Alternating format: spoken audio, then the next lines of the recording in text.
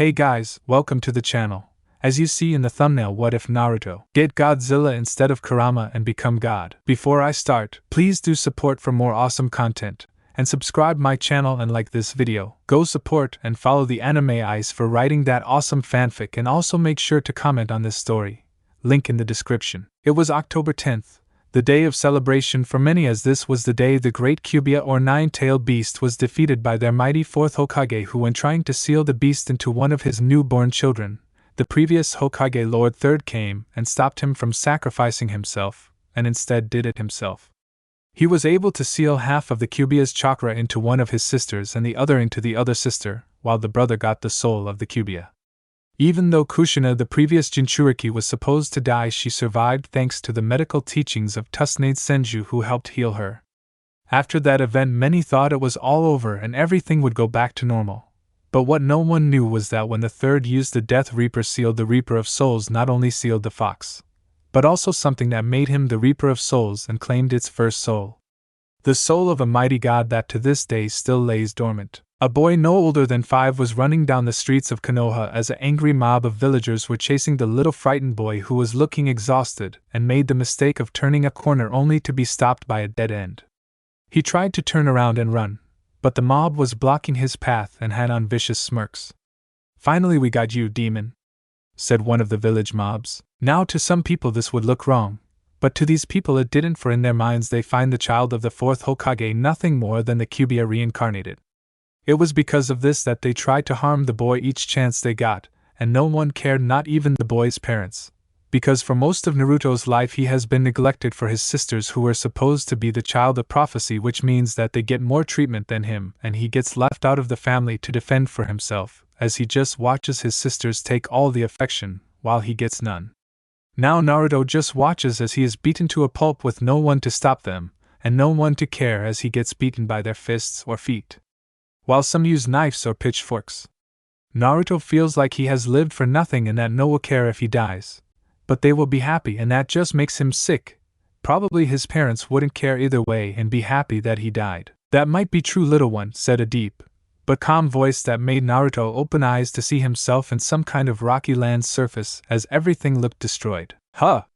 Where the heck am I?" said Naruto to no one in particular. "That would be me," said the same voice, only this time bigger and closer. Naruto turned around only to jump in surprise as a large animal of some kind over 300 feet stood on 2 of its feet with arms that were short like a T-Rex, but were longer and better used for grabbing stuff. It also had dark green skin along with several spikes on its back that each went down his back and ended at each of his 10 tails that were wide, but also skinny enough for it not to get tangled or in the way of walking. What are you, and where exactly are we?" asked Naruto. "Well, if you would sit down and let me explain," said the giant creature as Naruto closed his mouth and sat down on the rocky surface.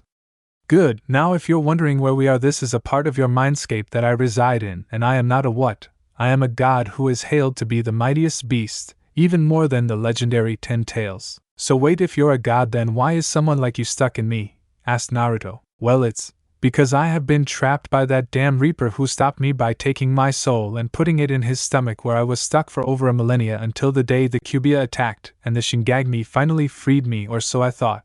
But just put me inside of you," said the giant god. "Oh, well, since you're in my mind, I might as well introduce myself," said Naruto with his fist held up to the giant god. "Well, my name was of a god and I was known by many as Godzilla, but my real name is Gio, since everyone needs a name," said the now identified Gio. "Yeah, that's true, but anyway, Gio, how do I get out of here?" asked Naruto. "Why would you want to go back, Naruto? You know that you will just die, and before you say anything I have to tell you that even though I am powerful I can still die, and if you die then I will as well," said Gio. "So you will die with me," said Naruto as looked at the ground before looking at Gio with a determined look in his eye. "Then I will start to stand up for myself and you as well, because they can beat me all they want, but hurting you or killing me is something I will not tolerate," said Naruto. "Good, because I don't want to die just yet. But anyway, the Kyuubi's soul was trapped in you, but I have been suppressing it so it won't release any of its chakra.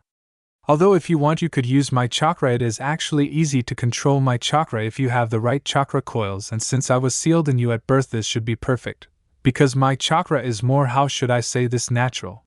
It is actually chakra from nature, and it is really useful," said Gio. "Sweet, and if this chakra makes you powerful, Then that means I will be also, said Naruto. Yup, and if we pull this off I can start to train you in the ways of a god, said Gio. Really, you would train me? Asked Naruto. Yup, since this parent of yours don't, said Gio. Anyway, start by standing still while I give you chakra.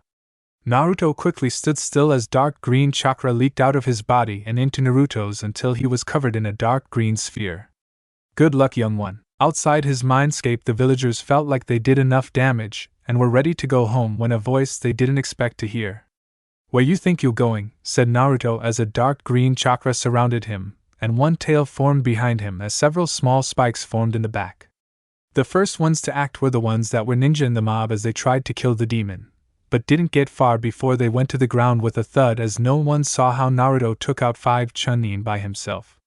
Now don't mess with me or you get the same thing. Good boy, this is your first time and you already have good control over my chakra, said Gio. Gio, was that you? Where are you? Said Naruto in a low whisper. I am talking with you by thoughts, so just think of something to say to me and well I can respond or we could just talk.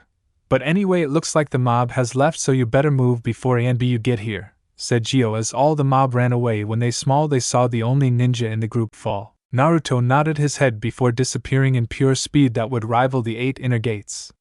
Say Gio, where should I go? I mean, I can't go home and I don't know if I should leave, asked Naruto. Well, there is a forest not far from here, we could enter there and hide there till this cools down, said Gio. Alright then, let's go, said Naruto as he jumped over rooftops in a blur. Before long he stopped at the gates of a large forest, and a sign that said Forest of Death.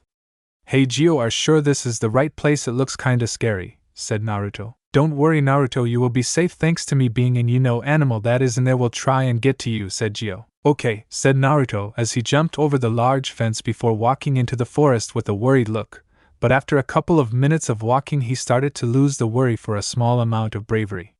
So Gio, where are we going? Just keep on going and I will explain, said Gio. After about 30 minutes of walking later, Naruto found himself staring wide-eyed at some kind of large waterfall with trees that were like any regular trees and a stream that came from the waterfall. Wow, said Naruto as he looked at the sight before him and calmly walked to the waterfall, putting his hand in it, feeling the current going down into the rest of the forest. Alright Naruto, we will stay here for about a day or two and we will try to work on your chakra control, said Gio. Sweet, I finally get some training, said Naruto. Gio just smiled as Naruto was jumping around about him being trained and knew that when the Shingagami put him in this boy he made a wise choice, and maybe when he is ready he will let the boy sign the contract that only a god can sign, and Kami was the last person to sign it. 7 years later. It was a bright day in the village hidden in the leaves as the people woke up to the sound of the forest around their village.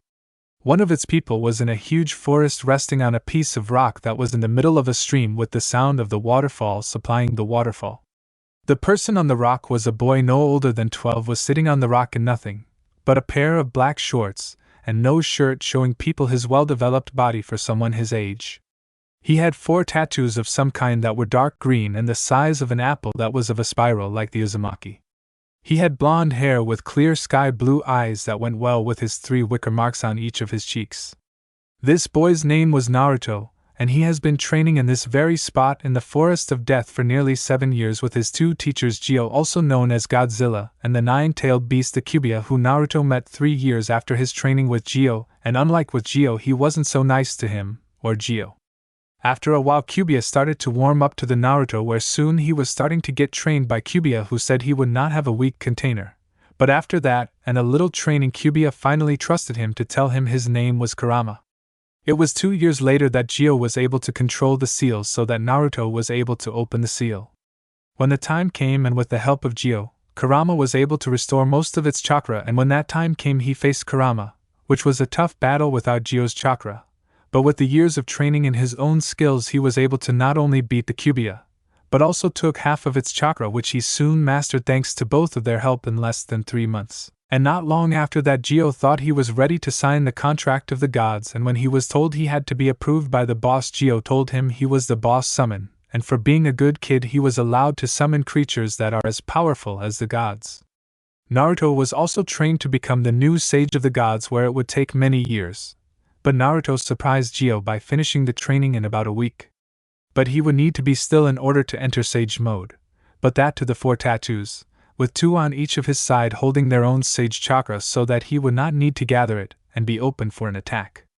Naruto was also able to master his father's and mother's jutsus, which only took him about 5 months, along with perfecting the Rasengan and all 4 of his affinities, which were fire, lightning, water, and wind. His affinity training would have took him almost 5 years had it not been for the shadow clone technique he had learned while he was 7 and looking through his dad's studies. It still took him 4 months before he was done with his affinities. He started to learn all of the element jutsus that Gyo and Kurama knew. It took him about 6 moths, even with the help of shadow clones. But in the end, Naruto was able to be the best sage ninja that Gyo and Kurama imagine. Right now, if he were to test himself, he would probably be able to take on all 5 Kages, and if maybe he could win. But even without Gyo's or Kurama's chakra, even sage mode, he would still be a tough opponent to beat even for a jounin. While his training was doing great things at home were not. He was still being ignored even by his own twin sisters, and every time he would come home he would be attacked by villagers, who he would escape from easily, or locked out, which meant that he would be sleeping in the forest where he now called home. He tried one more time for training, but still got nothing, and worst of all, he was revoked of his clan heir status, as his 2 sisters Naruto and Mito got the clan heirs. Naruto being the Namikaze heir and Mito being the Uzumaki heir.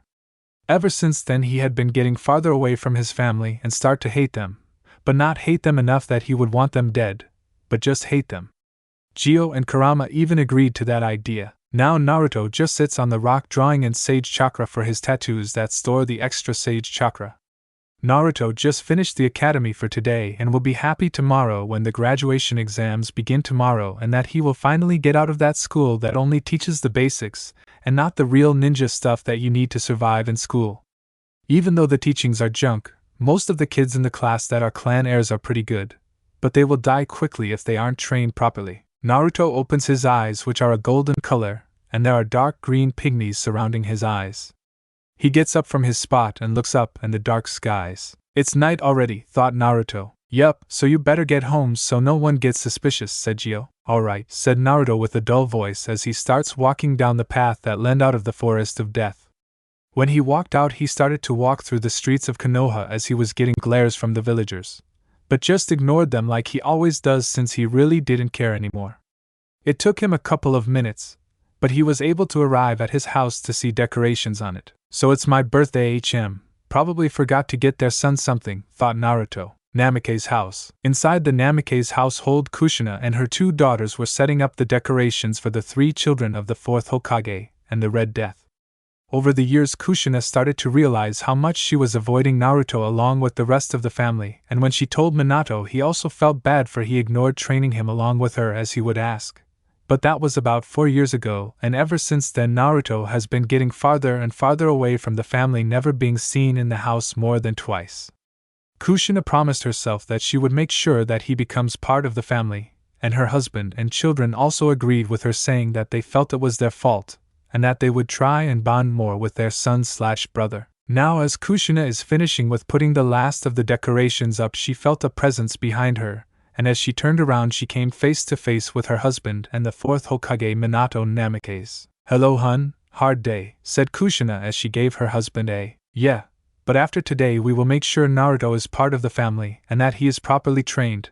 I am sure that he will forgive us," said Minato as she gave her wife a reassuring smile. Kushina just smiled as her 2 daughters entered the room. "Mom, we are finished with the decorations," said Mito. "Good job, girls. Now let's get dinner set up so we can tell your brother," said Kushina. Both girls smiled, knowing that they were finally going to get their brother back, because ever since they realized what they were doing they both felt bad and tried to bond with their brother. But every time they did they would be stopped by their fan club, or he would just disappear after class. So they wanted to make sure he was part of the family. By the time dinner came around, everyone except Naruto was at the table waiting patiently for the last of their family. As if on cue, the front of the door opened and Naruto walked into the dining room, and to his surprise his family was waiting for him. "What the? It looks like they are waiting for me," thought Naruto. "They probably realized what they did and are trying to make it up to you," said Gyo. "Wow, and it only took them 7 years to realize this. Pathetic," said Kurama. Naruto just glared at the people he had to be related to, but didn't say anything as he just sat down with the others and started to eat his food fast so that he wouldn't have to be around with his family. As he ate his food, his father thought this would be a good time to tell his son, "Naruto, I got some good news." Naruto just kept on eating, but still listened to what his father had to say. "Starting tomorrow we can start your training in the Uzumaki and Namikaze style," said Minato, hoping his son would be jumping up and down, but was surprised to see his son looking at him with an emotionless face. Kushina and her daughters were also surprised when Naruto didn't look happy about being trained. "Naruto-ni-san, isn't you happy that you are going to be trained?" said Naruto. "No, in fact I don't even know if you guys are just trying to forgive me for not being there for me, or that you're just trying to get my hopes up about being trained before being crushed," said Naruto as he put his plate in the sink, before walking up to his room. Kushina along with Naruto were crying out for what Naruto said, while both Mito and Minato were down at their food with a sad expression on thinking how bad of a brother/father they have been. After dinner everyone went to their rooms to get ready for tomorrow's party, while a certain blonde child snuck out of his room and headed towards his other home in the Forest of Death. Next day, the party that everyone in the Namikaze household was celebrating was going great as many guests arrived from many different clans like the Higuita, Uchiha, Nara, etc.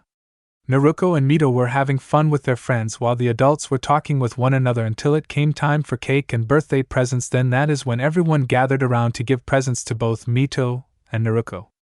Both of the girls were thankful for the gifts, and they were even more thankful when both Jiraiya and Tsunade both allowed them to sign the Toad and Slug contracts, which made both of them proud.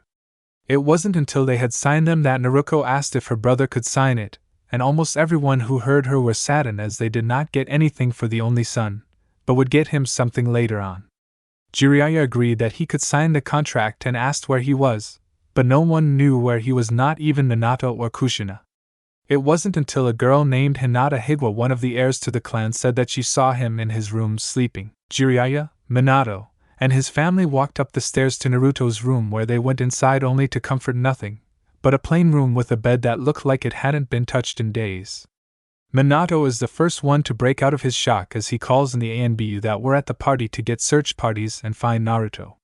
As soon as that is done, everyone leaves the party to go home and find out what has happened to the son of the fourth. Minato and Kushina quickly got into their shinobi gear wanting to try and find their son, while Mito and Naruto stay at home and wait for their brother to come home. As ninja were wandering the streets trying to find the missing Namikaze, and ANBU with a dog mask was following a trail that his summoned dog had found with his team of ANBU, and as the scent got stronger they stopped at an area they hoped Naruto wasn't in, the Forest of Death. The ANBU team quickly called in where they think they have located Naruto, and in no time flat Minato and Kushina along with 2 teams of ANBU arrived. "Minato-sensei, we have located Naruto sent into the Forest of Death," said the dog-masked ANBU. "What?"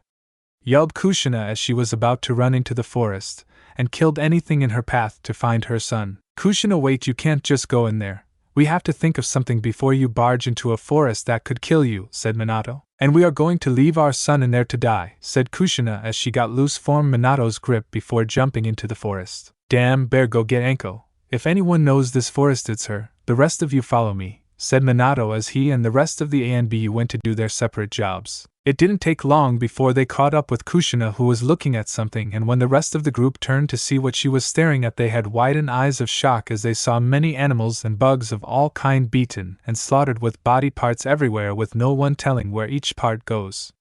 Some of the ANBU were about to throw up, but hold it in. "What the hell happened here?" asked one of the ANBU. "I don't know, but we better find Naruto and fast," said Minato. They keep on moving as the scent gets stronger till they reach a clearing where once they enter they are relieved to see Naruto sitting on top of a rock meditating and not realizing that they are there.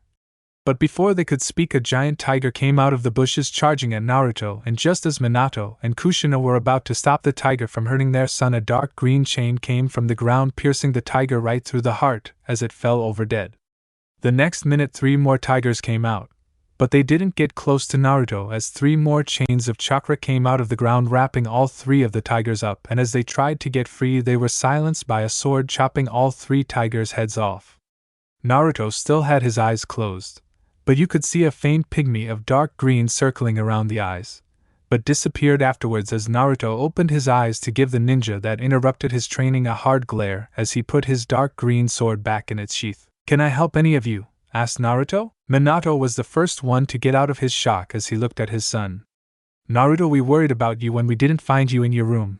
But Naruto looked at him with a boring gaze. "So you finally noticed that I am gone? Wow, it took you 5 years to realize that I live and train here now. Wow, what a great father you are, you couldn't even tell that one of your sons is missing, said Naruto in a sarcastic voice. Minato and Kushina were shocked at their son's outburst, but couldn't say anything as he continued to talk. Oh, and don't forget all the neglect you caused me. Just because my sisters had the Kyuubi's chakra doesn't mean you had to forget about me. But no, you thought if you put more affection in them then they would be strong. Well, guess what, they will never be strong ninjas, for without the soul of the Kyuubi they will lose control of the chakra, or if lucky the chakra will disappear, leaving them without something that makes them precious to you, said Naruto. This shocked everyone there, but no one more than Minato and Kushina, as they felt horrible that they ignored their son for their daughters who they thought could control a power that they can't and probably won't control or lose. Kushina was the first one to speak. Listen Naruto, I know what we did was wrong, but we did not know and dash. But wasn't able to finish as Naruto interrupted her. I don't care what you say. I just want you all to leave, before I show how wrong of a mistake you made, said Naruto. Naruto, please, we are sorry. We don't want to lose you, said Minato. Well, sorry Minato, but you lost your son long ago, for I am no longer family with either you or anyone else, and if you want to drag me out then you will have to force me, said Naruto, getting into a fighting stance. Naruto, we don't want to fight you, said Kushina, who was going to say more, but was interrupted by a hand to her shoulder. Kushina-chan, if we want to bring Naruto back we are gonna have to use force. But we will make sure he is not hurt badly, said Minato, as Kushina looked down with tears in her eyes, thinking that fighting her son was wrong, but he wasn't giving much of a choice. Alright, but don't hurt him too much, said Kushina. Minato just nodded as he told the 3 teams of ANBU to take Naruto down, but not hurt him badly. All the ANBU gave a nod before 5 of them rushed the blonde, only for them to get a few feet before Naruto appeared in front of them, giving each of them a punch to the stomach that sent them flying into the tress, knocking them out. The rest of the ANBU were shocked at Naruto's power, but quickly got out of it as they were dodging kuniyas being thrown at them. 2 ANBU go through a couple of hand signs before each of them blow out a small fireball. But they did little as Naruto held up one hand sign as he blew out a jet stream of water that hit the fireball, creating a thick mist as Naruto looks around for any sound until he heard the sound of rock moving, and then he looked up when a giant dome of rock fell on top of him, and before he could react lightning was surging through the dome of rock, and after a couple of minutes the lightning stopped as the steam blew away, revealing the landscape being decimated. Got him, said the dog mask ANBU as he tried to catch his breath. But that was short-lived as a sudden burst of chakra got everyone to look at the dome as it was blown to pieces by a golden claw, and connected to that claw was Naruto in a golden chakra. Think of it like in the show when he tames the Kyuubi's chakra. Everyone was shocked to see Naruto in some kind of golden cloak as he was radiating power that was making both Kushina and Minato shake, as well as most of Konoha, as most of the people felt the power and were remembering about the Kyuubi incident 12 years ago, while most ninja were heading towards the source. This is what happens when you master something that takes years to master. But for me it only took months to master it, and just so you know, Kyuubi isn't that bad of a guy when you are nice and understand what he has felt, said Naruto as he walked out of the ruble. Minato and Kushina tensed up as all the ANBU appeared beside them, some of them supporting other ANBU that got injured. I will give you one chance to leave or I will force you out, said Naruto in a dark tone as he radiated killing intent. Naruto, please, whatever we did we can make it up. But please, we can make it up to you if you give us a chance, said Kushina with hope and tears that her son would come home. Sorry Kushina-sama, but I gave you that chance a long time ago, and when you failed to notice me I lost all hope and trained till I felt I was good enough, said Naruto. Kushina was crying her eyes out as she leaned on Minato, who had a frown on his face, but was on the verge of crying as he saw his only son glare at him that he felt like he just lost a piece of himself. Naruto, please, you don't have to do this. Trying and failing to reason with his son. There is nothing that you could offer me, and if you don't leave in the next 10 seconds then you will have a painful beating when you leave this forest, said Naruto with a fierce glare. Minato looked at his son with sad eyes before giving his ANBU a signal to retreat, and as they disappeared he looked at his son and thought of all the mistakes he made before disappearing in a yellow flash. Naruto just sighed as the cloak faded and he was back in his normal clothing as he sat down on the hard ground. You think that was right of you to show them your Kyuubi cloak? Asked Kurama. No, it is all a part of the plan, and besides I didn't show them my other 2 cloaks, and you know that some of the council will want me to put as a weapon, and even if the Hokage doesn't allow it then some of them will go behind his back, said Naruto. He is right. But don't worry, whatever they throw at us we will be ready, and then they will regret messing with a god, said Gio as both Naruto and Kurama smiled at that thought before he got up and walked over to his house. Chapter 3: Becoming of a Ninja. It had been almost a year ever since Naruto moved into the Forest of Death and could only be seen by those who go in the forest, which was not many. But there was one person who went in the forest a lot and become a friend of Naruto, as the person he befriended was none other than Anko Mistrahis, Konoha's snake mistress. She found Naruto training in the middle of the forest, killing most of the animals, and it took every fiber in Anko's body not to ride Naruto. Because to her, and if anyone else saw, they would see he perfect muscles and body. Anko befriended him, and it took a while. But after some secrets they both shared, they became best friends, with Anko telling him how the village was doing and how she would tell the Hokage how his son was doing so he wouldn't try and see for himself, while Naruto helped her the cursed seal, trying to figure out how to get rid of it. But after a while he and Gio, along with some of Kurama's chakra, were able to remove it and restore Anko's chakra without any damage, and she repaid him with a bone-crunching hug that he blushed from, because he was near her chest. While Naruto's life was going fine, the fourth Hokage's life was chaos, as the council was screaming about killing the boy, because the Kyuubi was influencing him. But after some persuading from his wife, they were told that he was not controlled and that it was their fault for not looking out for their son. After he told them of how he was treated badly by his family, he almost killed all of the civilian council when one of them said that their Hokage treats the demon like trash, which caused him to boil in anger before having the man killed. After that was over, Danzo suggested that they get him back so that he could be used as a weapon, but was shot down. Ever since then, many of the civilian council have tried to ask for the boy to be killed or put a seal on him, but they were all shot down. Minato and his family had tried to visit Naruto, but every time they did, animals would block their path with notes on them telling them to leave. After which, the only times he knew Naruto came out of the forest was when he went to the academy, and even then he or his daughters would hardly see him. But he knew that he was at medium level, which would mean that he was trying, but at the same time not. Minato looked over all the paperwork as he was staring down at the names of this year's graduation class and saw his son. He knew his son would probably hate this, but it was the only way. As he signed the last of the papers, he got up from his chair before disappearing in a yellow flash. Forest of Death. It had been a long year for one Naruto Uzumaki Namikaze, or as he has now named himself, Naruto G. He took the last name of Gio as he didn't want to be named after the name of his neglected family.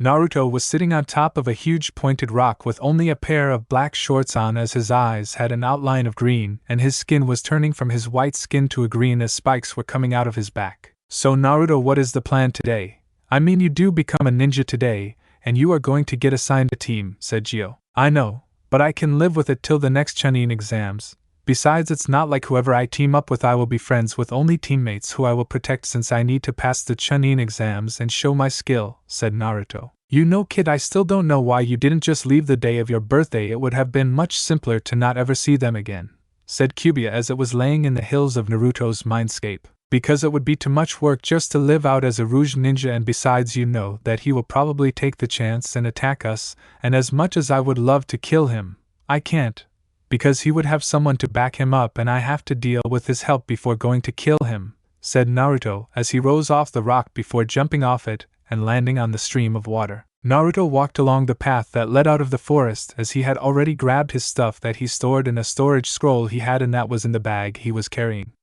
Once he reached the fence, he jumped over it before walking along the path that led to the academy, where most people would see Naruto, or at the ramen stand, forgot the name. After a couple of minutes of walking, Naruto turned a corner where he stopped and turned around only to see nothing. You can come out now, I know you're there, he said as he was able to sense the person behind him for a while now. After a while, a girl almost the same height as Naruto walked out behind a pole as her blue lavender hair shone brightly in the night sky. Hinata, what are you doing following me around? He asked with a questioning look. Hinata didn't respond as she was blushing a little and looking down at the ground until after a minute or two she decided to speak. I was just... But before she could say anything else, Naruto put a finger to her lips, which made her stop talking and blush like a big red tomato. Hinata, I know why you were following me and all you had to do was ask. He then ate her on the lips as Hinata had wide eyes and her face was as bright as Kushina's hair. But after a while she started to back as the two of them kept on ing for about 5 minutes before they each separated to gather their breath. Hinata, I knew you loved me when you saw me and I loved you when you saw me. But to be true with you, I was waiting for you to wait and tell me. But since we have teams now and we might die on missions, then I guess I'd better tell you before you die, said Naruto as he gave her a big smile. Hinata smiled back as she felt like her life was complete and that she could start to grow confident. Thank you, Naruto-kun, and I hope you don't die early too, said Hinata as she gave him a quick on the cheek. After the Naruto looked at Hinata in the eye with a serious face. Hinata, I need you to do me a favor, okay? Asked Naruto as all she said was okay, where he continued with what he was going to say. I am going to give you memories and goals I have sent myself for the future so that I can know if you trust me and I trust you. Also, if it works, I will help you train better so that you could become someone who is great and can protect their loved ones, okay? All he got was a nod as he gave her a warm smile before putting his hand on top of his head as his hand glowed white for a couple of seconds before it disappeared, and Hinata had wide eyes for a split second before going back to normal, and giving Naruto a big hug as she cried into his shoulder. Oh Naruto-kun, I never knew you had that bad of a childhood, and if there is anything I could do to help you achieve your goal, I will do it, said Hinata as she gave a kind smile that Naruto knew wasn't fake as he also shook his head. Okay. But first, like I promised, I will give you power that will help you see your true potential. But not right here, maybe tomorrow after whatever training we have, since we do finish the academy today and probably get assigned teams, said Naruto. Okay, but what about the other plan of having multiple wives, since you do have a beast that has a bloodline that can be passed down from him? I mean, I won't stop you since I will agree with this decision, and as most say, the more the merrier, said Hinata with a perverted grin that made Naruto smile. Alright then. But let's get going and make sure no one finds out unless I say or they are part of our harem, said Naruto. Hinata nodded as both of them walked in separate directions to the academy. After a while, Naruto finally made it to the academy just as the bell rang and all the students that were outside started to walk inside, and he followed suit, where he reached a room where kids from civilians to clan heads were sitting or up and talking with other kids. Naruto walked up the stairs and sat down in one of the corners, laying his head down on the desk and closing his eyes and waiting for the teacher to show up.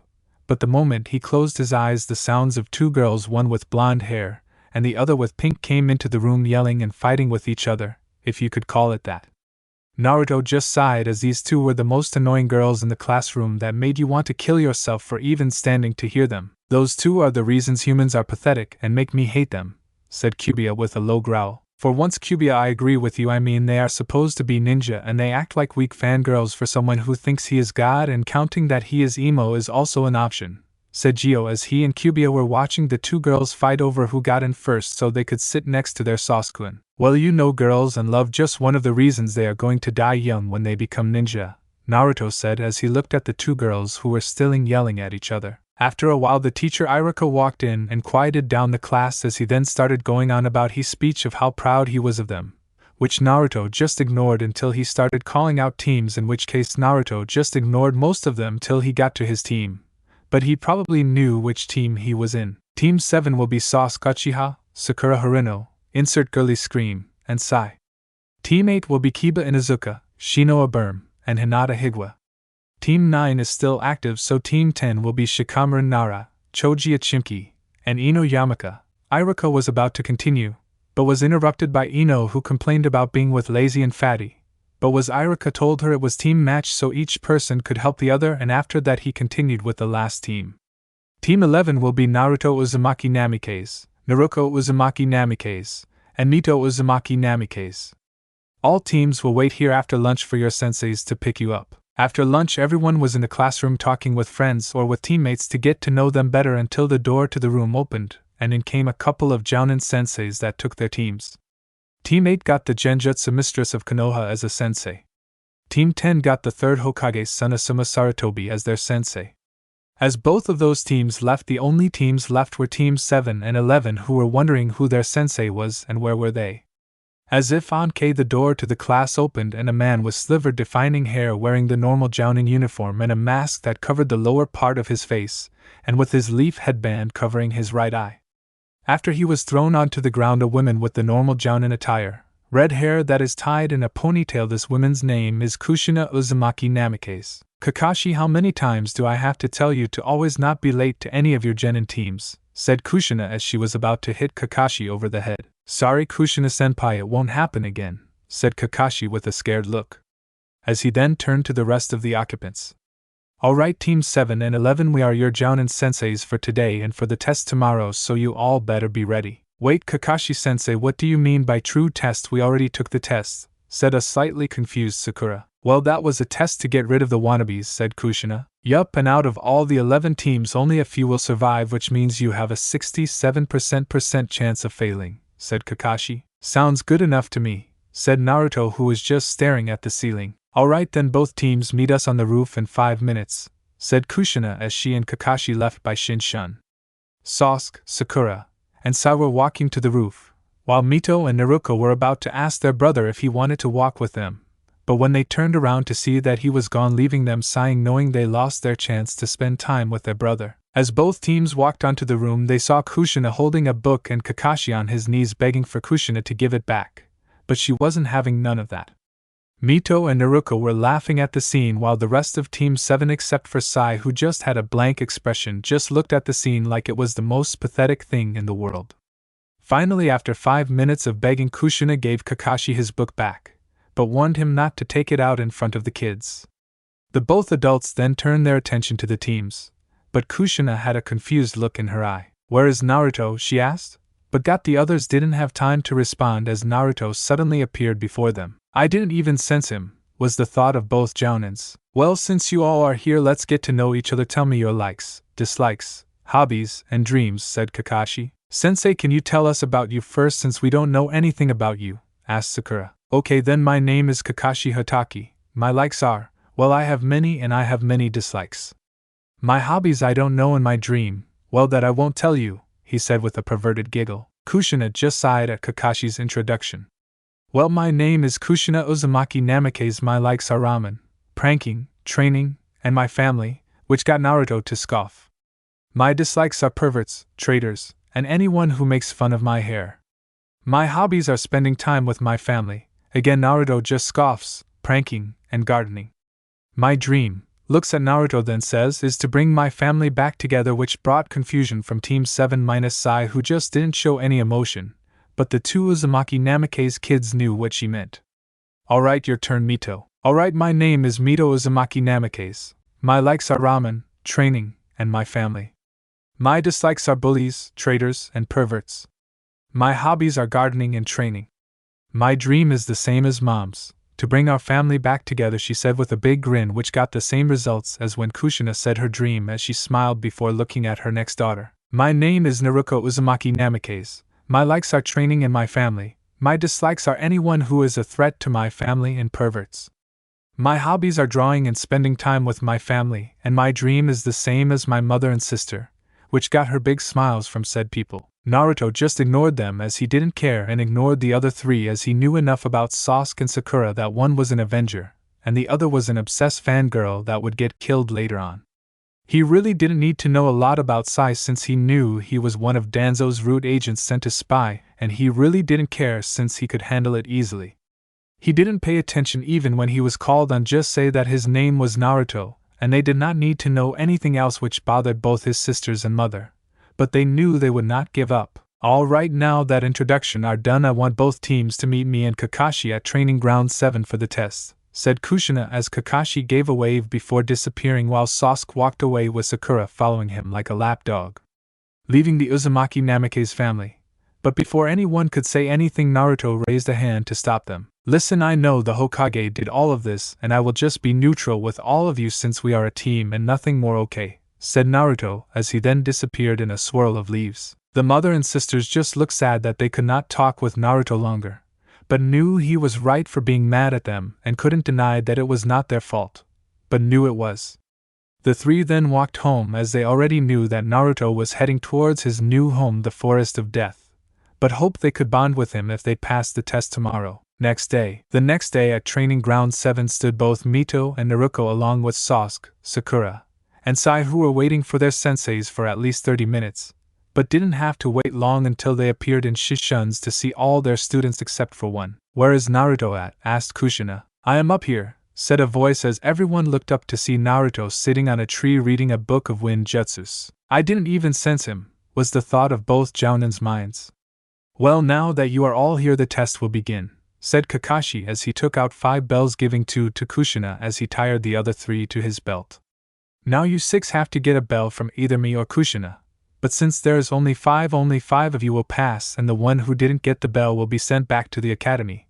He then gave eye smiles seeing their shocked faces. Now you have until noon to get 1 bell from either of us, said Kushina as Kakashi set up a timer before she yelled go, and as soon as she said that they all disappeared with both Kushina and Kakashi smiling as they both went separate ways so that they could each test out their own students, or each other's students. As they went their separate ways they didn't notice a pair of golden yellow eyes watching them from a tree line before they closed and the person disappeared back into the shadows of the trees and appearing not too far away from where everyone was hiding as Naruto just sat down on the tree he was hiding on as he started to gather natural chakra and talking with his 2 tenants, while he just sits back and watches his siblings and Team 7 try to and fail in getting the bells, and even if they somehow got it they would still fail unless they knew the true meaning of the test was teamwork. So who do you think will bite the dust first? Asked Naruto as he was in open field with Gio leaning against a rock with Kurama sitting on top of the rock. I'm going with the Uchiha. He will let his attitude get the best of him and try to prove himself by fighting and trying to defeat Joan and thinking he will win.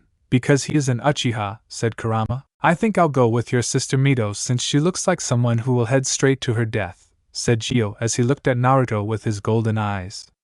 Who do you think, Naruto? He asked as he saw Naruto lay down on the grass in front of them looking at the blue sky. I don't know, maybe one of my sisters or that Haruno since they will try and get a bell or they will be tested on by one of them, said Naruto as he looked at the clear blue sky without a care in the world. They were like that for a couple of minutes, before they felt the use of chakra making Naruto open his eyes as he used his natural chakra to see where that chakra source came from, and after jumping through the trees for 3 minutes he came to the sight of Mito and Naruto along with Sai fighting with Kakashi, and thanks to his sage chakra he could sense Kushina watching them along with Sasuke and Sakura.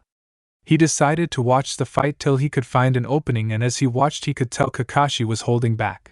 But even though he was holding back he was still having trouble dodging from Sai's ink jutsus, and trying to fight both Mito and Naruto who were fighting like a team. But after a while the both of them got kicked back to a worn down Sai with any chakra left. As Kakashi was about to say something his shinobi senses kicked in as he jumped away from his spot just as 3 kunai hit the spot he was at. As he looked at the person who threw it he saw Naruto jump down and grab all of his kunai, before bringing out another which was different as it was 3-palmed. Kakashi recognized the kunai as his sensei's kunai when he uses his flying Raijin jutsu, but he thought Naruto was just using it for show until he thrown it at a fast pace missing Kakashi. But just a hair until Naruto appeared in front of him in a yellow flash as he got punched in the stomach blowing the wind out of him, and just when he thought it was over he got punched in the face then the stomach again until Naruto gave him an uppercut that sent him flying up. Kakashi was dazed and couldn't move as he was in too much pain, but before he could even blink Naruto appeared in front of him in midair with his leg up ready to deliver a falling axe kick, but before Naruto could connect a blast of water was shot at him as he was blown away from Kakashi who landed on the ground with a grunt, while Naruto crashed into a tree.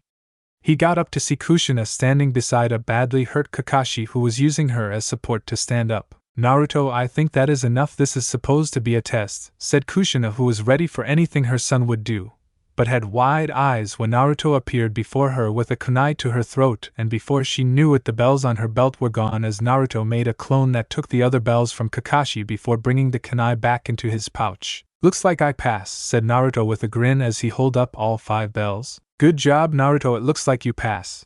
But it seems you have some extra bells. Are you going to share with the others or are you going to keep them for yourself?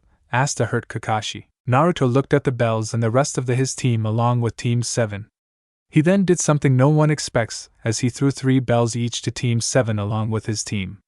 To be honest, this test was too easy as Sai was the only one on his team to get the true meaning of the test, or either Naruto or Mito told him since he seems like the only person who would listen. And as for giving the 2 bells to Sasuke and Sakura, I just felt bad for both of them. So there, do we pass or do we need to show more teamwork? Asked Naruto. Well, Naruto, you explained it well, and even though you took pity on both Sasuke and Sakura you still gave them the bells. Even one of them didn't do much. But to answer your question on whether I should pass or fail you, I think you should know that both teams pass, said Kakashi with an eye smile. Both teams cheered or smiled at passing their teams. Now both teams will work separate from now on, and won't work together unless we decide you guys need to work with other teams. So that means you will work with other teams like 8 and 10. Now Team 11 will meet me in Training Ground 11 while Team 7 will meet at the bridge to Training Ground 7. Now that is all, I will take Kakashi to the hospital, and with that Kushina disappeared in a Shishan. While Sasuke walked back to his house with Sakura following him, Naruto and Mito walking back to their house with Naruto disappearing in a swirl of wind. It was a bright and sunny day as the village hidden in the leaves was busy with business as people were walking down the streets looking through the many stores. There was one group of people in Konoha that were walking down the path to the Hokage Tower as one of the people in the group was carrying a big furry cat that was snuggling in the blonde boy's hand. Naruto, what is your secret in taming animals, as Tora is a crazy cat that many people hate getting as a mission? Asked Naruto as she, her sister, and her mom had some scratches from holding or trying to hold the cat, while Naruto had little to no scratches on his face. I don't know, animals just seem to love me, said Naruto as they walked into the Hokage Tower to see Minato and Iruka sitting and going over mission with Team 7 there. Hello Minato-kun, we are done with our mission, said Kushina as her team stepped forward with Naruto still holding the cat. Already? But your mission was Tora, and that cat is hard to catch even for some of our jounin, said Iruka, who had trouble catching Tora when he was a genin. Well, animals seem to like me, was all Naruto seemed to say as he put Tora in a kennel. Alright then Team 11, that is another mission done. Your next mission is to clean up and help around the Inuzuka kennels, said Minato as he went to grab the folder for the D-rank mission, but a sudden shout from Naruto saying "No" caused him to look at her, already knowing what she wants. Come on Dad, we have been doing these dumb D-rank missions for nearly 5 weeks, can we please get a better mission than some clean-up duty? She said with the sad puppy dog eyes that made Minato sigh as he knew that he couldn't say no to his daughter's puppy dog eye jutsu. Alright. But we should wait till another team is done with your mission so I can see if you guys can work better with other teams and it helps improve your teamwork in your team as well, said Minato as just as he finished speaking the door to the room opened, and in came the team of Kakashi Hatake Team 7. Hello Hokage-sama, Team 7 reporting from cleaning of garden, he said with his usual carefree attitude. Good Kakashi, and since your team is here you will be doing a C-rank mission with Team 11 to improve both teams' teamwork. That is if you approve of them going on this mission, said the fourth Hokage. Kakashi just closed his one good eye thinking in thought before giving an eye smile to his former sensei. Yes, I think my team could do with a better mission and some more teamwork, said Kakashi as Sasuke gave a small smirk at getting a better mission, Sakura being a little excited, not sure if they were ready, while Sai just had a blank face. Alright then Iruka, bring in the client, said Minato as Iruka gave a nod before walking to the other room and came back with another man who was wearing a light brown ragged shirt and ragged dark brown shorts along with a straw hat. He also reeked of alcohol if the bottle of sake was any indication. This here is Tazuna, and you 8 will escort him to Wave where you will stay and protect him from bandits till he finishes the bridge he is building that will help with better trade, said Minato. These are the ninja that are supposed to protect me. I asked for real ninja, not little shrimps. But the blonde one looks like he is the only one that is professional, said Tazuna, who took a sip of his sake. Naruto gave a small smile at being praised, while the others were glaring at the drunken bridge builder for not being praised or just because he was drunk. Now Tazuna-sama. But these two teams are the best of Konoha, with one being my two daughter and son, while the other is also supportive, said Minato as he saw the smiles of his daughters and Team 7. But not his son, as he had a blank look on his face. Alright kids, meet us at the south gate in 2 hours, get supplies that will last for about a week or two, said Kushina as her children and Team 7 gave a hi as they walked out of the tower while Naruto disappeared in a lightning Shinshan. As Tazuna and Kakashi walked out or Shinshan out of the tower, Kushina turned to her husband with a sad look in her eyes. You think he will ever forgive me? She asked as she looked at Minato for an answer. I don't know, but we just have to wait and see, said Minato, also thinking the same as Kushina about Naruto ever forgiving them, but knew that they would have to wait and see if he would forgive them for all they have done. After that, Kushina walked out while Minato went back to checking the mission reports. 2 hours later, Team 7 and the daughters of the 4th Hokage were at the south gate waiting for their senseis, client and other teammate, or brother. It didn't take long before Kakashi, Kushina, and Tazuna walked up to the main gate with bags full of survival gear. When they arrived, Kushina looked around, for the only person that was missing was her son. Has any of you seen Naruto? Asked Kushina as she saw all of them give shrugs or shake of their heads saying no. I'm right here, said Naruto as everyone turned their heads to see Naruto sitting on a tree reading a book about wind and fire jutsus, as he put the book back into his pouch and jumped off the tree, landing beside his sisters as he had nothing on him, which confused some of the group. "And Isen, where is your stuff?" asked Mito. Naruto didn't answer her, as he raised his wrist, which had 2 medium-sized tattoos, which got surprised looks from Kushina and Kakashi, while confused looks from Team 7 and his 2 sisters. "Naruto, when did you learn to do seals?" asked Kushina with a small amount of pride for her son to be doing something her clan was famous for, while another part was sad that she wasn't able to teach him. "Kakashi-sensei, what are those tattoos on Naruto's wrists?" asked a confused Sakura. "Those are seals used for transporting small or big objects. Even if you think it can't, it can, even if the seal is small, and it is nice to have more seal masters as there is not that many in Konoha," said Kakashi with an eye smile at seeing his sensei's son taking up a difficult art like Funijutsu. "Alright everybody, we are going to take a triangle formation with Team 7 in the front, and my team will cover the rear with us from behind," said Kushina as the teams nodded their heads, getting into positions before walking down the path out of Konoha and out the land of waves. After about 3 hours of walking down the path that lead to Wave, since they had to travel at civilian speed since Tazuna or anyone in Wave was a ninja. After a couple of minutes of walking, Naruto noticed the 2 puddles on the side of the road, which made Naruto look at Kakashi and Kushina, who both gave a small nod. Then he looked at the others to see they weren't even noticing it, or they were busy talking with each other. As they passed the puddle, 2 figures came out of it as they both wrapped spiked chains around Kushina and Kakashi, who looked stunned before they were ripped to shreds. "Kakashi-sensei!" yelled Sakura as she saw her sensei get killed in front of her eyes. "MOM!" yelled both Naruto and Mito, who were crying small tears as they saw their mom die in front of them, and their anger was rising, for they wanted to kill the person responsible for killing their mom. The only people not reacting to their death was Sasuke, Sai, and Naruto, who looked at the masked Kiri ninja who retreated their chains as they looked, the 6 genins, 3 of which were clam, while the other 3 were either scared or angry, if the anger they were releasing was any indication. "2 down," one of the masked Kiri shinobi said. "6 to go," said the other shinobi. The 2 Kiri shinobi ran at the bridge builder, who looked like their main target.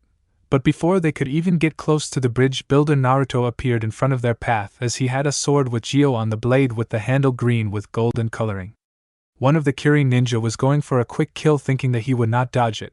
But to his surprise, Naruto stopped it with his bare hand. Then he put a hold on the blade of his gauntlet as he swung him to a tree as he got knocked out by impact. The other Kiri shinobi got angry at Naruto for knocking out his partner. He was about to go and slash at Naruto with his spiked gauntlet, but stopped as he felt a pain in his stomach, and as he looked down he saw Naruto with her fist embedded in her stomach.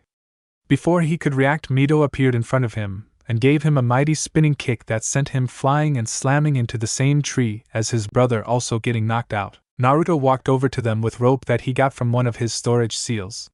"You 2 can come out now, unless you want us to lead this mission by ourselves," he said as he tied both ninjas to the tree.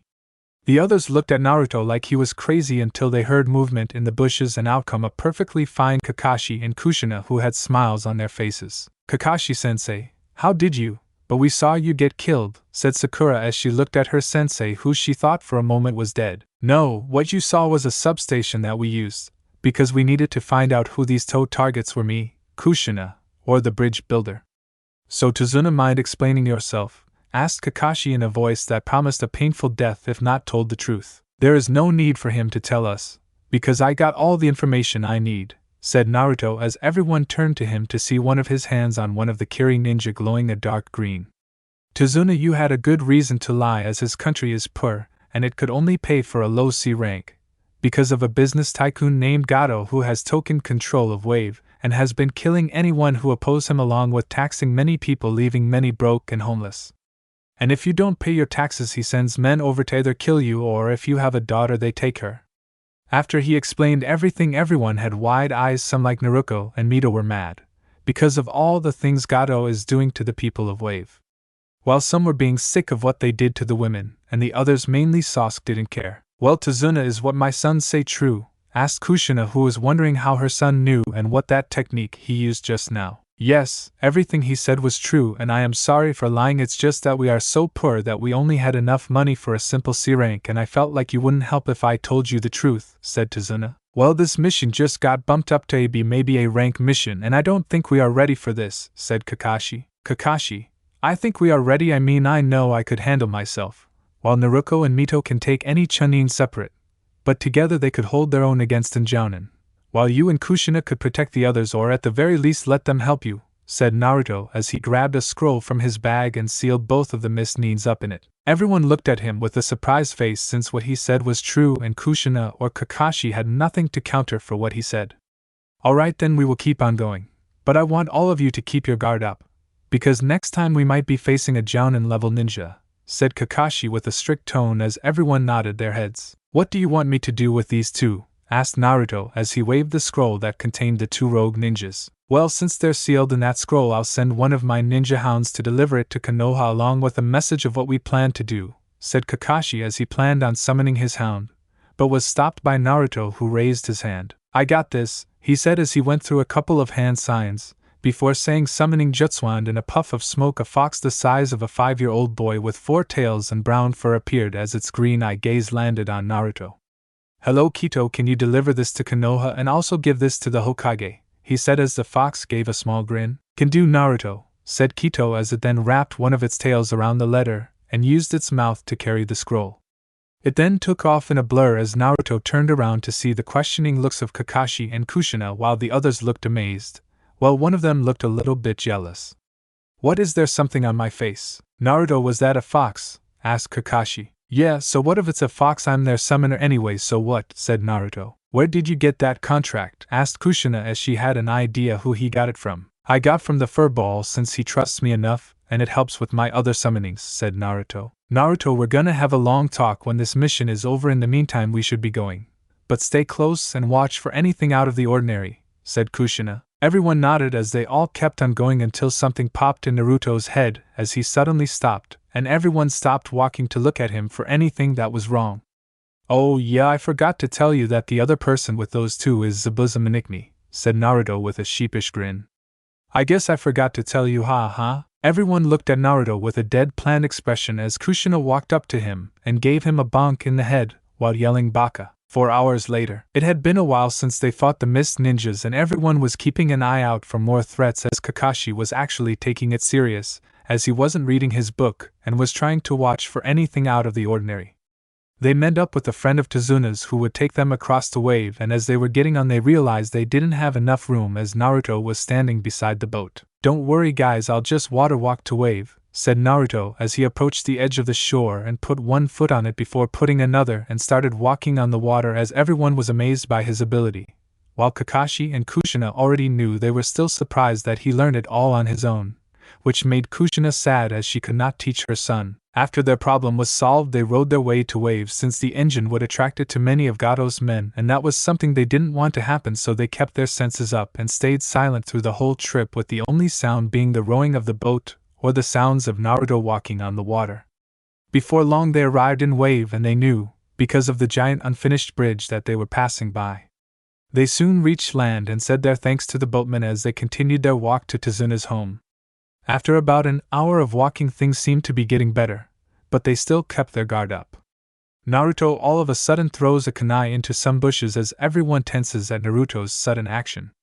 The bushes rustle and out came a white rabbit that jumps in the arms of Naruto, who rubs the rabbit's back as Naruto stares at the spot where he threw the kunai. Naruto Baka, why did dash, said Sakura, but wasn't able to finish her sentence as Naruto put a hand over her mouth. Sakura, would you shut up and listen? This is a winter bunny with white fur that should have turned brown in this kind of wee dash, said Naruto. Get down! Yelled Kakashi, who quickly tackled Tazuna and Sakura to the ground while the others crouched to the ground as a giant broadsword came flying over their heads and indented itself into the tree as everyone got up and saw a man with no shirt, baggy cameo pants with a strap that was to hold the giant sword, with a mask like Kakashi's that covered the bottom part of his face, and had his mist headband with a slash mark that showed his status as a missing ninja. Well, no wonder the demon brothers failed if they were facing Kakashi of the Sharingan, said the masked man, who jumped off the sword and grabbed his sword. Zabuza Manikni, demon of the mist, A-rank missing ninja, said Kakashi. I am so glad that I am known to someone like you, Kakashi, but let's get down to business and hand over the bridge builder and I won't have to kill you all, said Zabuza with a bit of killing intent. Sorry Zabuza, but we aren't going to abandon our client like that, said Kakashi. And besides, you're outnumbered and outmatched, said Kushina as she grabbed her sword and got into the Uzumaki sword-style stance. Ah, Kushina Uzumaki, also known as the Red Death of Konoha, it is a pleasure to meet another swordsman and one as fine as you, said Zabuza. Why thank you, but flattery won't get you anywhere, said Kushina. Looks like I won't be taking the bridge builder the easy way. I guess I will have to try the hard way, said Zabuza. He then went through a couple of hand signs and said hidden mist jutsu. A thick mist spread through the area as everyone's vision was cut short as the mist thickens each second. 8 points. Which one should I go for? The lungs, heart, kin dash, but wasn't able to finish as a great gust of wind blew the mist away.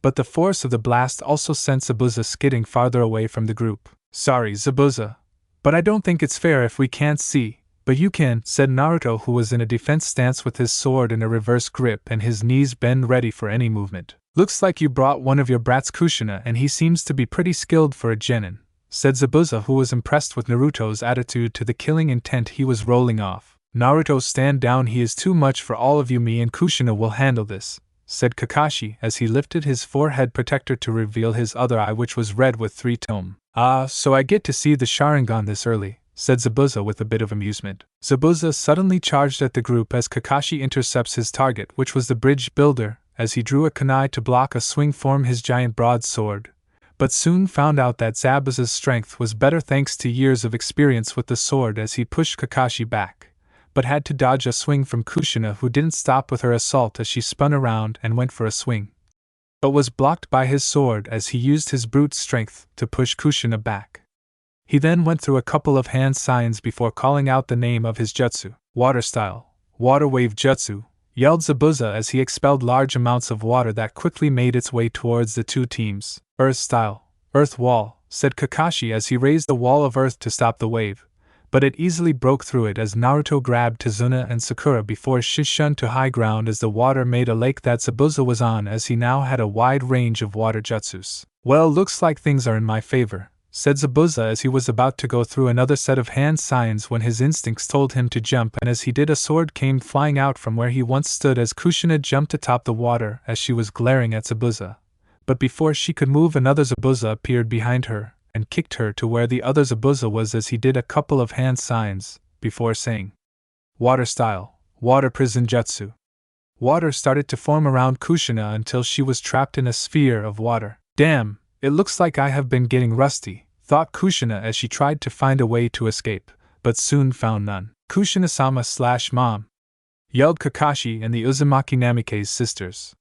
Kakashi quickly went in to face Zabuza's water clone, and as he engaged the clone, he didn't see another clone come up behind him and give him a spinning kick that sent him to the other side of Zabuza as another clone appeared next to him and trapped him in a water prison. Looks like I win this little skirmish, said Zabuza. Run kids, take the bridge builder, and run, he is too much for all of you, said Kushina. Yes, run kids, run so that I could finish these two and then I will go after you and kill the bridge builder, said Zabuza. Sorry senseis, but we aren't going to run away on our first E-rank mission, and remember what you said, Kakashi-sensei, those who abandon their mission are scum, but those who abandon their comrades are lower than scum, said Naruto as he grabbed his sword from one of his storage seals on his wrists. So you want to fight, brat? Fine, then come at me, said Zabuza, who created 5 more water clones and watched as all 6 ran towards the group of teams 7 and 11. But just before they could reach them, Naruto disappeared and appeared behind all the Zabuza clones with his sword in a cut fashion, and nothing happened for a couple of seconds.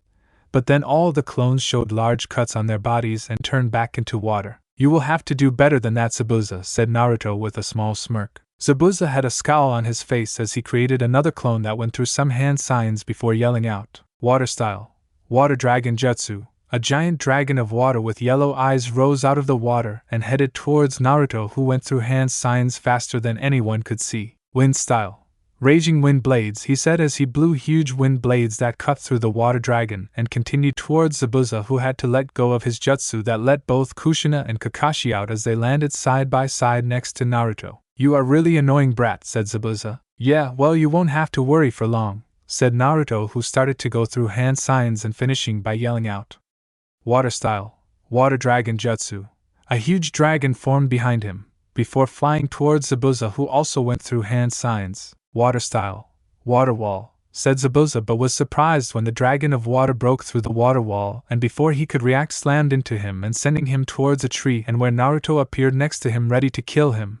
But before he could finish him, Zabuza was stabbed in the neck by saban needles and a person with a white mask and eye holes with red marking on the top appearing by the dead body. "Thank you for subduing him. I have been trying to get him for months," said the masked ninja. Kakashi walked towards Zabuza and felt for any pulse, but found none. "He's dead," he said as he walked back to the others and watched as the hunter ninja said his thanks before leaving. "Alright everyone, let's get moving to Tazuna's house. You may lead the way," said Kushina as she allowed Tazuna to lead them to their house, but had to stop as Naruto was looking in a different direction. "Naruto, let's go," said Kakashi. "Yeah, okay, coming," said Naruto before he ran up to catch up with the others. What nobody saw was a shadowy figure watching them from afar with a small evil grin that would make Orochimaru's look like a simple smile. "Ha ha ha, soon I will have my revenge," said the dark figure as his golden yellow eyes shined in the mist as he disappeared in the shadows. Naruto sat on top of the house of Tazuna's house where he, his daughter and her son live. It is also where his team was staying along with Team 7 was staying to finish up this C-rank turn A-rank. But it wasn't just for the mission, it was also for the people of Wave, as many were facing tough times that he wished didn't happen to them, and it all started because of one greedy person. Naruto was up on the roof, because of the argument he got into with Tazuna's grandson about how they should just leave and not try to fight someone like Gato, because he is too powerful and how they will all die. Naruto then argued with him that they would not die till they finished the mission, but it was what the boy Inari said that got Naruto mad as he accused him of not knowing what suffering is and that ninja like them had it all. Naruto would have smacked the kid to the other side of Wave, but lucky Gio was able to keep him calm and before anything could get out of hand he simply walked out of the house. But not before saying to Inari that he should be lucky to have a family that loves him and not ignore him for their own suffering. After that Naruto went into the forest and destroyed nearly half the area, but was tired from the workout and passed out. Naruto woke up later and went back to the house, but decided to wait a bit before entering as he still needed to think about what to do about Gato and Zabuza, who he knew was still alive, as he could sense that the Hunter Nin was watching the battle from the beginning, and Naruto could also tell that the Hunter Nin was using Saban, which is a perfect weapon to paralysis an opponent, or if hit in the right place can make someone actually look dead for a short time. But it would leave you weakened for about 2 weeks, unless if you have a skilled medic, and if by how that fake hunter ninja knew where to throw it, and was that skilled to throw it, then that hunter ninja was a deadly medic/ninja. "You can come out, I could sense you were watching me," said Naruto as he turned his head to see Inari coming out of the window and sitting next to him. They just sat there for a couple of minutes watching the night sky along with the waves of the ocean. "Is it true?" said Inari as he finally broke the tension of between the two. "What's true, the part of where most of my life was being neglected by my family, or the part where most of the village hated me and tried to kill each opportunity they get?" he said as he kept on staring at the night sky. "Why did they do it?"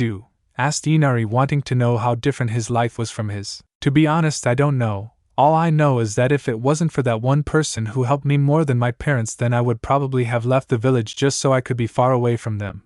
But he showed me that was not the right choice, so I just lived with it, and proved them wrong by training to my full potential," said Naruto as he turned to Inari, who looked at him with a thoughtful look. "Inari, your father died protecting what he holds dear and cares the most about, but if you are just going to cry about everything, then you are ruining his legacy," he said as Naruto stood up from his spot on the roof and stood on the edge of the roof. "So what do I do?" asked Inari. "Meet me on the dock tomorrow at 9 a.m. sharp. There I will start to teach you some stuff that will help you defend your loved ones and your country," said Naruto as he disappeared in a dark green shunshin and leaving an excited Inari, who went inside for tomorrow. Next morning, as the sun was shining in the night sky, Naruto was standing on the edge of the docks watching the waves go back and forth until he heard the sounds of boards creaking, and when he turns around he sees Inari without his hat and a small smile on his face. "So what are you going to teach me today, Naruto-sensei?" asked an excited Inari. "Well, first off, you can just call me Naruto. As for what I'm going to teach you, that is something for when you get more physical strength and give you a good taijutsu style. As for jutsus, I don't know if I have enough time for that, so we will try to get whatever you can learn down," said Naruto with the evil smile which made Inari rethink if he really wanted to be a ninja. Over the course of the day, Naruto has worked on Inari's strength and weakness, and as figuring out how much chakra he had, which when he found out was more than he thought, as he had high genin chakra reserves. So Naruto worked on getting his chakra reserves high, but not too high, and by the end of the day he had low Chunin chakra reserves and a couple of bruises. But he was still okay except for the fact that Naruto had to carry back to the house where once he got there he saw everyone had the dinner table eating. Inari, said a worried Tsunami as she grabbed her son who was sound asleep. Don't worry, he is just tired from the training I put him through, said Naruto as he sat down by the door. Why did you train Inari? Asked Tsunami as she took her son and laid him down on the couch. He asked me if I could train him, and since he got out of his crying mood and started to think of what I said, that is when I started to train him, and you never know if he could use it to protect Wave from anyone else from taking over it, said Naruto with a small smile. Everyone looks at Naruto with understanding or weariness, but just leave it be. And as the week went by, Inari learned a lot at those couple of days and could probably give Genin a run for their money, maybe even Chunin, but he is still learning. As the week came to a close, everyone tensed up as today was the day that Zabuza would attack the bridge, and they were all ready. Is everyone ready? Because today we will probably have an encounter with Zabuza today, so be on guard, said Kakashi as everyone got ready and started to make their way to the bridge, with Naruto leaving 2 clones to watch over Tsunami and Inari, while they watch over Tazuna. As they arrived on the bridge, they arrived to see all the bridge builders knocked out with a thick mist all over the bridge, which put both teams on alert as they formed a circle around Tazuna, as out of the mist came Zabuza and the same Hunter Nin that they saw when they first fought Zabuza. Zabuza. So Naruto was right about that Hunter Nin being your accomplice, said Kakashi as he pulled out a kunai readying for anything he might do. So you knew Haku was working for me the entire time, said Zabuza, who was getting intrigued by this kid that was able to handle him. Well, it wasn't hard to figure out if you knew how Anbu Hunter Nin worked, said Naruto, who got into a fighting stance. Zabuza just smiled at the kid, but you couldn't see it, because of his bandages around his mouth. You got a big mouth, brat, and I would be glad to shut for you for good, but that is not my job as my accomplice's job, said Zabuza as he gave a small laugh. Naruto looked at him with a raised eyebrow until he felt something fast coming behind them as he gave a quick down. Before he tackled everyone to the floor as a giant saw blade flew over their heads, and as they got up Naruto had to jump to the right in order to escape a blast of a red laser that gave a small scratch to his arm, but it quickly healed thanks to both Kurama's and Gio's. Well, it's been a long time, Naruto, it is good to see you again, said the figure with the saw blade came out of the mist to show that he had silver hair with red eyes, a pale face, and was wearing gray-colored shirt under a silver trench coat and silver Anbu pants along with silver boots. Yes, and here I thought this would be a boring fight, said another figure who appeared beside Zabuza and had dark green hair, who also had red eyes and was wearing a dark green shirt with a golden yellow vest over it along with golden pants and dark green ninja sandals. Naruto glared at the two as he knew these two from a long time ago, while the rest were looking at Naruto wondering how these guys knew him. Naruto, who are these guys? Asked Kakashi, who was looking at the guys funny since he sensed that they were powerful. Just 2 guys I met when I snuck out of the forest to go traveling, said Naruto. Wait, you left the village? But why? Asked Kushina, who hadn't known that Naruto left the village along with the others. Yeah, but we'll talk about that later. All you need to know is that these guys are too powerful for any of you to handle. I get them, you guys handle them and don't interfere, this is my fight, said Naruto as he jumped into the water with the other 2 following him. So Giga. Giza, you guys sure you don't want to just run for you know what happened last time we fought, he said as he didn't want to cause too much damage. So, shall we get started, said Giga, who threw multiple saw blades at him that were flying fast, while Giza raised one of his hands and fired a beam of red energy that put Naruto on the defensive as he was dodging the blades and red energy. They suddenly stopped throwing and shooting, and kunai made of some kind of metal and Giza's hands glowed red before swords made of red energy appeared in his hand. Naruto looked at both of them knowing that they got better judging by their skills and how last it wasn't this hard. Hey Gio, you think you can lend me some of your power? He asked the god in his mind. Sure, and finish it quick, because I can sense your friends having a hard time fighting, said Gio as he was laying on the ground in his mindscape watching the events unfold. Got it, he said before dark green chakra started to come out of his hands before 2 small Tanto swords were formed in his hands. So you're finally getting serious, huh, said Giza, who along with Giga ran at Naruto and started to rain down attack after attack. But Naruto was able to hold them back, and when he saw an opening he threw one of the Tantos that made Giza jump away unless he wanted to be 1 arm short. But once he did that gave Naruto the opportunity to knock both kunais out of Giga's hands and kick him into the air before he threw his Tanto into the air and did a couple of hand signs, before saying multiblade. Jutsuan, the one-bladed Tanto, turned to 20 and Giga's hands turned into giant blades of saws in order to block the attacks. But since the blades had Gio's chakra, they broke through the defense easily, and by the time it ended, Giga looked like a pincushion and fell into the water dead. "Giga!" yelled Giza as he saw his brother killed before him, and as he turned to Naruto, as he saw was red before his eyes turned completely red and his body glowed, before it blinded Naruto, and when it ended, Giza was transformed into some kind of hybrid with green and golden armor, along with his hands being swords and having a fin on its back. "Now you die," he said in a demonic voice, before red energy started to power up in its fin, and before Naruto knew it, he fired it while yelling Sonic Beam, as a red stream of energy was fired at him, and Naruto quickly created a shield from Gio's chakra. But it still made him slam into the column, which made him grunt in pain. "Damn, that hurt. Hey Gio, I guess it's time to get serious," said Naruto as Gio gave a nod and energy started to surround Naruto as part of his face was turning into a dark green skin while his eye turned into a golden color, and his arm became a dark green skin. He also grew 3 tails with spikes on them. "It's time to end this, Giza," said Naruto in a demonic yet calm voice. They both started to power their most powerful attacks, with Giza's being a red charge while Naruto's spikes each glowed bright blue with a hint of orange. As they both raised their heads and yelled their attacks. "Sonic Beam," yelled Giza as he fired the red stream of energy. "Plasma Cannon," yelled Naruto, who fired the bright blue stream of energy that slammed into Giza's attack, with each trying to overpower the other. But in the end, Naruto was too powerful as his overtook Giza's and hit him, making him screaming till he disintegrated into ashes. Naruto panted as the green chakra receded back into his body. But he couldn't pass out right now as he sensed a lot of people on the bridge, and before he knew it, his clone's memories came back to him as 2 bandits came to Tazuna's house to take Tsunami as a hostage, since Gato was going to double-cross Zabuza by taking him, and the rest Konoha ninja out when they are all worn out and tired. Luckily his clone was able to stop them, and Inari used his training to take the 2 bandits down. He then ran to the town with his mom to rally everyone up and get rid of Gato once and for all.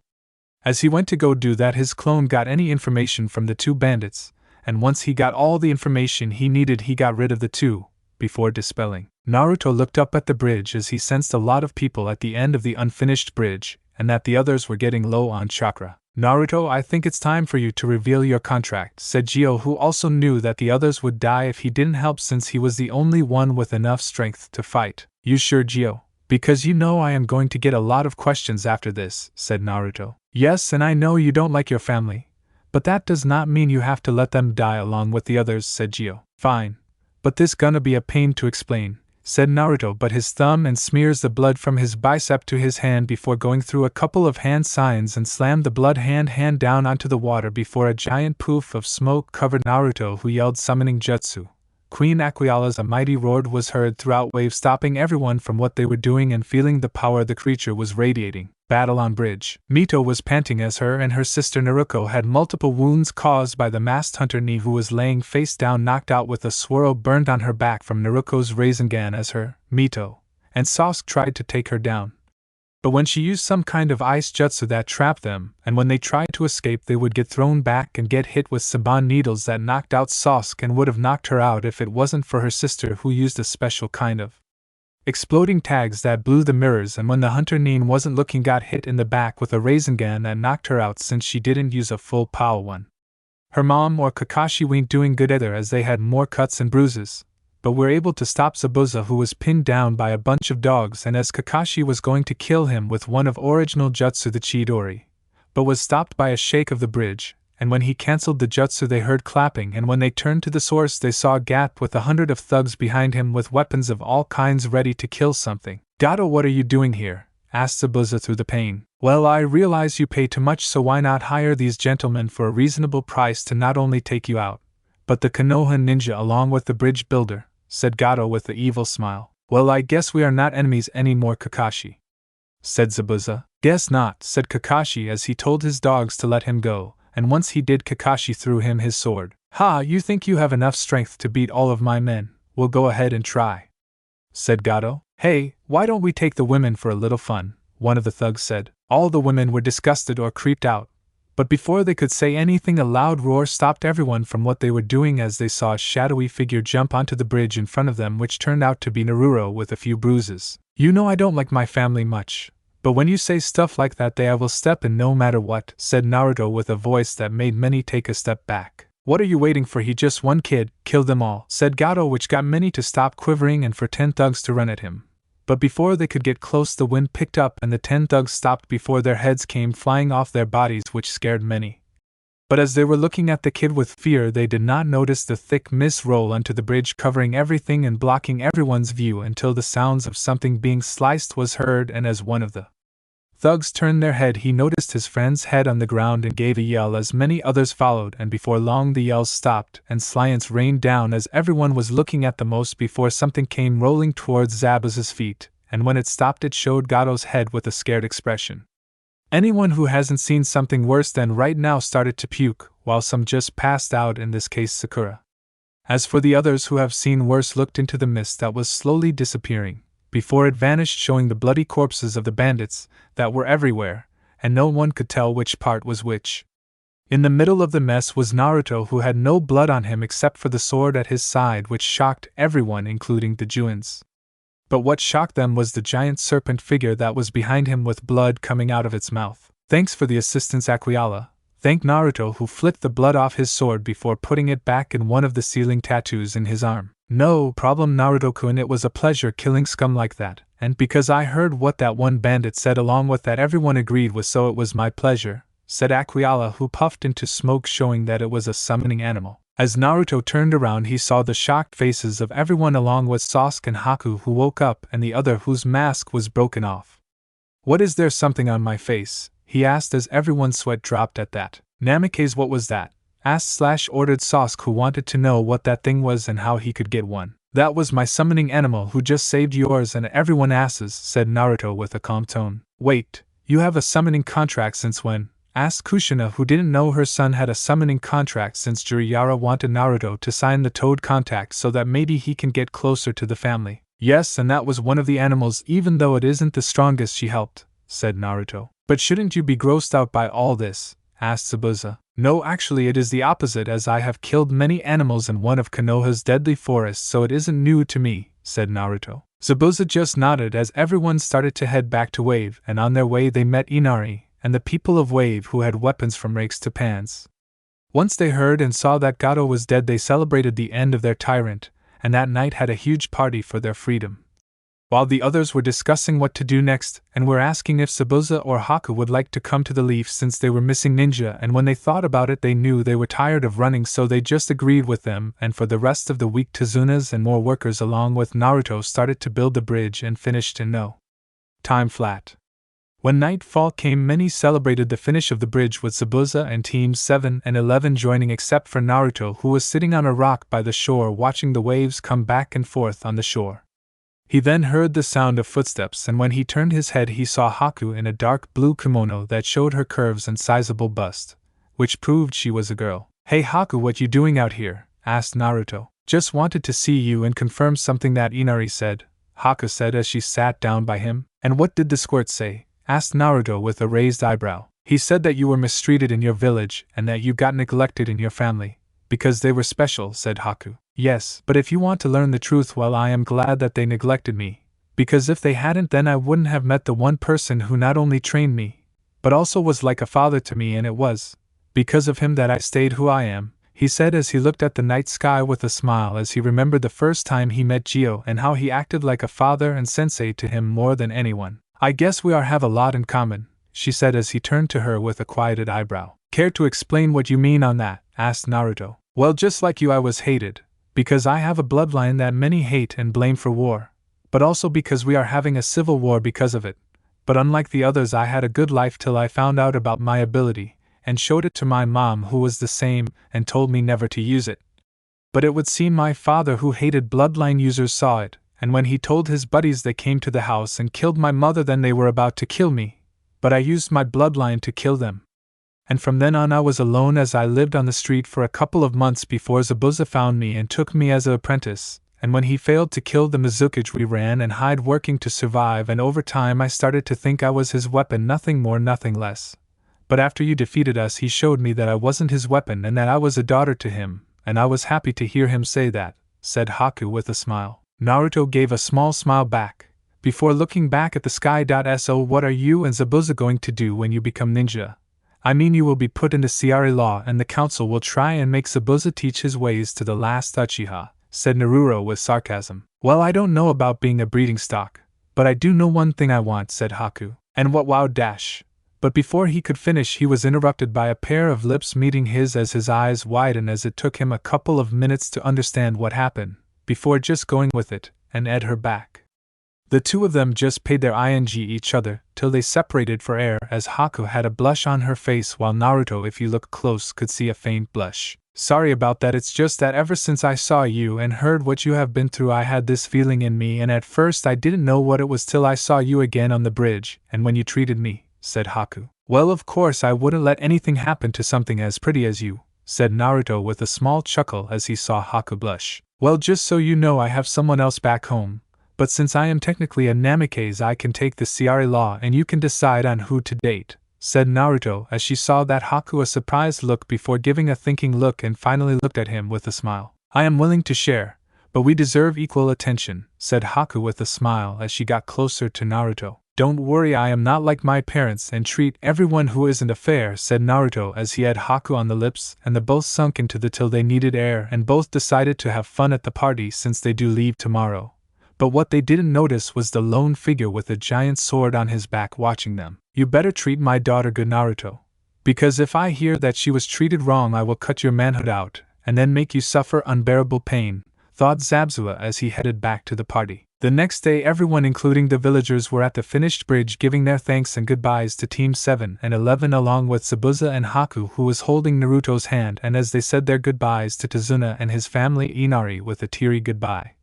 But Naruto gave him a promise that he would return and to keep training by giving a bag of scrolls he thought would be useful along with chakra paper to see what affinity he had. As they grabbed their stuff and started to walk down the road to Konoha, Tazuna and the people of Wave decided to name the bridge the Great Naruto Bridge to honor their hero, while said hero was busy thinking of a way to explain what happened and his new abilities to everyone including his father. Well, he could worry about that later, as he enjoyed his time walking with Haku, who gave a smile towards him. It was a bright day in Konoha as the two teams of 7 and 11 along with 2 extra companions were walking down the road towards the village gates, and when they got there they saw both of the Chunin guarding it asleep. But this gave Naruto a huge smile as he grabbed something from inside his cloak before he showed it to be a water balloon, and as everyone watched him hold it above their heads till it exploded, splashing the water onto the 2 sleeping Chunin whose heads shot up as they were yelling about being wet, while Naruto was laughing his ass off by rolling on the ground.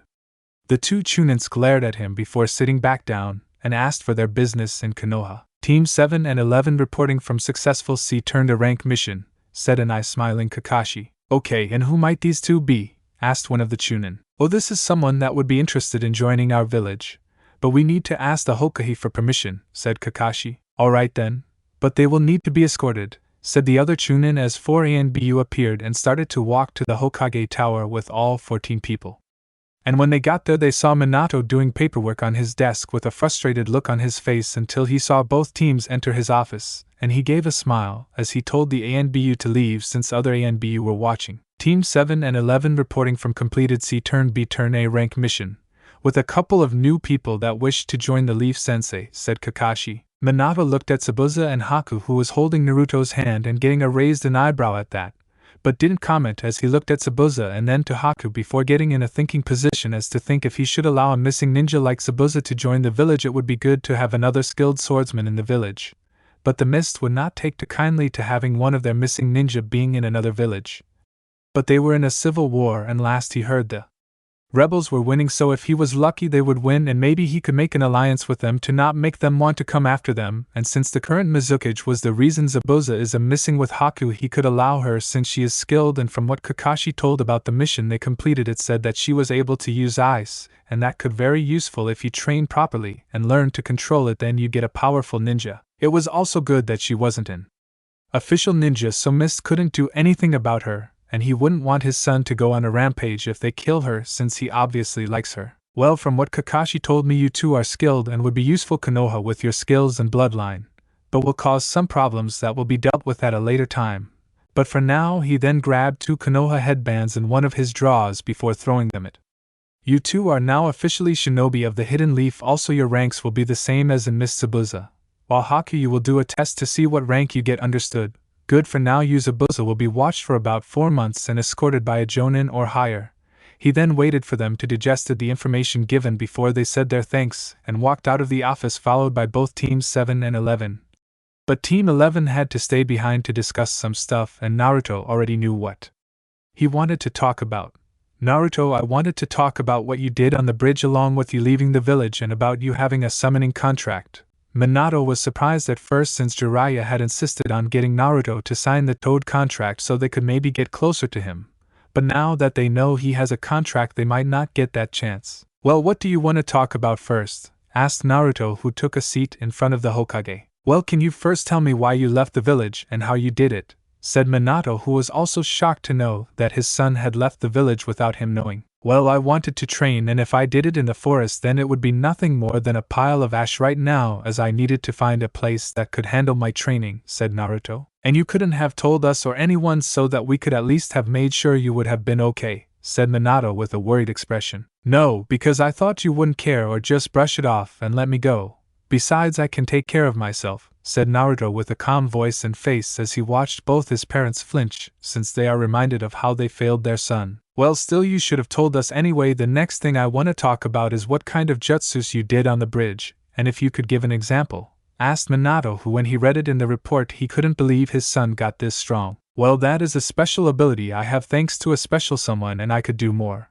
But for those 2 I faced it wasn't required, and if you want to see an example, said Naruto as he held out his hand and dark green chakra started to surround it before it formed into a small tanto.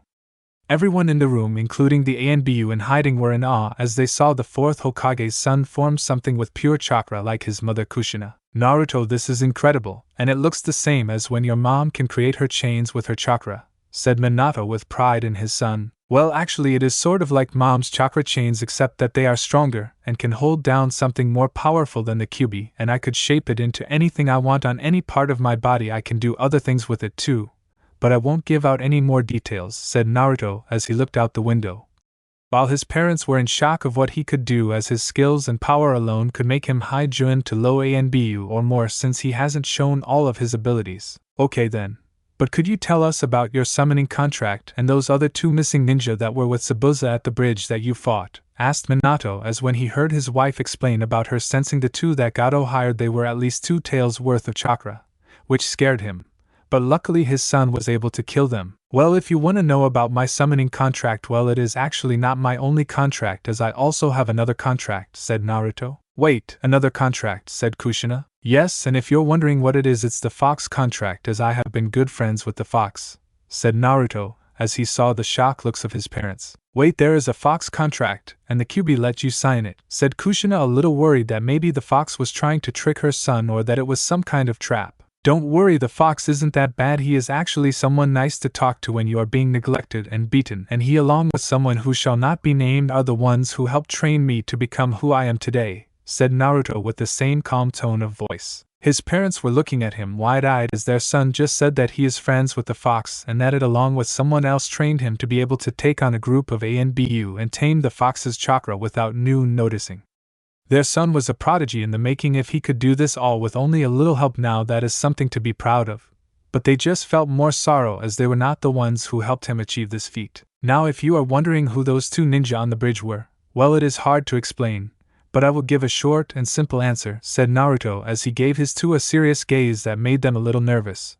They were hired demons who were sent to kill me or capture me, as when I left the village to train I also gave away my location to the ones who are trying to kill me, he said as his parents' eyes grew and their parental instincts kicked in. Who wants to hurt you, son? Asked Minato. People who are powerful enough to easily take over the elemental nations by themselves and hardly get any damage, said Naruto, shocking all who were in the office. How do you know this? Asked Kushina. Because I told him, said an aged old voice which shocked everybody except Naruto as the ANBU surrounded their leader, while out of the shadows appeared a man who looked 40 and had dark green hair that was long and straight, only stopping at his shoulders, while he was wearing a light green shirt and body armor with dark green ANBU style pants and sandals. Who are you and how did you get in? Asked Minato as he went for his kunai, but stopped when he saw his son's hand come up telling them to wait. Sorry, but I can't let you hurt my sensei, said Naruto, shocking everyone there as the man in front of them is the one who helped teach their son. You know they couldn't have harmed me, Naruto, said Gio. Yeah, but hey, it saves the trouble of them not getting their asses beat, said Naruto as he looked at him with a bored look. So you are the one who taught my son? Asked Minato. Yes, and he was a great student as you could tell by the few times you have seen him fight, said Gio. Yes, he was impressive, said Minato. Yes, but that is not what you want to discuss, is it? Asked Gio. No, I want to know who is after my son and if I can help in any way, asked Minato as he felt like he had a feeling he knew who it was if Jiraiya's information was correct. Well, if you think it's that group of tail beast hunters, then you are sadly mistaken, as it is actually 3 different people who are trying to find him, each more powerful and with enough backing that could destroy this planet, said Gio as he saw the fearful expressions on their faces. If you are right about their power, then how are we supposed to stop them? Asked Kushina. Your son is the key, as the night that you sealed the Kyuubi, the Shigami sealed something more powerful and destructive inside of him that made him meant for great things, and one of those things is to stop the ones who will destroy the world, said Gio. Wait, how do you know? We are seal masters and we would have seen it, asked Minato. Because I kept it hidden, said Gio. What do you mean you? Said Minato till he put the dots together along with his wife. You are the one who is trapped in him, asked Kushina. Well, actually I am not trapped, as you could see. But the only way for me to be stopped is if you are stronger than me or if you seal me. But you have to have God status and God sealing, said Gio. Wait, you can't be that powerful. I mean, I can sense you and your chakra level is pretty high. But not that high, said Kushina. That is because I am suppressing my power to one of a jounin. But if you want to feel my true power, Naruto, would you please? Asked Gio as Naruto gave a sigh, before getting up from his seat and doing a couple of fast hand signs, before slamming his hands on the ground as symbols started to appear on the walls and everywhere. Before it disappeared, and Gio did 3 hand signs before saying release, and in that quick motion everyone except Naruto fell to their knees as the chakra level was making them hard to stand in breath, as they had wide eyes at the sheer force of the chakra, and just as they were on the verge of falling to the floor, the chakra was gone as everyone got up, but now had wide eyes as they looked at the Kami-made man. Now that you believe my sensei about what he was saying, and that it will take me and him to defeat the ones whose power are almost the same as him. But if you want to know why they are after me, then hear his story, said Naruto. Everyone they turned to Gio as he sat in an open chair next to Naruto and began his tale. It all started many eons ago, when the earth had just formed, and many would say nothing was living back then. But they were wrong, as when the earth was created, meteors of giant proportions fell on the surface, giving birth to the first ever creatures of this planet, and the first ones to have created chakra. They were known as kaiju. Monsters with incredible power, with some being as powerful as the gods themselves, he said as he looked at the shocked faces of the Hokage, his wife, and Anbu. But it didn't end there, as unlike your ninja world, these monsters were able to get along and work together, coexisting with one leader, and that leader was me, the king of the monsters, Godzilla. He looked at their odd faces until Kushina decided to ask the question that was on their minds. What happened to them? She asked. Humans is what happened. As soon there were humans walking among us, and at first we ignored it, until they started to get advanced in technology, and soon they sought our land and started to attack us. At first we were surprised, and that cost us some of our people. But we were able to fight back, and when it looked like we were about to win, they did something unspeakable that made me go on a rampage. That it was the reason the gods sealed me away. But they didn't know the extent of my powers, and so I was able to escape my prison. But Yami blocked my path and tried to stop me. But as I was full of rage, and rage is what makes monsters unleash all of their powers, I was able to beat Yami and escape back into the world where humans were less than advanced but still dangerous, and all the monsters were at war with them, except that instead of fighting together they fought each other, and so I became the defender of the planet, trying to reconnect all the other monsters, and soon we would need to work with the humans, as my brother came back and almost destroyed the world. But me and the other monsters sacrificed ourselves to stop him and seal him away, and when we thought it was the end, Kami came before us all and gave us a second chance and allowed us to live in another world, as what you would call summons. But we had to wait for the perfect summoner, and so we were sent to a place called Monster Island, where we all live in peace.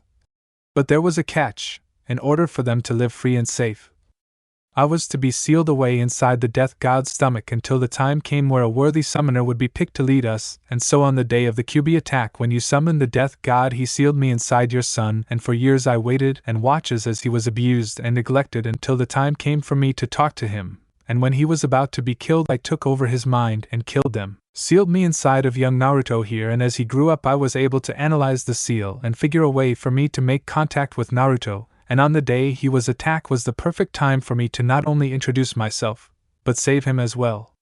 Both Minato and Kushina heads dropped a little as they knew it was their fault that he was beaten that day.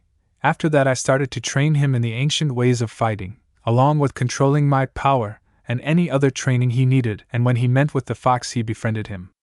About 2 years ago he faced and defeated the fox to tame its chakra that I helped him in trying to control it, and with time he also was able to control my chakra, said Gio as he saw the shocked faces of all those present except Naruto's, who was reading a scroll about sealing. He put it down as soon as his sensei stopped talking and looked at him. As he gave Naruto a nod he put the scroll in his pocket. Okay, then I know there are a lot of questions, but first let me tell you about some things that are gonna happen. The first is that in a couple of months at the Chunin exams Orochimaru will attempt to attack the hidden village with the help of either sand or earth, which will be easy as one of them hates Konoha and the other is of a daimyo who gave half of Sand's missions to Konoha along with cutting their budget, so attacking Konoha would help them show their daimyo that they are far more superior. Also there is the fact that whoever is trying to kill us will send someone to the exams as a perfect way to kill me without being hunted as killing is permitted. But I will try my best to get them off my tracks as I know the first 2 tests are gonna be teamwork and I will just wait till the finals as then I will be able to see who is the one they sent after me and if possible face and defeat him, said Naruto as he looked at all the wide eyes of all the people in the room. So I get that Orochimaru wants revenge, but what is he really gonna offer Sand as I know a few things Earth can get out of this invasion. But what about Sand, what can he offer them, said Minato. Well actually there was one part one left out about Sand, said Naruto. Oh, and what would that be? Asked Minato. Well, on my travels outside of the village, I might have visited a few of the hidden villages and may have met the Kages, said Naruto a little embarrassed. Wait, you're telling me they captured you? Asked Kushina. No, they just talked to me about what I was doing in their village and once I told them they felt perplexed.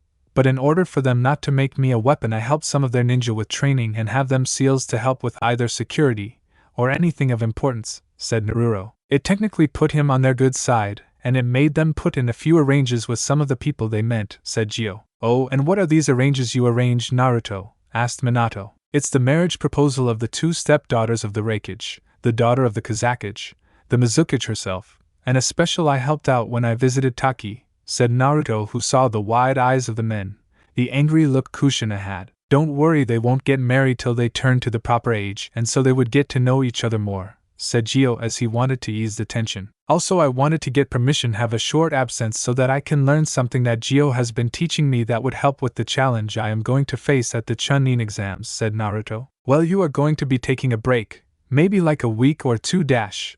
But Minato wasn't able to finish as Gio interrupted him. I am sorry to interrupted you, Hokage-sama.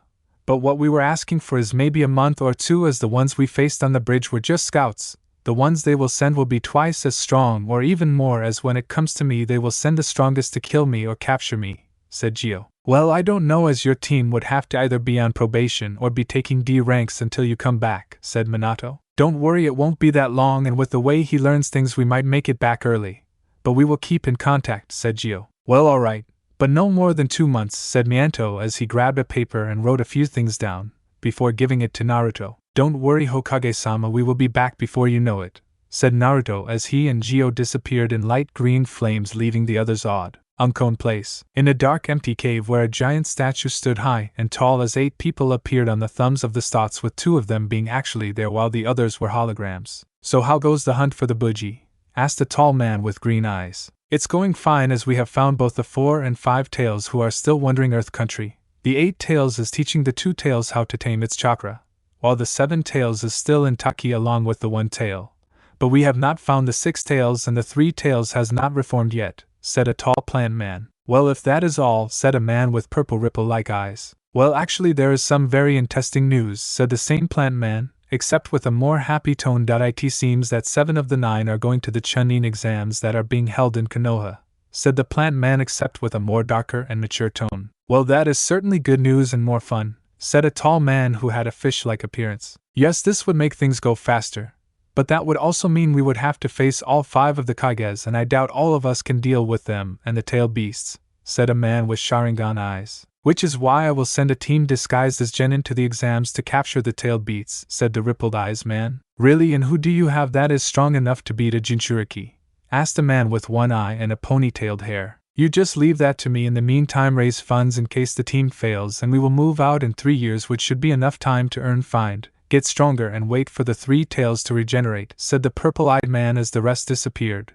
But he and the only women stayed behind. So who do you have that you're sending to the exams? So, said the women to no one in particular. Oh, don't worry about who I am sending, as they will be able to handle it, and their sensei will help just in case, said a deep dark voice that brought chills and fear to the 2 of them.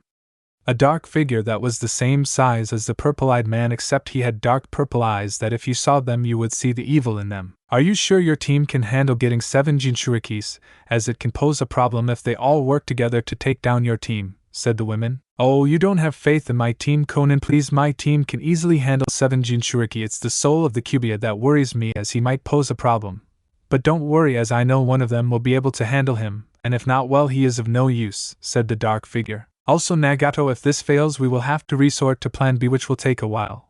But if all goes according to plan we will achieve our goals, said the dark figure with a manic grin, as both Nagato and Conan gave nods before disappearing, leaving the dark figure alone. Soon you and your little buddy will suffer, and once you're gone I will datrade the rest of your family and have my vengeance, said the dark figure, as he laughed, an evil laugh, while a dark figure 5 times the size of the statue stood tall as it opened its golden eyes and purple crystals glowed electric on its back, before giving off a mighty roar. It had been 3 months since the wave mission, and many things have happened since then, with one of those things being Naruto leaving the village for the month and Team 11 being on probation until he returned, which pissed off both Uzumaki Namake's twins, as their brother forced them to take D ranks till he returned.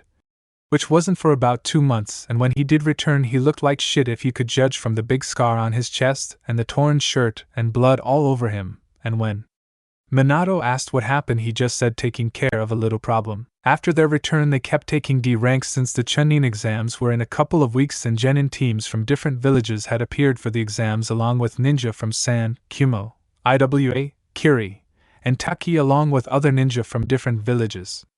Some of them Naruto recognized, but not having time to talk to them, since his sensei and Kushina have driven not only him, but his team to the ground to get ready for the exams. But luckily he was able to get some things down that Gio taught him that will help him handle the team they sent after him. Right now Naruto was walking down the empty streets of Konoha after a training session with his team. Since the Chunin exams was tomorrow they were let out early to prepare, and right now Naruto was walking to his home in the Forest of Death to prepare for tomorrow's exams and make sure that when they enter the forest they don't find his home.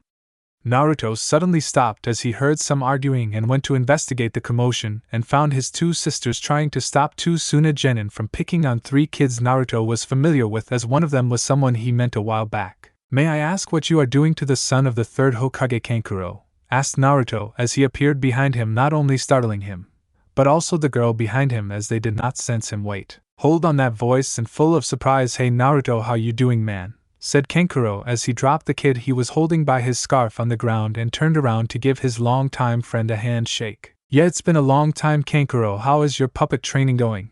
Asked Naruto. Hey man, keep it down. I don't everyone knowing what my battle strategy is, said Kankuro. Naruto just laughed as he turned around to see a tall girl with blonde hair and 4 ponytails. She was wearing a gray battle dress with a large fan on her back. Hello Temari, how have you been? Asked Naruto as he walked up towards her, as she gave a small glare, but it disappeared as she just gave a smile and hugged her longtime friend. I've been good, and it's been a long time indeed, said Temari. So how has your brother been? Asked Naruto, and this is when he saw their eyes show hurt, and as they looked away from him he already knew what had happened. Well, I guess I can ask him myself, and you can come out now, Gaara, said Naruto as everyone looked in the direction where he was looking and saw Sasuke sitting on a tree branch while a red-headed short kid with a gourd on his back was hanging upside down from a tree. Naruto Uzumaki Namikaze, said Gaara as he appeared in front of said person, and the two had a stare-off with each other, with one having emotionless eyes while the other had the eyes that spoke of a killer. So Gaara, has your father fixed your seal yet? or have you gone more insane since the last time I saw you? Asked Naruto. Gaara didn't say anything as he kept on staring at Naruto until sand appeared around him and made a fist that hovered in front of Naruto as his sisters were ready in case something happened, but were shocked when Naruto gave a smirk and fist bumped the fist of sand as Gaara also gave off a smile. That's more like the Gaara I know, said Naruto as he saw the happy smiles of both him and his brother and sister. The seal is doing fine and Shikaku is not bothering me much. In fact right now he is asleep right now or just too afraid to say anything, said Gaara. But before Naruto could say anything, a tall man with sunglasses that blocked his eyes, having slick white hair, along with the ox symbol on his right cheek, wearing a white Kumo-Jonin's outfit with 8 swords attached to his back. Naruto and Gaara stared off with the tall man until he gave off a smile and held out both of his fists while saying yo, which made Naruto and Gaara smile as they gave the man a fist bump while 4 people appeared behind them. Hey B, Samui, Kari, Omio, Yujito, how have you guys been doing? Asked Naruto. We have been doing very well thanks to you, Naruto-kun, said Yujito as she walked to Naruto and gave him a to the cheek. Yujito, you can get flirty with Naruto-kun later after the exams, said Samui. She is right, and because there is one person we are missing from this group, said Naruto, and as if on Quebec. 3 people appeared with taki headbands, one of them being a mint green-haired girl Naruto saw during his probation. Hey Fu, how have you been? He asked before he was given on the lips by said person, gaining jealous looks from said foreign girls and shocked looks from his sisters who have remained calm since this whole reunion. So Naruto, you in the exams? Asked Gaara, already knowing the answer. Yup, so you better be ready. Because I won't go easy just because some of you are my friends or girlfriends, said Naruto, as he saw them gaining challenging smirks while the shocked faces of his sisters turned more shocked. Well, I guess we'll be seeing you later, said Temari as she, along with Samui, Karui, Yujito, and Fu, gave him yes before walking away with their teams. Ah, and Isan? Asked Mito as Naruto turned around to look at the demon-like looks of both his sisters that made him sweat drop as he raised both his hands in a clam gesture while backing up little by little. Hey, now what the dirty looks for? Asked Naruto as he saw Mito and Narumi looking at him with murder in their eyes, and even though he is strong he knows not even the king of monsters can stand up to the anger of a woman, especially 2. Once he saw them make a move he ran like no tomorrow with 2 angry sisters behind him. What Naruto or his sisters did not see was the 4 pairs of eyes that were watching them from between the shadows of 2 buildings, and as they watched Naruto run away from his angry sisters, one of them have off a laugh that was dark and twisted. It made the other 2 shake on the inside as they knew out of the 4 of them he was the strongest and the one who was to fight Naruto and kill him for the plan to work and for chaos to come. You better be ready, because destruction is coming, said the dark voice as he gave off a dark laugh while his eyes changed from a green color to a dark gold. 1 week later. It had been a week since Naruto encountered the few teams he knows are gonna be a problem, but over the course of the week he had been busy with training with his team, helping the Hokage plan a counter-attack for the invasion, along with catching up with his friends and fiancés about what had been going on. He had also tried to find the team that they sent, but so far they had been keeping a low profile, and Naruto had decided to wait and see if they show themselves during the exams, which would mean it would put his sisters in harm's way. Naruto was walking towards the academy as there was where the first test was, and after getting the supplies he needed he headed off to the academy, and as he arrived he saw both his sisters waiting for him, and once he walked up to them they greeted each other like normal before walking into the building.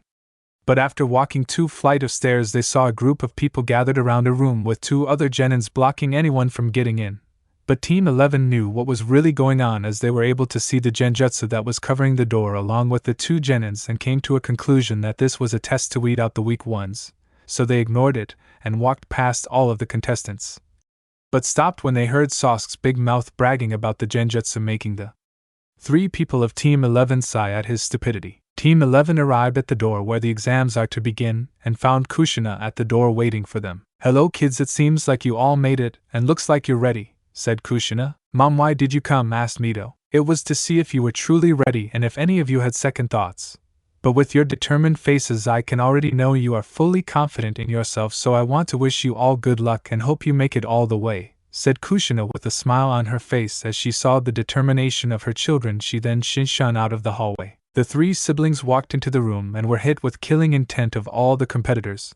But the 3 weren't affected at all as both Mito and Narumi have been trained to handle more intense Ki, along with the fact that they have faced Zabuza's Ki, which was way more deadly than all of these people. Naruto just looked at all the competitors that were trying, but failing at making them scared. But he has handled Gio's Ki, which is way worse than all these newbies. Soon enough, Team 7 entered the room with a couple of things different. One would be the bruises on Sosk's face, and the other would be the horrifying looks on Team 7.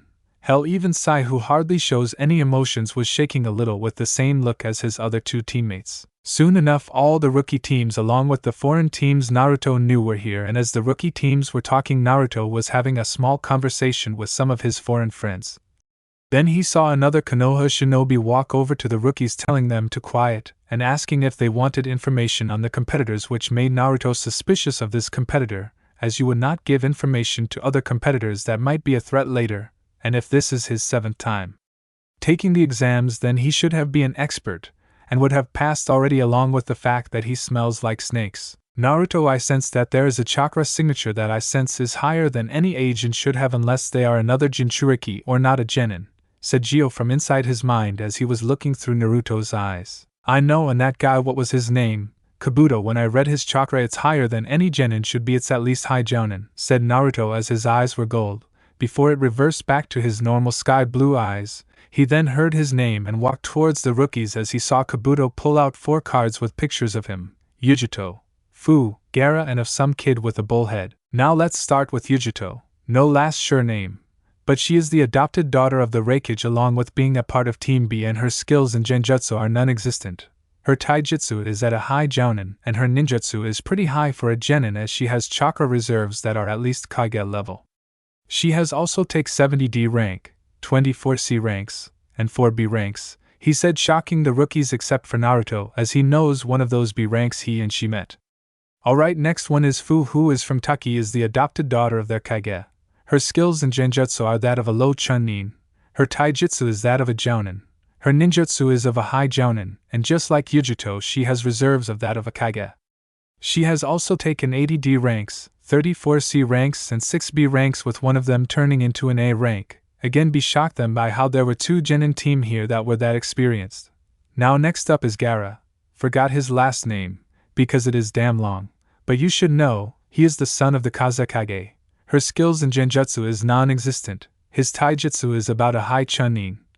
But it's his ninjutsu that is something at it is high Kage, with him having done 86 D ranks, 42 C ranks, 5 B ranks, and 2 A ranks. But the real interesting thing is that he has come back from every mission without a scratch, said Kabuto, as even he was surprised along with the other genins except Naruto, who has faced and dealt with Gaara's sand. Alright, next is Rock Lee, who just graduated a year ago, so he has a year of experience with his skills in Nin and Gen totally non-existent, as he has a disorder in his coils, so he could not perform anything with chakra since he has little, but his skills in Taijutsu are off the charts, as it is at a high Jounin. He has completed 89 D ranks and 16 C ranks. It seems this year's group will be a tough one, said Kabuto. What about Inai-chan? Asked Mito, who wanted to know more about her estranged brother. But before Kabuto could look at the card, there was a small breeze before the card disappeared out of Kabuto's hand, making him do a double take as he looked around until he saw Naruto twirling the card in his hand. Sorry, but I don't want anyone to know about my skills unless there is anything unimportant, asked Naruto. Well, why don't you take a look, said Kabuto. Naruto looked at the card and read what was on it before shrugging and handing it back to Kabuto. Not much on it that about me that is useful or that will calm your nerves, he said as he walked back to his other friends. Alright then, Naruto Uzumaki Namake's new graduated is the son of the 4th Hokage. His skills are off the charts, said Kabuto, getting many others who weren't paying attentions. His ninjutsu is of unknown, but with the few who have seen it is at least high Kage, with his chakra reserves that are unmeasurable. Then his Taijutsu is on par or greater than Konoha's Great Green Beats or greater.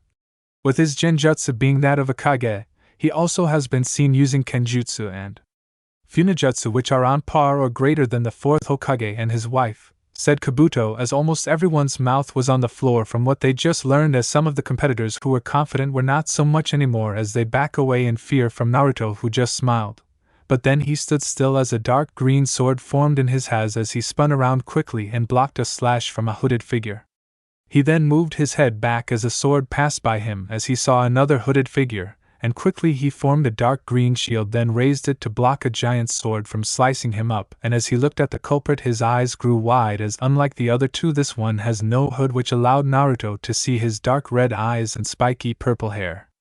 Before anything else could happen there was a plume of smoke as a tall man in a black trench coat appeared. "Hey you three, break it up or else you be kicked out of the exams," said the tall brunt man. "Ha, please, you and those other pansy ninja behind you aren't gonna be enough," said he dark purple-haired boy. "I would listen to him.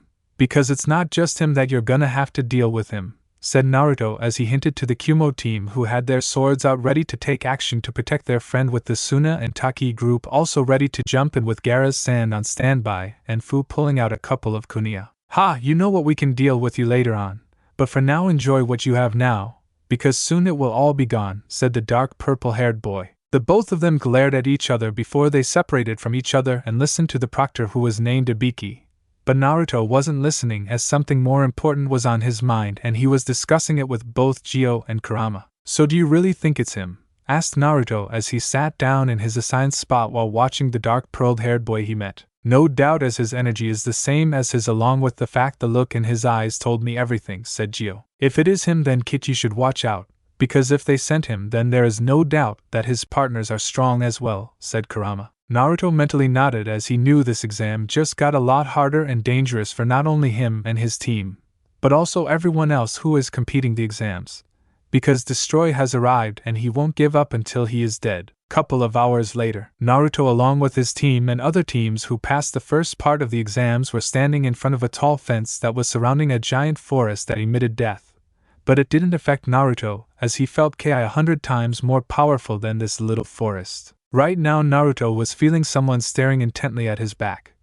But he did not need to turn around to find out who was staring at him, as he was the person he was thinking about during the first part of the exam, as he knows he is the most dangerous one out of all the teams competing in the exams, along with the fact of what the second exam proctor told him they could kill in this part of the test in order for them to obtain a scroll, which didn't sit well with him, and since there was his other two partners who he had no clue are or what they could do, along with their sensei who might be more powerful than Destroy. "Mito, Naruto, listen to me." He turned towards them as he saw them look at him with concern when they saw his serious face. "Listen, whatever happens in that forest, whatever we face, I will be there to protect you, because right now I am not acting like your teammate, but as your older brother, and whatever I say you must do, because if I tell you to run you do it, and don't look back," he said as he saw their eyes widen. "But brother, we're a team," and but before Mito could finish, Naruto raised his hand to stop her from saying anything else. "No, I know we are a team. But trust me when I say this, that there is a team here that wants me dead, and if you two get caught in the crossfire I would not know what to do if I lost you, so please when I say run and don't try and help, because you should know I can handle myself," said Naruto as he pleaded to them that if Destroyer and his team found them then he would be busy defending them, as even though they are strong he highly doubted they could match up to them. "Okay brother, but if you die I will bring you back and kill you myself," said Naruto as Mito also nodded, agreeing that they would run when he told them told. But on the inside they were worried for him, as whatever had him worried made them scared, as they knew to do what he says. Naruto just smiled and nodded as he looked over at Destoria's team to see him smiling at him with a sinister smile. Soon they went into the tent to grab their chosen scroll, which happened to be a Earth Scroll, and so they went to their assigned gate. But as they were walking away Naruto was able to see that Destoria and his team already got their scroll, which so happened to be a Earth Scroll, since they were showing it off to the world like they didn't give a damn who tried to go after them. Naruto just glared at them as he headed with his team towards their assigned gate number 3-4, and it just so happens they had two of the teams by them that showed they didn't like them, with the one of them being from IWA and the other from Sound. Once the bell rung all teams sprinted into the Forest of Death, with Naruto and his two sisters running through the trees heading towards the tower, as they had already had a plan when they were walking towards their gate, which would be for them to head to the tower as soon as possible, and if they get lucky enough they might end up bumping into another team. As they were jumping Naruto was keeping all his senses open so he could be on high alert, and he was lucky to do so, because he jumped up real high when a bunch of kunia landed where he was standing, and lucky for him his sisters were able to dodge as well. They stared at their attackers to find one of the many IWA teams that hated the staring them down, as one of them went through a couple of hand signs. before giant spikes of earth came out of the earth to impale the Uzumaki Namikaze trio, who quickly jumped out of the way of the attack, making them split up from each other, which is what the IWA wanted as they went after the oldest of the Uzumaki Namikaze children, which was Naruto, who was standing in the middle of a clearing with an emotionless expression as the three IWA ninja appeared around him, each brandishing kunai, ready to kill the spawn of their village's most hated enemy. "What are you gonna do now, you Namikaze bastard? We got you surrounded," said one of the IWA genin. "It's true you have me surrounded, but you are the ones who is outmatched here," said Naruto. "Ha, you're a cocky son of a bitch that is about to be killed by the soon-to-be heroes of IWA when we kill the spawn of our village's greatest enemy," said one of the IWA ninja. "I guess you didn't hear, but I don't associate it with the name Namikaze, so you are wasting your time and life," said Naruto as dark green energy appeared around his arm before forming a sword like the one in his wrist seals that held his sword. "Well, you can call yourself anything you want, but you are still look like him, so you must die," said the leader of the IWA team as he jumped from his perch on a tree, before throwing his kunai, which Naruto blocked, but then quickly ducked under a slash from the only girl on the IWA team as he gave her a spin kick and blocked the two downward slashes from the two other IWA ninja. Naruto then used his strength to force them off, before jumping up as spikes came out from the spot he was just at, and as he looked at the girl he saw her going through more hand signs, before a dragon made of earth rose from the ground and came flying at him. But he would have none of that as he went through his own hand signs, before calling out his jutsu, wind style, air wave. He then blew out huge waves of air that blew straight through the earth dragon, before hitting the IWA girl as she was blown back towards the tree as she slammed into it, knocking her out. He then ducked under the double swing from the two IWA boys who flipped away, before throwing their kunais at Naruto, who blocked them with ease. But then he noticed the tags attached to them, before they blew right in his face, with the two IWA boys having victory smiles for killing their mortal enemy's son. But it was short-lived when the smoke blew away, showing Naruto, who had green skin covering his body with his top burned away with his pants becoming shorts. The two IWA ninja were shocked of seeing someone surviving paper bombs of that magnitude at that close of a range, and in their shock they didn't notice that a dark green chakra was forming in Naruto's hand as it grew to big proportions, as it was big enough to crush the area they were on, and as the two IWA ninja came out of their trance they looked to see Naruto jumps up and head towards them with something that they knew as one of the other famous jutsu of the fourth Hokage, Giant Rasengan, yelled Naruto as he slammed the giant Rasengan on top of the two IWA ninja, who screamed in pain, before it blew and the two burning boys flew towards either side, where you could see that their skin was burnt, with one of them having his arm right near him as it was ripped off, along with the other boy having both his legs torn off. But Naruto could see that they were still breathing, and so he searched through their belongings for their scroll and found the two scrolls needed to pass, which made Naruto sigh, as they could have just gone to the tower. But they let their anger towards his former family cloud their judgment, and that cost them the exams. Naruto was about to head out to find his sisters when he felt a vile chakra not far from where he was. But he didn't worry, as he used his senses to figure out who and where that chakra source was emanating, and lucky for him it was not Dostoria or his team. But the chakra source was still huge, about Kage's size. He then closed his eyes and focused on putting a little of Gio's chakra to his eyes, and after a few scones he opened them to show that they were not sky blue anymore, but a golden color with a silt in the middle, as his vision was enhanced greatly, allowing him to see from miles away. But he was still working with it, as he was told he could do other things with it. But for right now he used it to see what was going on, and he found that the vile chakra was coming from the rogue ninja Orochimaru, who was fighting Team 7 and his sister Mito. But they were badly damaged and beaten, if the number of wounds they had was to tell. He was about to speed over to them until he sensed Naruto's chakra, as used his eyes to find her fighting 3 giant snakes, and even though she was a skilled ninja he knew that handling 3 snake summons is not easy, so he quickly sped towards his sister, as he saw her being wrapped up by one of the snakes, and it was about to eat her. But luckily he appeared just in time to give it a major uppercut that sent it flying through the trees and up to the air. Naruto appeared above it as he went through a couple of hand signs, before calling out his jutsu, fire style, roaring tiger. As he called out the jutsu he blew out a crap tone of fire that formed into a tiger, before it made a loud roar and charged towards the snake, colliding with it, and burning it as it hissed in pain, before dispelling back to its summon world. He appeared in front of Naruto, who had eyes of amazement at what her brother did, as even if she knew he was powerful she was still amazed at what he could do, as it was hard for her to fight those snakes. "Naruto, stay back, I got this," was all he said, before disappearing and reappearing in between the two snakes as two dark green swords appeared in his hands, and he slammed them down into the ground. The snakes were confused on what he was doing, but before they could think of do anything else, the ground shook before giant green blades came out of the ground trying to strike them. The snake on the left was impaled multiple times as it poofed away, while the other snake was slithering through the swords, but just as it was about to escape, Naruto appeared in front of it with his arm raised as dark green chakra was coming off it, before he slammed it into the snake's head, not only forcing it to the ground, but also causing its head to explode. Naruto just sighed as the swords disappeared and he walked towards Naruto, but then he felt a small chakra spike, but it disappeared not a second later. But Naruto already knew what that power was, so he used his eyes to see what was happening with Mito, and to say things were okay was an understanding as he saw Sasuke on the ground unconscious with some kind of mark on his neck that was radiating evil. The others weren't okay either, as Sakura was bleeding badly, while Sai was barely hanging to stay conscious, and Mito was hanging on a tree branch knockout with blood and scare all over her body, and he also sensed that her chakra was all messed up.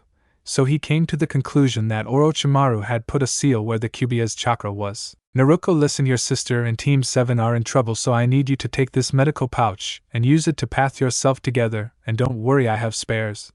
But I need you to hurry and find somewhere safe. But if you do get in trouble," he said as he formed a kunai in his hand, but unlike other kunai, his one had 3 pointed ends. "Take this and throw it to the ground, and just like that I will be there in a flash. Now go." Naruto just nodded as she knew Naruto could handle himself, but it still hurt her that she couldn't help. Naruto disappeared and was running at top speeds to where Orochimaru was, as through his eyes he saw him about to kill Sakura, and the now unconscious Sai looked to be losing blood and fast. So he used some of Gio's chakra to appear right in front of Sakura to stop the sword that was about to pierce her heart. Instead, he tabbed the sword by its blade, before pulling Orochimaru towards him and giving a mighty punch to the face. An audible crack was heard and Orochimaru was sent towards 3 trees, before stopping.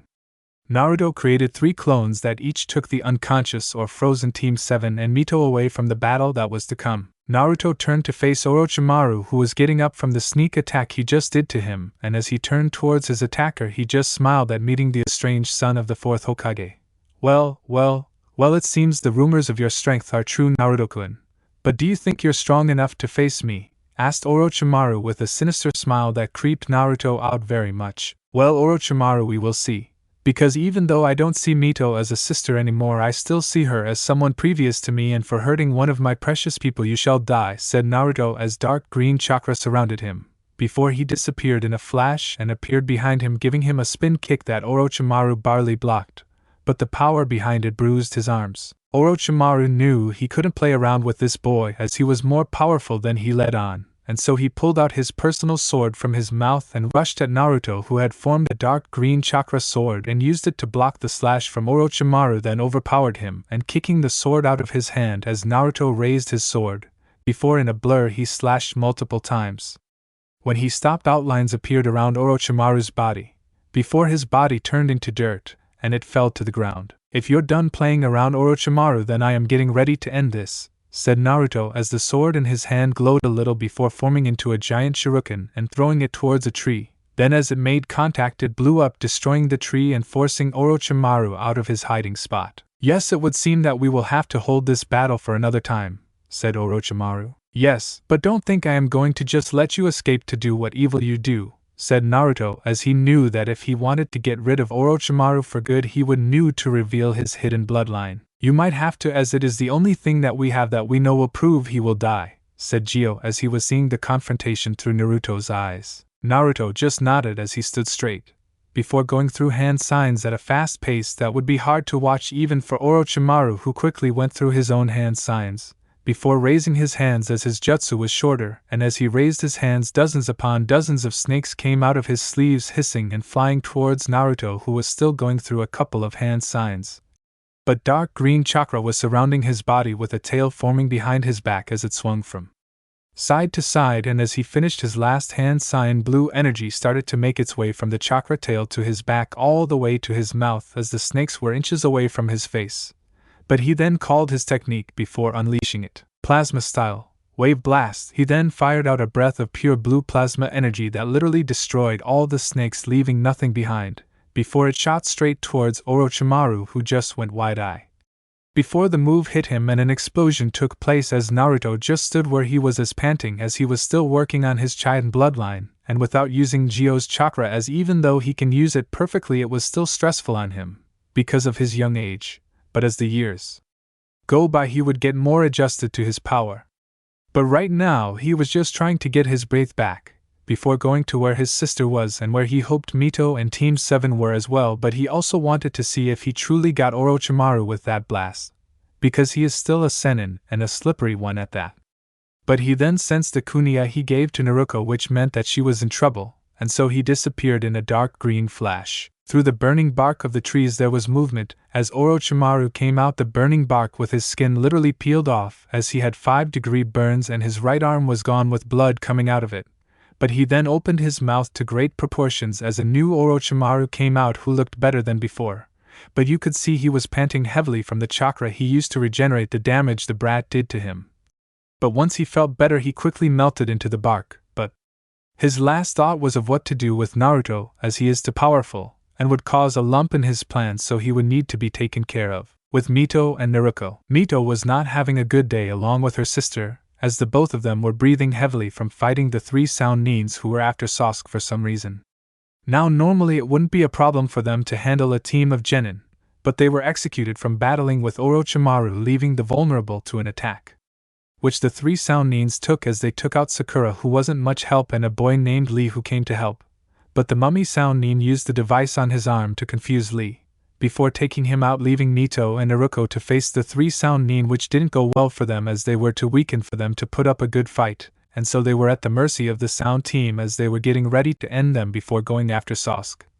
But before he could, Naruto grabbed the kunia Naruto gave, and without a second thought, as they knew they were gonna need help, and so as the boy who has holes in his hand, who is called Zaku, as the kunia hit the ground just as he fired a blast of wind. But just as it was about to hit them there was a green flash, before a blast was heard through the forest.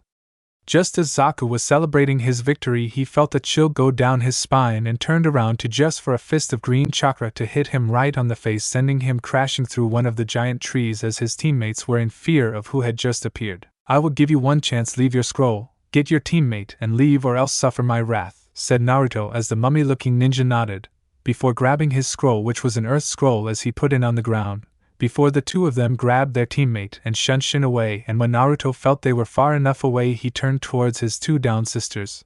But before he could help them a vile chakra spread through the area as Naruto turned towards a small opening in a tree. He saw Sasuke with marks all over his body and dark chakra coming off him. "Yes, this chakra is what I need to kill Itachi," said Sasuke as he looked at his surroundings until he made eye contact with Naruto, as the 2 had a stare-off for a couple of seconds. "Ha. So do you want to be the first of many to feel my new power?" he said as Sasuke was about to charge at Naruto.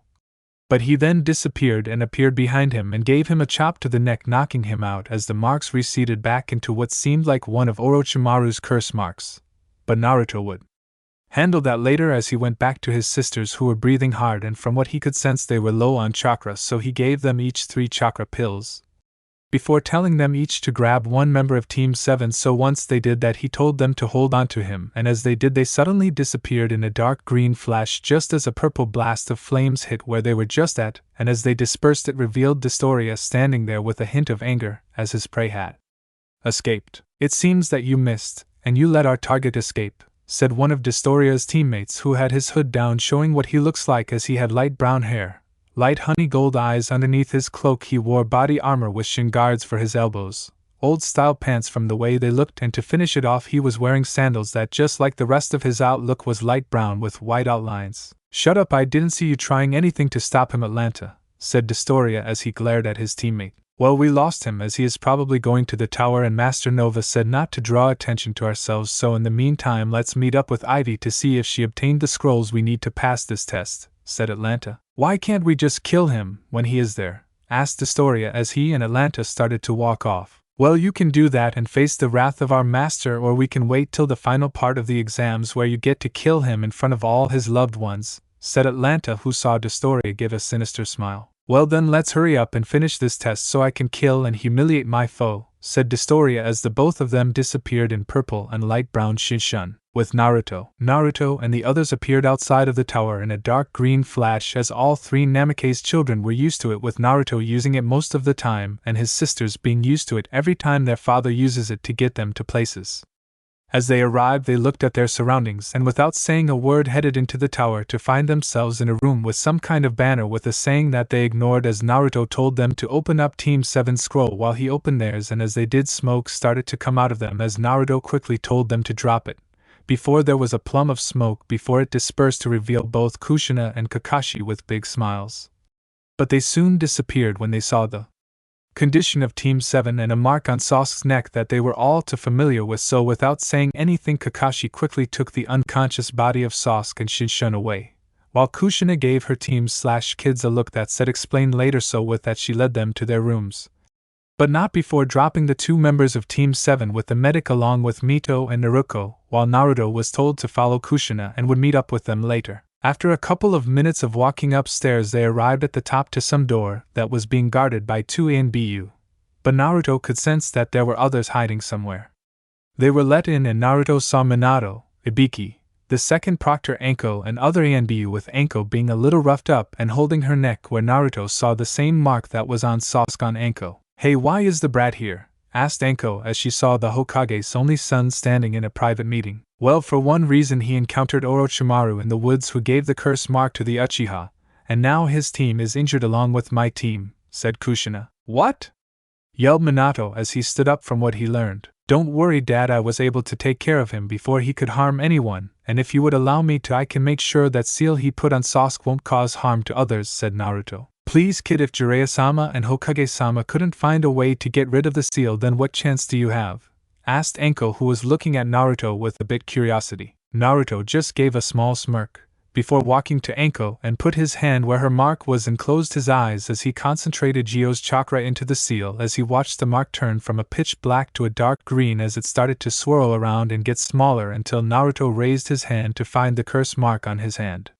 He then took out a scroll before placing his hand on it, and doing the same thing he did with Anko, except this time when he lifted his hand the mark was on the scroll and looked up to see the shocked looks of Anko along with everyone else in the room. What do I got something on my face? Asked Naruto as everyone gained a big sweat drop. Anko got up from her spot on the couch, before walking up to Naruto and giving him a big hug, as for the first time in years Anko was free, and she showed it by giving tears of joy as Naruto just smiled and hugged the proctor, who was crying while saying thank you tenfold. No problem, Proctor-sama, said Naruto as he and Anko separated from their hug. It's Anko, kid, and thank you, I am finally free from that snake bastard, said Anko with a true smile and not one of her creepier ones. Well now, Naruto, it would seem you have been hiding more of your skills from us than we thought, said Minato. Well, a ninja gots to have hidden surprises up their sleeve, said Naruto with a grin. Right, but anyway, we will talk to you later about getting the mark on Sasuke fixed, but for now you can go rest, as I am sure fighting Orochimaru and the forest have made you tired, said Minato. Not that much, but I am going to go check on my teammates, so see you later, said Naruto as he walked out of the room, leaving the rest of the occupants to talk to themselves about the turn of events in this year's Chunin exams. 4 days later. Today was the last day for teams to find their chosen scroll and pass the exams. So far, all the rookie teams have made it, along with Team 9, Kumo Team, Tucky Team, Suna Team, and IWA Team, Kabuto's team, the Sound Team, which made Naruto wonder how were they able to get both scrolls, and finally the AIM Team, which Naruto looked out for, but they stayed neutral, so he was fine for now. All the teams that had passed were gathered in one large room, with all of each team's Jounin senseis standing in front of a large statue as Minato started to address all the teams that had passed. But Naruto didn't pay attention to whatever he said after that, as he was focused on Dostoria's team along with their sensei, and as he tried to sense his chakra. But for some reason he couldn't, which meant that their sensei must be powerful, and that worried him and Gio. But soon he paid attention when a Jounin named Hate appeared, and as Naruto looked at him he saw the bangs under his eyes along with the small coughs he gave every now and then, which made Naruto a little sad as his eyes turned gold, and he was able to sense that he had some kind of sickness that would either kill him or force him to retire. But inside the deal, Gio was thinking of a way to help the man, as he could tell that the man has potential to give to other ninja, along with the fact that they could use the medicine to help others. Hello, my name is Jounin Sensei Hate, and I will be your proctor for the third part of this year's Chunin exams, he said as everyone had a victory's smile. But since we didn't accept so many of you to pass, we will be holding a set of preliminaries to dwindle down the competitors, which made everyone frown as they started to yell and complain. Yes, I know some of you are tired and want to rest, but we need to do this in order not to bore the many important figures that will be attending to the final part of the exams, and we don't want to waste their time with boring matches, said Minato as everyone started to calm down, which allowed Hate to take back control as he introduced everyone to a screen that appeared on the wall as he explained that matches would be selected in order to pick opponents. But before that he asked if anyone wanted to quit, and after a couple of seconds Kabuto raised his hand before leaving. After that the screen started to flash to random names before stopping on 2, Sasuke Uchiha vs Yero. Forgot who he was or what his last name was, so this is all I remember besides their abilities. But hey, might make up their names. Sasuke gave a small grin even though he was pissed at what the dove did to the seal that was now on his mark, as it was no longer a black 3 tomo, instead it was a 4-pointed star with a chain circling around it. Naruto was able to seal as he knew he could have just gotten rid of it like Anko's, but he knew the Uchiha wanted the power to kill his brother, so Naruto figured he would let him keep that power, but make it more pure.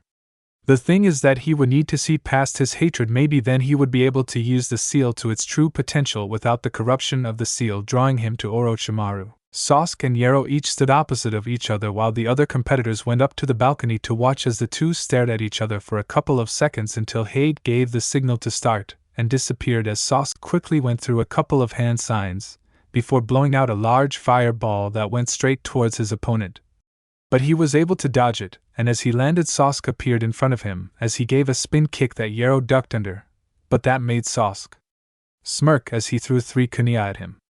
Yero was somehow able to dodge them, but Sasuke still held that smirk, and then Yero noticed that one of the kunai had an explosive tag attached to it, as before he could do anything it exploded, bringing in a lot of smoke as Sasuke landed back where he started having a victorious smirk. After a couple of seconds of not hearing Hate calling the match, he turned to ask him, but that is when out of the smoke came Yero, who took Sasuke's attitude as an advantage to use against him. Sasuke wasn't able to see Yero until he turned around to find Yero's hand clamping down on his head as it started to glow a greenish-blue glow, and as Sasuke was about to counter with some jutsu, he suddenly felt a decrease in his chakra with it still going down, and as he tried to get away from Yero he just tightened his grip, and soon Sasuke was on the brink of staying awake. "Give up or I will suck every last ounce of chakra from you," said Yero as he saw that Sasuke was on his last legs. "Never," said Sasuke as his vision was blurry, before everything went black. Sasuke's mindscape. Sasuke's eyes fluttered open, and he found himself standing in his clan compound. Everything was red and black with bodies of his clansmen everywhere, as he was a kid once again crying at the destruction of his family. As he was crying he didn't notice the figure behind him, as the only thing you could see about him was the orange eyes. "Child, why do you cry?" asked the figure. "My family, all of them killed by someone I looks up to and wanted to be. I thought I knew him," said Sasuke as he looked up at the figure while shedding tears as he saw his big brother Itachi slaughter all his clansmen. "Well, child, if you truly know your brother that well, then you should know that if he killed your entire clan it was for some important reason, that he needed to kill all of them except for you," said the figure as he saw Sasuke looked at him with tear-filler eyes. "But he did have a reason, and that to get power that this village couldn't give him," said Sasuke. "Do you really think your brother wanted power? Think about it, Sasuke. Out of everyone, your father, mother, you knew him better than anyone, along with you making him show emotion that only a brother could show.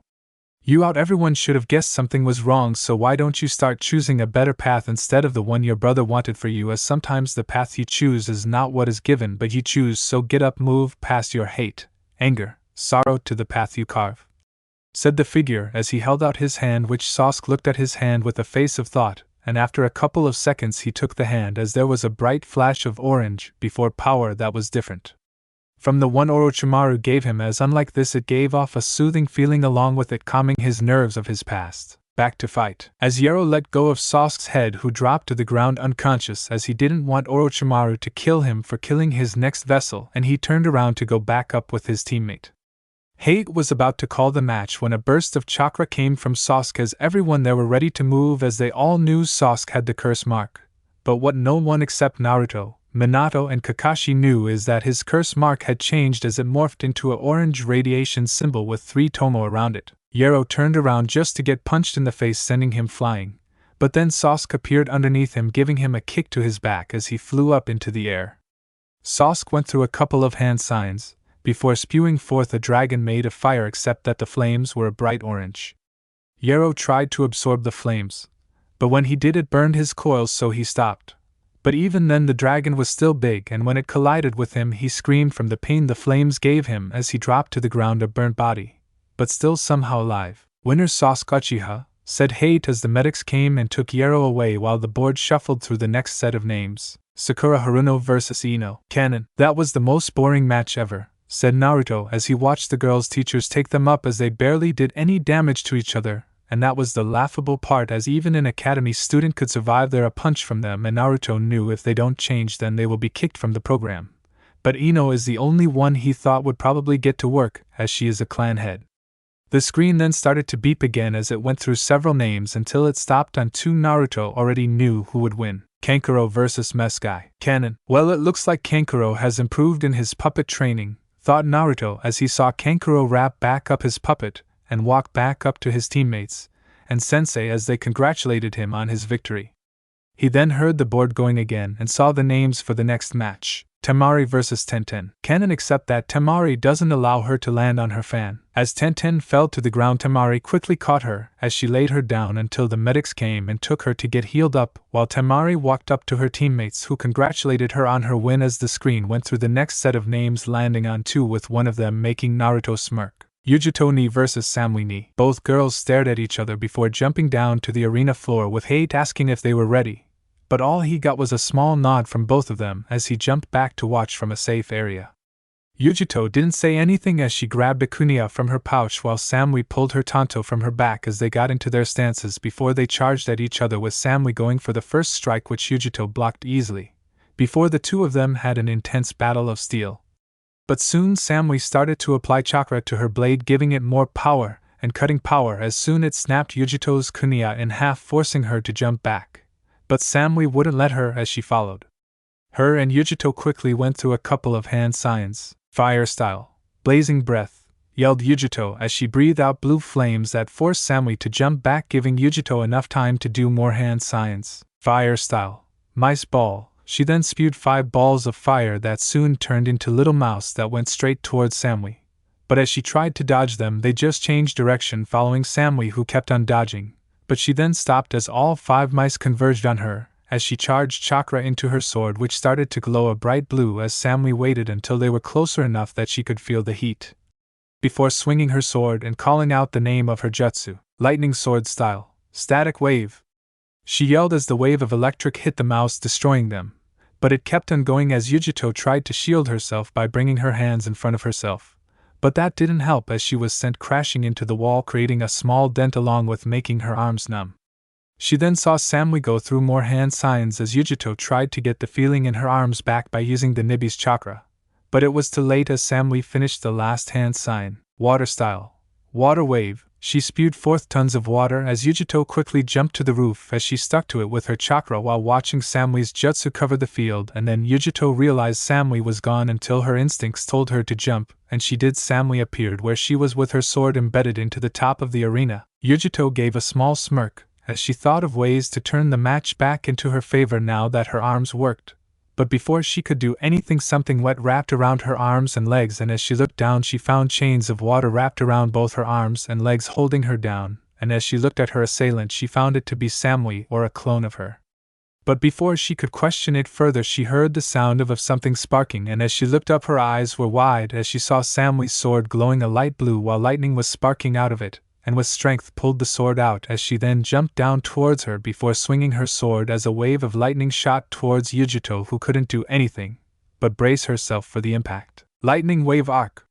yelled Samui as when the lightning arc hit the water there was a bright flash before an explosion blinded everyone from what happened, and when it disappeared they saw that the water was all dried up, with Samui panting real hard from using that technique. But just as she was about to relax, a mass of chakra blow away the rest of the smoke to reveal the blue cloak body of Yujito with one tail swinging behind her. "Looks like she is getting serious now," thought Naruto as he watched Yujito's cloak heal all the wounds Samui's technique did to her. "I guess you are finally getting serious," said Samui as she got into her finishing stance, getting ready to use her final and most powerful technique. I am too weak to hold this forever, so how about we end this with our most powerful move, said Yujito as she charged chakra into her arm as blue flames covered her hand, before forming into a similar tanto like Samui, whose blade was once again glowing expectant indigo color with lightning coming off it and making it larger. The only signal anyone got was the sound of the earth cracking as the both disappeared and reappeared inches from colliding as both swords' clauses, creating a huge explosion as everyone held on to the railing as the explosion blew up, Gus blinding everyone from what happened.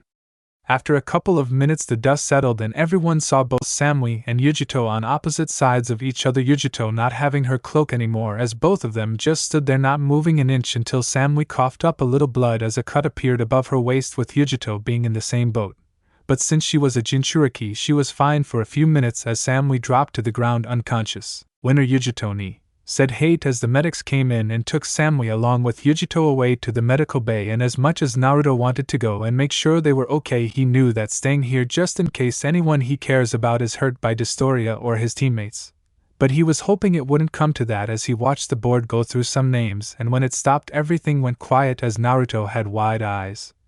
But they weren't of surprise or awe but of fear. The moment those two names were picked Naruto flinched and was worried. Very worried, as even though he knew his sister had grown over the past couple of months, even then she was still not powerful enough to even take on someone like Dystoria, who from what Geo told him was able to take on his kind and either defeat them or die trying, with both of their fathers killing each other. So Dystoria was an enemy that is tough enough to go toe to toe with him, then that would make him want more answers as to who is trying to kill him. But for now I wanted his sister to be safe, and he knew how much he begged her she would not forfeit the match, as he knew she would just fight till the end. But this time the end would be her life, and that would be something Naruto would stop if it went too far. As Mito started to walk down the stairs to the arena battle floor where her opponent was already having a sinister look on her face like he was about to kill. But before she could head down, Naruto grabbed her shoulder as she turned around to stare at the worried eyes of her brother. "Mito, I know you are strong, and you will be even stronger in the future with the right training. But please, if you find yourself in a position that you can't win, then just give up, please," said Naruto as he begged his sister to quit the moment she was cornered. Mito just looked at her brother, thinking why he was so worried that she couldn't handle herself against someone like her opponent. But she then looked down to her opponent, who was giving a sinister smile not to her, but to her brother, which made her realize that the AIM team must be the ones her father was talking about when she and Naruto overheard their conversation with Jiraiya. If so, then she knew she wouldn't be able to handle someone that can go toe-to-toe with her big brother.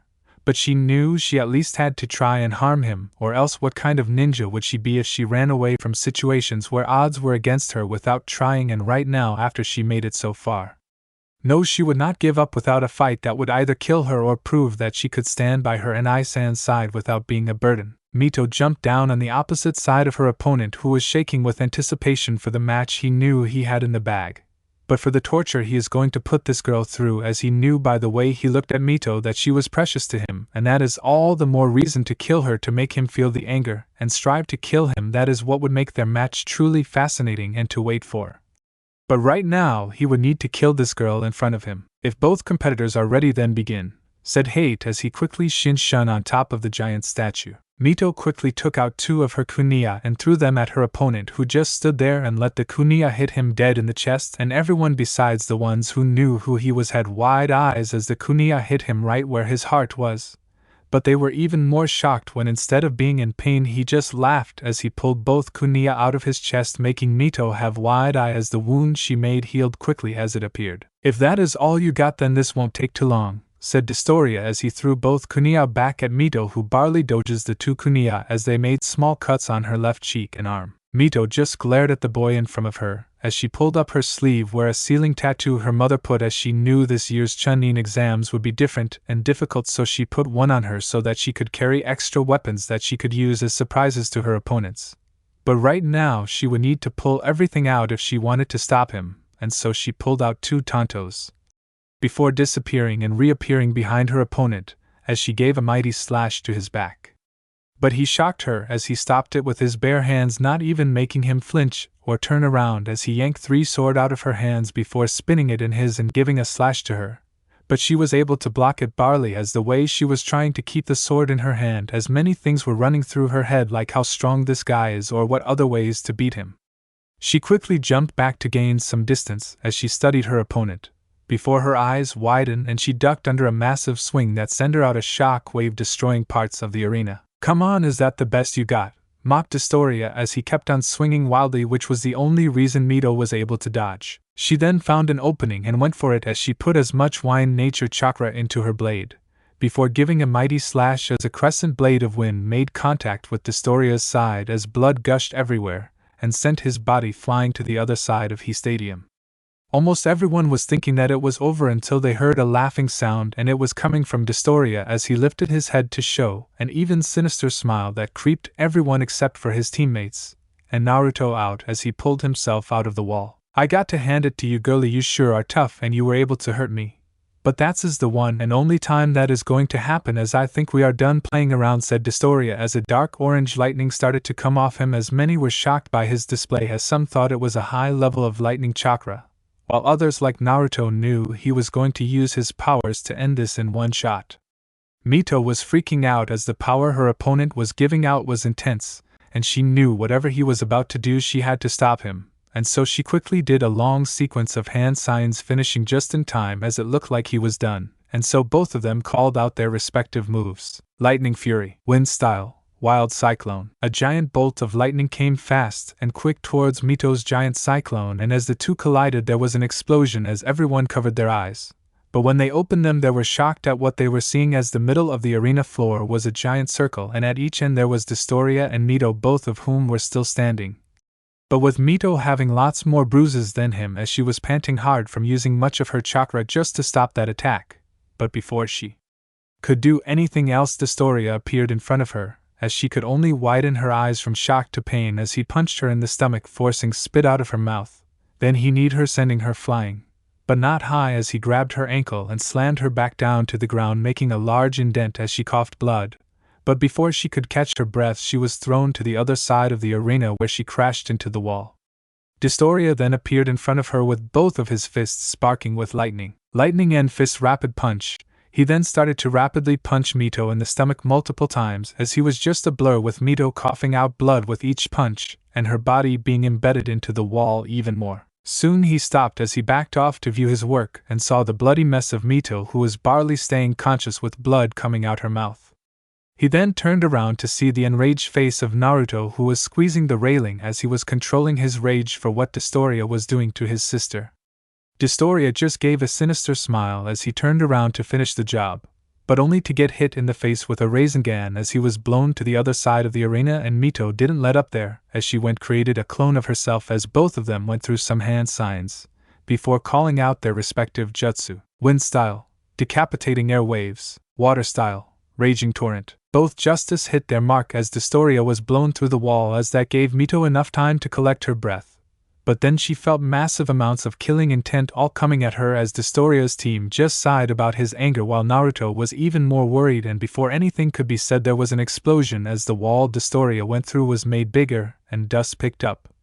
Before the sound of bones breaking and a painful grunt brought their attention back towards Mito, who just got lightning punched in the stomach, but didn't fly anywhere, as Historia had her by the throat, making her look into his cold, dead, pissed-off eyes. "You know I was going to end this quick, but since you're being a nuisance I might as well make this slow and painful for both you and your family," said Historia as he slammed her hard into the ground, making an imprint as he threw her into the air, before disappearing in what appeared to be inhuman speeds, appearing atop Mito as he gave a lightning-covered punch to her stomach, forcing her to go down. But he didn't stop there, as he appeared behind her and gave another lightning punch directly to her spine as she screamed in pain, with most of the next few seconds being Historia flying around the air electrocuting Mito, and to the crowd's eyes it was just blur. But to Naruto's eyes he was seeing every single detail of his sister getting beaten on the brink of death, and he was just standing here watching her get killed. But he knew if he killed Destroya he would probably be kicked out of the exams. But it would be worth it to save his little sister, and right now it was Gio's words that was making him calm and not go on a rampage. Historia soon got bored, and with a lightning axe kick as Mito crashed towards the ground, creating a huge crater and making Mito cough out tons of blood as she laid there coughing out blood, while Historia appeared next to her with a victory smile as he watched Mito die by his feet. But before he ended it he wanted to tell Mito something that would break her, so he kneeled down so she can hear whatever he had to say. You know, before I kill you, I just want you to know that you were a disappointment. I mean, you're a Kage's daughter who just got beat by a ninja from a low-class village. But not only that, you failed your own brother, as he must think, what kind of sister are you to him? You must think about the possibilities he might hunk of with the power he has. I mean, you have seen maybe just a glimpse of it, and what he could do with it. Maybe he could destroy the village, kill the family, become a missing nin, etc. Anything you fear might come true, as all he needs is a little motivation, like maybe your death and defeat, or the years of neglect his family has given him. Just think of the possibilities, and it could all start with your failure and death. He then stood up and walked away, and just as Hate was about to call the match, Destroyer turned around with both of his hands spread out with dark orange lightning coming off him. As everyone had wide eyes of the power he was releasing, but his teammates couldn't care less, as they knew the girl was dead, and Naruto was freaking out as he knew Mito wouldn't survive that attack full on, and as he watched his sister's last few moments, as he knew not even the fourth would be able to stop or save her once the attack was used. But he could, and without a doubt he knew that his sister's life came first. But if he did, then others like Naruto could be hurt too if he was disqualified.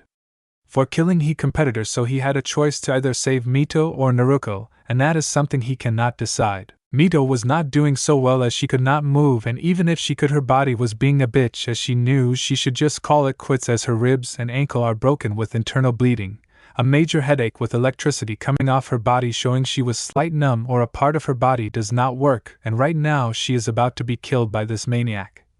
But then she saw her brother's worried eyes and knew that he wanted her to quit for her safety. But her arms were too numb and in too much pain to move, so he was probably going to get involved, which would result in his disqualification, and all because of her. That is when everything Destoria said came to mind, as it would be her fault that her brother would be disqualified. But if he just let her die, then everyone will hate him along with their family, as they would know that he could have saved her, and everything he said that her brother would do would really happen, and it would all start with her death. Mito started to tear up as she tried to move, but the pain her body was giving was forcing her to stay down, as she just paid there and watched Destoria get ready to unleash his move, and all she could think of was the disappointment she is to everyone, and why she is not stronger. As she was thinking of all the things that would happen, Destroyer was finally done. He unleashed the full force of his move. Destruction lightning beam, yelled Destroyer as he shot out a beam of pure dark orange lightning that went straight at Mito, and it was so fast not even the Jounins or Kage could get to her, as they knew that attack would kill her, and Naruto was about to jump when it happened. Mito's eyes opened to show they were pure red, and soon a blast of vile chakra came off of Mito, as dark red chakra covered Mito, as she didn't even look human, but more like some kind of creature with white eyes, claw-like hands, was on all fours, and had four tails swinging behind her as it gave off a mighty roar, shaking the entire tower and making everyone outside of the Forest of Death cringe at the feeling of this chakra, as it reminded them of that night the Cubia attacked. Every Jounin had wide eyes, as they knew immediately that Mito had lost control by the feel of chakra she was emitting and the way she was acting, with her wide eyes looking straight at Destoria, who had a huge smile that could split his face, and before anyone could do anything, Mito charged towards Destroyer at inhuman speed, as everyone who didn't know what Destroyer was capable of worried for the poor aim ninja, as he was punched straight towards the ground where a large indent was made of him. But Mito wasn't done just yet, as her tails each shot towards his down body, and just as they were about to hit their marks, a dark orange lightning shield blocked the four tails, along with shocking Mito, who roared in pain as Destoria got up from where he crashed, with lightning coming off him, and his hair shadowing his eyes so that no one could see what emotion he was feeling right now. But the power he was going off was any warning, then he sure as hell wasn't injured. "So you finally used that chakra? Huh, maybe this won't be so boring," said Destoria as he lifted up his eyes to show the excitement in them as he charged towards Mito, as she did the same, and the two clashed in the middle of the arena, with both of them having equal strength. But that changed quickly as Destoria started to change in appearance, with his skin becoming a very dark purple and his eyes that of a dark orange, with his hand becoming three-fingered claws, as he gave a small smile, before grabbing Mito tightly and swinging her around, before sending her flying to the other side of the arena as she crashed into the wall and broke it. But she got up a sec later, roaring in anger, as she charged towards him once again, except this time both of her arms each held a glowing red raisin gun.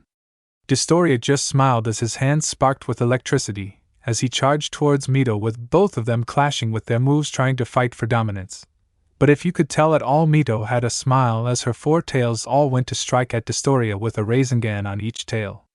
They collided with Destoria, who was blown straight through the wall, and Mito was still on all fours knowing he wasn't done, and she was right as he came out a second later with a face of pure excitement. "Alright then, I guess I should get serious," said Destoria as out of his back dark yellow wings came out with an outline of dark purple as he flew straight up into the air where Mito glared at him as she gave off a road which was cut off by a drop kick from Destoria, who had a smile at the pain Mito had even though she had her version 2 stayed on. He then grabbed one of the tails when it tried to strike at him from behind. But he would have none of that as he used her tail to swing her around before smashing her on the ground multiple times. Then he threw her towards the homage, who had a pained expression on his face as he saw the pain his daughter had even though she was using the Cubia's chakra. But the one who was more hurt was Naruto, as he literally broke the railing as he couldn't do nothing but watch as his sister was being beaten by Destoria. At first he thought she had a chance by using the Cubia's chakra, or maybe the judge would stop the match.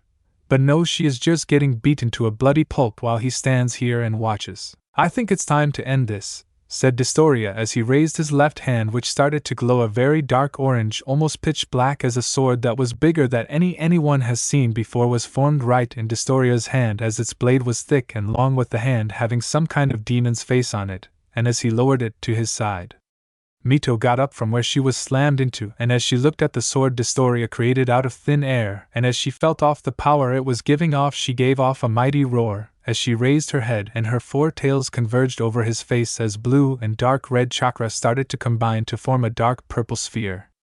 Naruto's eyes grew wide as he knew if those 2 attacks collide it would destroy this place, and so he quickly gathered as much chakra as he can as quickly as possible. While the both opponents' attacks were done, so Mito ate her small chakra bomb as steam came out of her mouth with her weight creating a small crater as she fired the beam at Destoria, who just gave a small smile and charged the beam as he raised his sword before bringing it down as it clashed with Mito's tailed beast blast as it looked like for a second that the 2 attacks were even until Destoria's attack started to push Mito's attack back as he came in quick and fast that Mito didn't have time to react before Destoria disappeared and reappeared behind her with his sword held in a slashing motion as the 2 combats didn't move a single inch until Destoria got up and his sword dispersed, and he walked away from Mito, whose version 2 state started to evaporate as blood came gushing out of her shoulder, before she fell to the floor bleeding out, while everyone had wide eyes at the display of power shown by Destoria, and no one moved or said anything for a few seconds until they were brought back by the sudden yell of Mito by Bot Naruto and Naruto, who appeared by her side as he turned her around to look at the wounds she suffered. "Ha, she wasn't even a challenge, let's hope you will though. Because if you're not then dash." But Destoria was cut off by a punch to his face from Naruto, who was surrounded in an aura of green chakra as Destroyer was sent through the wall of the arena.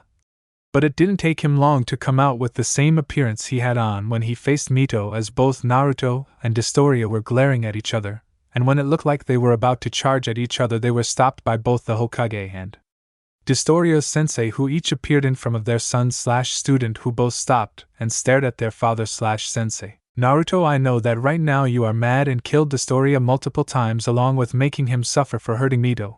But right now in such a small area is not the right time, and that is why I just want you to wait, okay?" said Minato as he saw the anger in his son's eyes as the green chakra around him started to disperse and he shunned back to his spot on the balcony. "Destoria, you need to calm down and get back with the others. Because if you blow our cover and kill him before our master could, then you and you alone can suffer his wrath," said his sensei as his yellow eyes glared at Destoria, who was glaring back as his purple aura disappeared, and he shunned next to his 2 teammates, who looked at him with a happy smile as they knew he would get what he was getting to him. Medics soon came and took Mito away to get looked at and fixed up as Hate fixed up the small arena, which took a while seeing as Mito and Destoria tore up the arena, and soon the screen started to go through the remaining names as some of the competitors were either scared because of the match they just saw, which showed how different this year's Chunin exams were from others, while others were excited for the power that was shown as they wanted to show their power. A beep got everyone's attention to turn towards the screen to see the next match. Naruto Uzumaki Namikaze vs Atlanta. Everyone soon looked at the 2 chosen competitors as both of them stared at each other for a couple of seconds. before they shin-shun onto the arena floor while still staring at each other, not even blinking or looking away when Hate asked if they were ready, as the only sign he got that they were ready was the swirling chakra that they were emanating, as Hate soon started the match and quickly jumped back when the two disappeared and clashed, creating a shockwave that created a large crater and made everyone slam into the wall as they groaned in pain. Naruto and Atlanta soon separated as they each went through hand signs, with each of them ending at the same time and calling out their moves. Water style, spiraling drill, yelled Atlanta as he fired a giant drill. Earth style, Muti tendril burst, yelled Naruto as hundreds of tendrils came out of the ground and clashed with the drill as the two moves cancelled each other out. Atlanta quickly ducked under a spin kick from Naruto as he tried to give a punch to Naruto's open midsection. But his fist was caught by Naruto, who threw him over his shoulder and into the arena wall, where he quickly got out when Naruto tried to stab him with a green tanto he created, and Atlanta jumped away to gain some space and think of a way to beat Naruto, as unlike his two teammates, he was more of smarter and used that to defeat his foes and what makes his team deadly with Historia's fierce battle style and Ivy's unique ability. They make a dangerous group together, but they could be so much more if they weren't always fighting. Naruto quickly ran towards Atlanta as his tanto separated into two daggers as he tried to give a slash at Atlanta, who created a sword made out of water from the air itself as he blocked the slash, before creating a whip of water and using it to wrap around Naruto's leg as he pulled, making him slip and fall towards the ground. But he didn't stop there as he twirled him around, before throwing him towards the statue in the room, making him crash into one of its hands as Naruto groaned in pain, but wasn't prepared for a follow-up axe kick that sent him towards the ground, and while Atlanta was in the air he created a giant water hammer. Before Naruto could react, he was hit into the ground harder by the hammer. But Atlanta didn't stop there as he kept on slamming the hammer down upon Naruto, who just kept on taking it, as Atlanta was wondering why he was not dodging or blocking, as he knew Naruto could do that. And when he went for another hit, the Naruto below disappeared in a plume of smoke as Atlanta's eyes widened, before he felt his water hammer leave his hands, and as he turned around just to get hit by his own hammer, which was being held by Naruto, as Atlanta was sent straight through not only the arena wall, but out of the tower, and as Naruto dispersed the hammer there was an increase of chakra as everyone in the arena felt it, and soon Atlanta came crashing through the wall as he slammed into Naruto and dragged him through the arena wall and outside, where everyone heard the sounds of fighting and big explosions, before the Hokage stood up from where he was sitting and disappeared in a shin-shun to the top of the roof, to watch the fight, followed by everyone else who either shin-shun or just walked upstairs. With Naruto and Atlanta, both were locked in a fierce taijutsu match, with Naruto having the upper hand since he knew Atlanta was more to ninjutsu and strategy.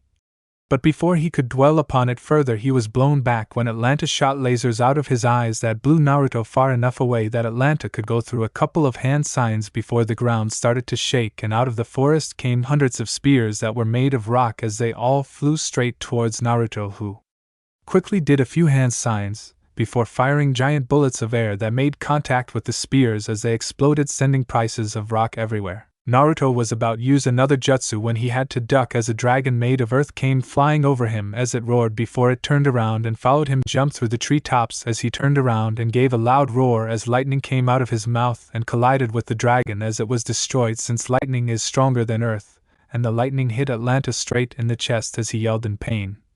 But then his body dissolved into water as Naruto quickly created a shield and turned around to block a sword strike from Atlanta, whose water sword changed forms into a hammer, as he slammed it down on Naruto's shield as it didn't crack, but the impact sent Naruto straight towards the ground.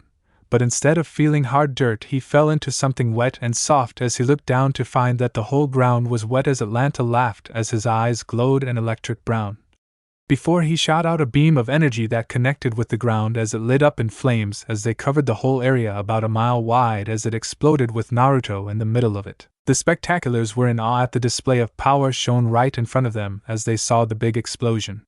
Lucky they were at a safe distance, with some being worried and others being anticipated for what is to come in the exams. Atlanta better have not killed him, said Historia as he used his enhanced eyesight to see what was happening. Don't worry about it, I mean it's Atlanta, he wouldn't get in the way of something that's already been chosen to die by any of our hands, said Ivy as she was petting the plants that were on the rooftop. Back with Atlanta, he was just standing outside of the smoke as it was disappearing while he stood there watching for any movement or power surge, and sure enough there was an increase in pressure, before he heard the sound of something powering up, and his eyes widened as soon as he saw a glowing blue light as he quickly slammed his hands on the ground and out came 3 giant water gates. Plasma Tri-Blast!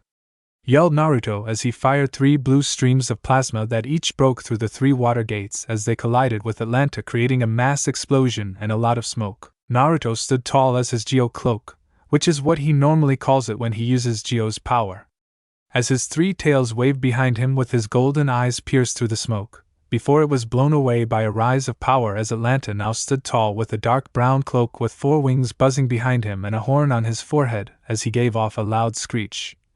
Before he flew straight at Naruto, who held his ground as they clashed, creating cracks in the ground as they battled for dominance, with Atlanta seeming to have the upper hand as he pushed Naruto to one knee, who was clenching his teeth together from trying not to be overpowered by Atlanta, who just smiled as he raised his head, before slamming it back down onto Naruto's head, forcing him to let go as he held his shaking head, but wasn't able to stop the knee to the face as Atlanta then spinner kicked him to the edge of the blast radius. Naruto quickly got his bearing right as he created a shield which broke the second Atlanta smashed his horn onto it, as he then fired beams of energy from his eyes at Naruto, who was blasted into the air, where Atlanta soon flew up towards him as faster than anyone could see. He started to punch and kick at Naruto's floating body, before he gave a mighty axe kick that slammed Naruto down to the ground where he lay motionless. But Atlanta didn't stop there as his horn charged up before he fired multiple blasts of energy at Naruto, before ending it with a giant blast that created a huge smoke as everyone was on their toes to see what was about to happen. "You think he is going a little too far, Hokage-sama?" asked Anko. "Yes, I can see, but if what my son has shown me, then he is far from done," said Minato as he saw the smoke clearing up. Atlanta was flying above where he blasted Naruto as he awaited his results, until out of the smoke came Naruto, who had his hair overshadow his eyes as he looked at the ground, while everyone was wondering what he was doing along with Ivy and Dostoria. As Atlanta took this as a sign of defeat and was about to boast about it, before a huge amount of power was felt coming off Naruto as he raised his head to show that his eyes had gone golden with a slit, and that there were dark green markings on his face, as right now Naruto was in his sage mode. "Well, looks like Atlanta is screwed," said Ivy. "True, but if we know him, he ain't gonna give up yet," said Dostoria as Ivy nodded as they watched what was about to happen. Atlanta and Naruto were each staring at each other with determined looks as their power was radiating around the area, as everyone in the village could feel it, and in a few seconds they would feel the claws of 2 titans. "I will give you one chance to give up, leave, and never return," said Naruto as he gave a hard glare. "Ha, please, you think I would give up the opportunity to capture you?" said Atlanta. "Well, I guess you made your choice," said Naruto as he created a sword and disappeared and reappeared behind Atlanta as he gave a mighty slash. But Atlanta's wings came together to form a shell as the sword broke the moment it clashed with the shell, as both opponents dropped to the ground, with Naruto creating 2 more swords as he ran at Atlanta, whose wings fluttered open as he grabbed his horn from his forehead as it glowed a bright brown, before he pulled it out as it turned into a sword, in which he used to block the double strike from Naruto, who glared at Atlanta as he jumped back. Atlanta then charged at Naruto as he used both his swords to block the downward slash. But it was a bad idea, as Atlanta's sword broke both of Naruto's swords as he tried to jump back to dodge. But he got a scratch of his chest as he jumped back some more. "It seems his sword is more powerful than I thought," Naruto thought as he looked at the sword Atlanta was holding. "It was always annoying to deal with that sword of his, but you know how to handle it, so good luck," said Gio as he watched the battle take place. "I guess it's a good time as any to try out my new sword," Naruto said back as he got up, before the dark green chakra formed a long tail as it rested on his shoulder as he grabbed it, and it started to glow a bright green.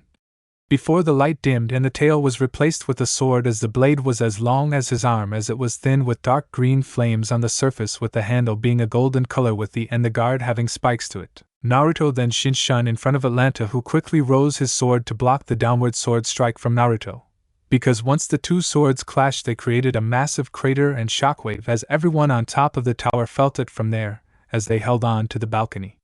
The 2 separated, and soon they started to clash blades again and again as shockwaves were felt around the area, as it looked like they were even, until Naruto gained a small smile and started to gain speed in his swing, seeing as Atlanta started to have trouble blocking each swing, and soon cuts started to appear on his body as Naruto's swings started to become more powerful, as Naruto gave a quick swing that made Atlanta lose his balance, as Naruto gave a jumping knee of the face as a crack could be heard, and Naruto did a spin as he used Atlanta's body to springboard into the air as his sword was glowing a dark green, and once Atlanta saw this, his sword lit up in a dark brown.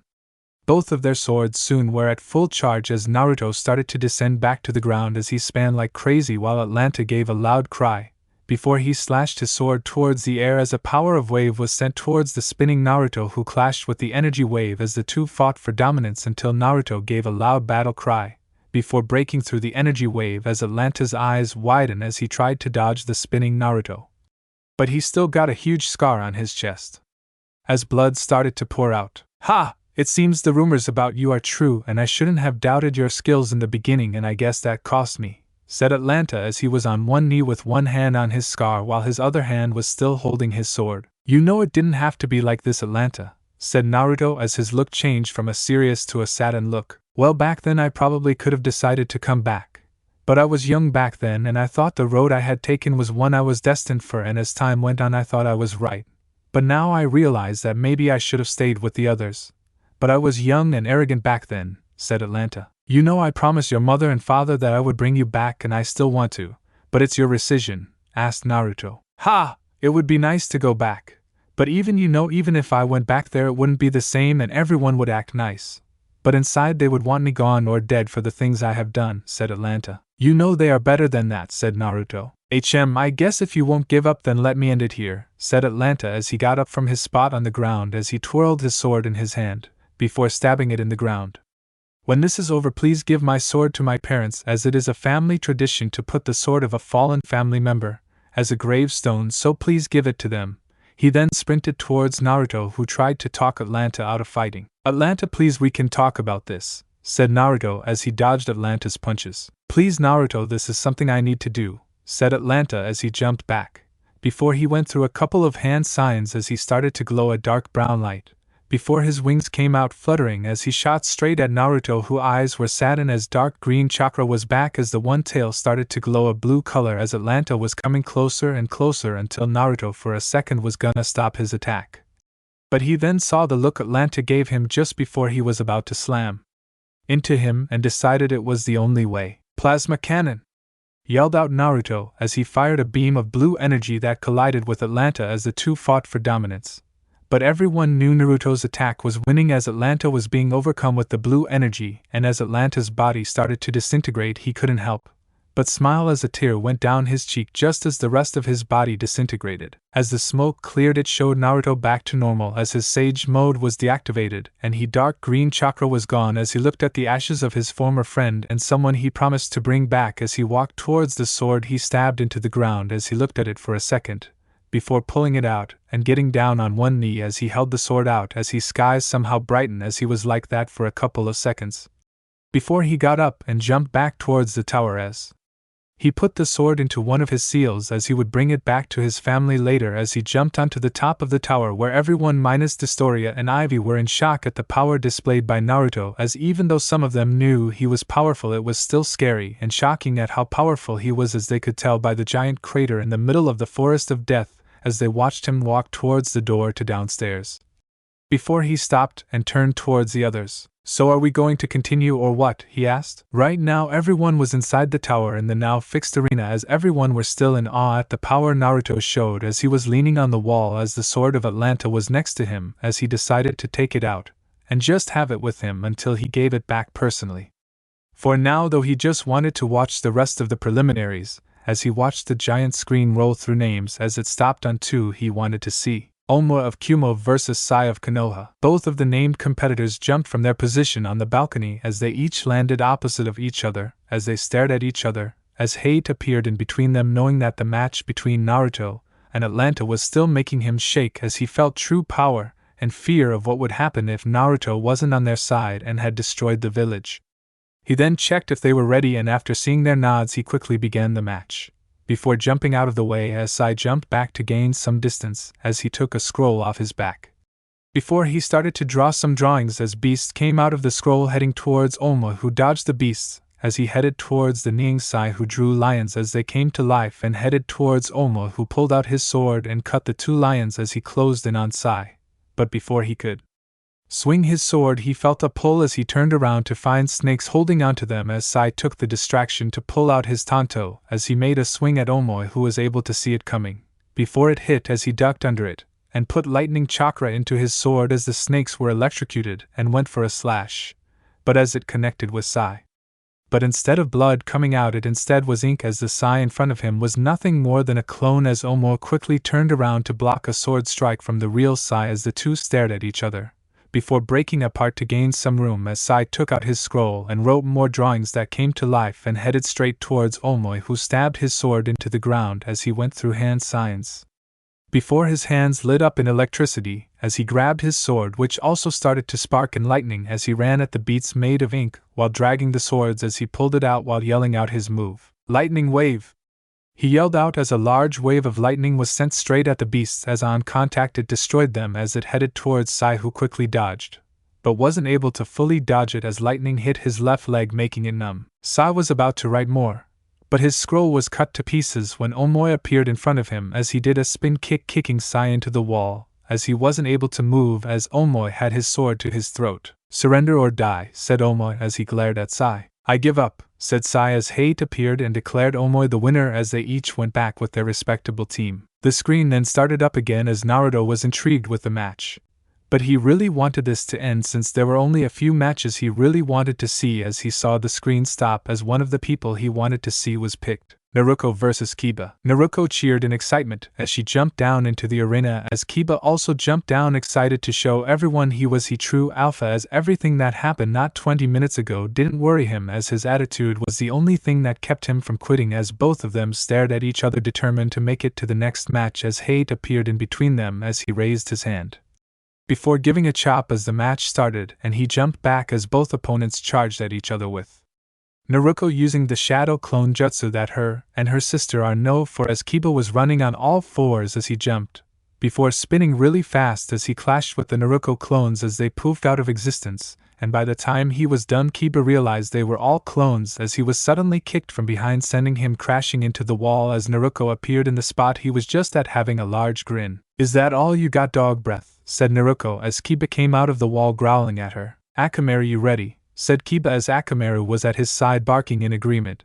before he got on all fours as Akamaru jumped on his back, before holding a hand sign, "Beast Clone Mimicry." Akamaru then poured it into an exact replica of Kiba as the two then ran at Naruto, who created more clones as half of them pulled out kunai and ran at the two Kibas, while the rest of the Narukos stayed back to think of a plan. The two of the Kibas jumped into the air as they span at incredible speeds, creating twin twisters as one of the Kiba yelled out "Fang over Fang." The two Kibas then started to attack the charging Naruto as they poofed away until the ones that stayed behind were left, as they each looked at each other before nodding as tier 2 Kibas came flying at them as 3 of the Narukos got in front of the others as they went through hand signs, before each called out their own jutsu. "Water style, water torrent," yelled out the middle Naruto as she shot out a torrent of water. "Wind style, air palm," yelled out the two Narukos that were on each side of the middle Naruto as they raised their hands as they glowed with chakra before air blew out of them as it combined with the torrent of water, making it more powerful as it clashed with the twin spinning Kibas as they were blown back and slammed right into the wall as the 4 Narukos that were left appeared at both of the Kibas' sides with kunai at hand to their throats. "Give up or die," said Naruto as she put pressure as blood drew, making both Kibas sweat. "Fine, I surrender," said the real Kiba as the other Kiba poofed and Akamaru woofed as he jumped into Kiba's hands as he walked back up towards the balcony along with Naruto as hate announced her the winner, before the screen started to roll through names as Naruto was glad that Naruto won, but was still worried as he hoped that Naruto wasn't paired with the Storia for his next match. His thoughts were interrupted by the sound of the next new competitors as it was Gaara versus the mummy sound guy, as Naruto already figured what was going to happen as Gaara destroyed him as the gauntlet on his arm was crushed and half his bones were crushed. As they took the bloody body of the sound the screen once again rolled through names as Naruto was getting really stressed as he really wanted this part of the exams to end to see how Mito was doing, and that is when he heard the sound of the screen picking the new names. Rock Lee vs. Choji. Naruto was impressed with the speed of Rock Lee as it was at least high jounin, and he owned most of the match with it as Choji couldn't keep up and beat him with the use of only taijutsu, which made Naruto respect him even more as he used just pure taijutsu to win, and that makes him someone Naruto can learn to respect. The screen then rolled through names again as everyone who hasn't participated were excited or scared for who they might get or want as the screen stopped on 2 names. Karui vs. Tesu. Karui cheered in excitement as she jumped down onto the arena, while her opponent walked down the stairs. As once he did, they stared at each other as Hate looked at them to see that they were ready and started the match as he jumped back just as the 2 clashed blades, with Karui having her sword and Tessa having his kunai as the 2 separated. Before their blades sparked with chakra as Karui's lit up with lightning and Tessa's lit up with water, as they each have off massive slashes as the 2 waves of lightning and water collided, creating an explosion as smoke covered the field, and everyone, minus the ones who could see like Naruto, as his eyes turned golden as he saw the 2 clash blades, as everyone who couldn't see just heard the sounds of metal hitting metal as it rang through the arena. Tessa gave a mighty downward slash that Karui blocked as she used her strength to push Tessa back, as his eyes widened at the fact of how strong his opponent was as he was forced off balance, as she took advantage of that and gave a downward slash that made a large cut. But Tessa didn't show a worried look but instead gave a smile as he turned into water, showing that he was a water clone, as Karui quickly turned around to block a slash from Tessa as the 2 glared at each other before in a blur they clashed their weapons as Tessa brought out another kunai as he attacked with more force, as Karui was having trouble keeping up her defense until she finally decided enough was enough and her sword sparked with lightning as she blocked a kunai strike as lightning traveled through the kunai and zapped Tessa, who yelled in pain as he jumped back. Karui just smiled as she ran at Tessa at incredible speeds as she gave off a few slashes as he tried to dodge, but cuts were appearing all over his body as Karui stopped her final slash as it was inches from his face, as his eyes were wide and he suddenly fell over with lightning coming off his body as Karui gave a victorious smile as Hate announced her the winner. Naruto just smiled at Karui as he knew she worked hard to become this strong, and to show it to others is something she would take pride in, so he was proud for her, and lucky she didn't lose as he knew she would be yelling and whining about it along with asking him and others for more training tips. But that would be Karui, and she wouldn't be her without her attitude. He then heard the screen roll through names as he looked to see who would face who, and when it stopped he was feeling sorry for the person that was about to feel the wrath of a new woman. Hinata Hyuga vs. Niji Hyuga. Niji had a sinister smile as he knew he could finally unleash his anger for the main family upon his worthless cousin as he walked down to the arena. Hinata on the other hand was calm and didn't show an ounce of fear or shyness. But on the inside she was excited as she could be, as over the past couple of months she has improved dramatically with the help of Naruto, as she has perfected the Hyuga fighting style to fit her more perfectly, as she has also added elements into her style to show the new change she has for the clan, as she will do what she promised, and unite her clan together. Both of the Hyuga cousins stared at each other as some were worried for Hinata as they did not know how much Hinata has grown, while others were excited for the match to come as Naruto knew Niji was going to get a beat down in order for his destiny crap out of his head, and to see Hinata is not so bad. Hate looked at the 2 Hyugas stared at each other as Hate knew this wouldn't end well as he jumped back. Just give up Hinata-sama as it has already dash.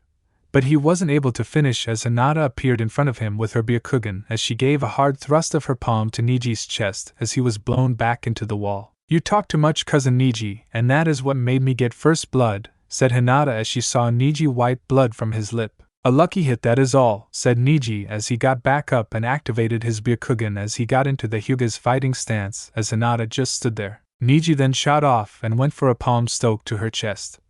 But Hinata dodged it easily as he went for another, and another, as he tried to hit Hinata, who was just flowing in between the punches like water, and just kept on dodging as she saw the angry face of her cousin as his movements started to become more wild as his anger was getting the best of him, and Hinata took that opportunity to fight back as she started to throw palm thrust here and there as Niji grunted in pain as his chakra coils were closed with each thrust as his anger grew at the fact that he was making no damage, while he weak and pathetic cousin was it just pissed him off. Rotation, yelled Niji as he span creating a dome of chakra around himself as Hinata was launched back as she did a flip and landed on her feet as she stared at a cocky Niji.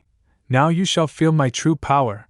He then sprinted towards Hinata as he gave a hard thrust, but Hinata disappeared as Niji hit the wall. He turned around to see Hinata finish a pair of hand signs as she blew out a torrent of water as Niji quickly did a rotation as the water slashed everywhere else as the arena was filled with 3 inches of water as Hinata stood atop the water as she ran at Niji, who also ran at her as the two started a small fight as everyone was intrigued by the way they were fighting and Naruto was proud at the way Hinata was dodging Niji's hits. as he knew that the regular Hyuga fighting style didn't fit her.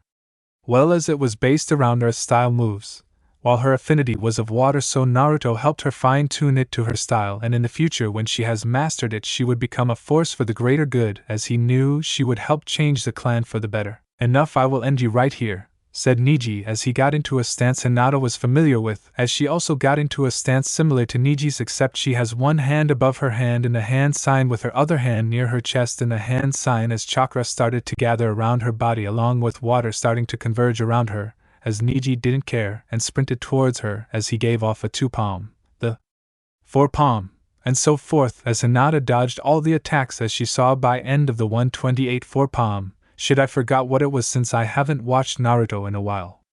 Hinata then decided to try her new jutsu as she then activated her Byakugan as the water around her then flowed towards Niji, who was confused as it circled around him. But before he could think of anything else, Hinata appeared in front of him as water coated her palm as she gave a thrust to his chest, then another, and another, as Niji wasn't able to deflect the fast-moving palm thrusts, as Hinata soon gave a double palm thrust as he was sent flying into the wall as blood came from his mouth as he tried to get up, but he couldn't move his arms as they felt like jello along with parts of his body as he glared at Hinata, who walked up to him and looked down upon him with saddened eyes. Cousin Niji, for all your life you have hated the main branch for the death of your father, and has always thought that it was their fault for his death. But the truth of the matter is that your father chose to sacrifice himself for the greater good of the clan, but to also be free, and he wouldn't have wanted you to end up like this. But if you still don't believe me, then here is something that will prove it, said Hinata as she pulled out a scroll and put it in Niji's pocket as she walked away, and Hate announced her the winner as medics came and took Niji away. Naruto gave Hinata a nod as she walked past him, as he was proud of her for doing the right thing and could feel that Niji was thinking of the words she said and would maybe look at the scroll, but there is still that small hate towards the main branch family. He then came out of his thoughts to hear the board stopping on the next pair of matchups, as he saw someone he also wanted to see her strength. Ivy versus Shino. Both combatants each walked down into the arena as the two stood across from each other, with Naruto wondering if Shino stood a chance, as Ivy's kind was a special case in his mind as they did have his DNA, so they were tough. But she also had control over plants and anything else organic, as that would mean she could summon up poison from the deadliest plants and use it in a gas substance against Shino's bugs, so it would be a miracle if he even survives. Hate soon started the match as Shino jumped back to gain some distance and think of a strategy to fight the women in front of him, as she had a cloak on so you could only see her face, as she has pink eyes with her skin being a tad green with her hair being black, but with red streaks, as she gave off a smile of joy as vines started to come out of her robe and ground as Shino tried to think of a way to defeat her. He knew she was tough, as he has already seen the rest of her team and they were no joke, so he decided to test her strength first by sending out bugs that went flying or crawling towards her, as she just gave a sweet smile before plants started to grow out of the ground, and at first Shino thought they were gonna slam into his bugs, but they just stood there like a wall in front of Ivy as Shino told his bugs to attack. But he was shocked when a Venus fly trap came out from the ropes of vines as his hordes of his bugs were eaten, and he was forced to make them retreat as they came back into his sleeves. Ivy then appeared in front of him as she gave off a sexy smile that would have made her cute had she not been trying to kill him. I think it's time to end our little charade, don't you think? Said Ivy as she gave a wink before vines came from behind her and slammed Shino into the wall as the vines wrapped around his legs. His bugs tried to drain the vines of chakra, but the ones that did died upon doing so, as the chakra was poison to them. Shino was thinking of ways to escape, but vines were thrown on them slithered up his coat as he saw some liquid on the edges of the thorns, as he came to the conclusion that it was poison, and he knew she would kill him if he didn't quit. I forfeit, said Shino as the vines stopped within an inch from his face, as Ivy gave a smile that was all too creepy as the vines dropped him on the floor. Winner by forfeit, Ivy, said Hate as Ivy walked back up to her team, and Shino was about to do the same thing when he suddenly fell to one knee as he started to cough out blood, and medics came out to see what the problem was and found traces of poison in his blood and bugs as they were about to take him to the medic bay. Naruto suddenly appeared in front of them as he startled the doctors, and before they could ask him to move he raised his hand as it glowed a dark green, before it started to flow into Shino like water as the poison he got from Ivy was destroyed by Gio's chakra. Ivy, there shall be no killing while I am here, said Naruto as he pointed a sword at Ivy, who just smiled and walked away with a little sway in her hips. After the small little fiasco, Naruto returned to his spot, while medics took Shino to get examined in case there was still little poison left. The board started to go through the few contestants left, as some felt more confident now that all the powerful ones had gone. Fu versus Kinko. Fu gave a small smile as it was finally her time to shine as she looked over to Naruto, who gave her a smile and a nod as she jumped to the arena floor along with her opponent, who had a cocky grin on his face as his thoughts of winning and finally showing Kurase. I don't know if that is how you spell her name. His strength. Are both contestants ready? Asked Hate as he looked at both contestants, who gave a nod each, before he gave a chop and disappeared to atop the statue. Just give up now, girlie, as someone from a backwater village like Taki can't compare to Iwa's ninja, said Kinko with a face full of arrogance. Fu didn't say anything as she pulled out a kunai and threw it at Kinko, who just tilted his head as it sailed past him.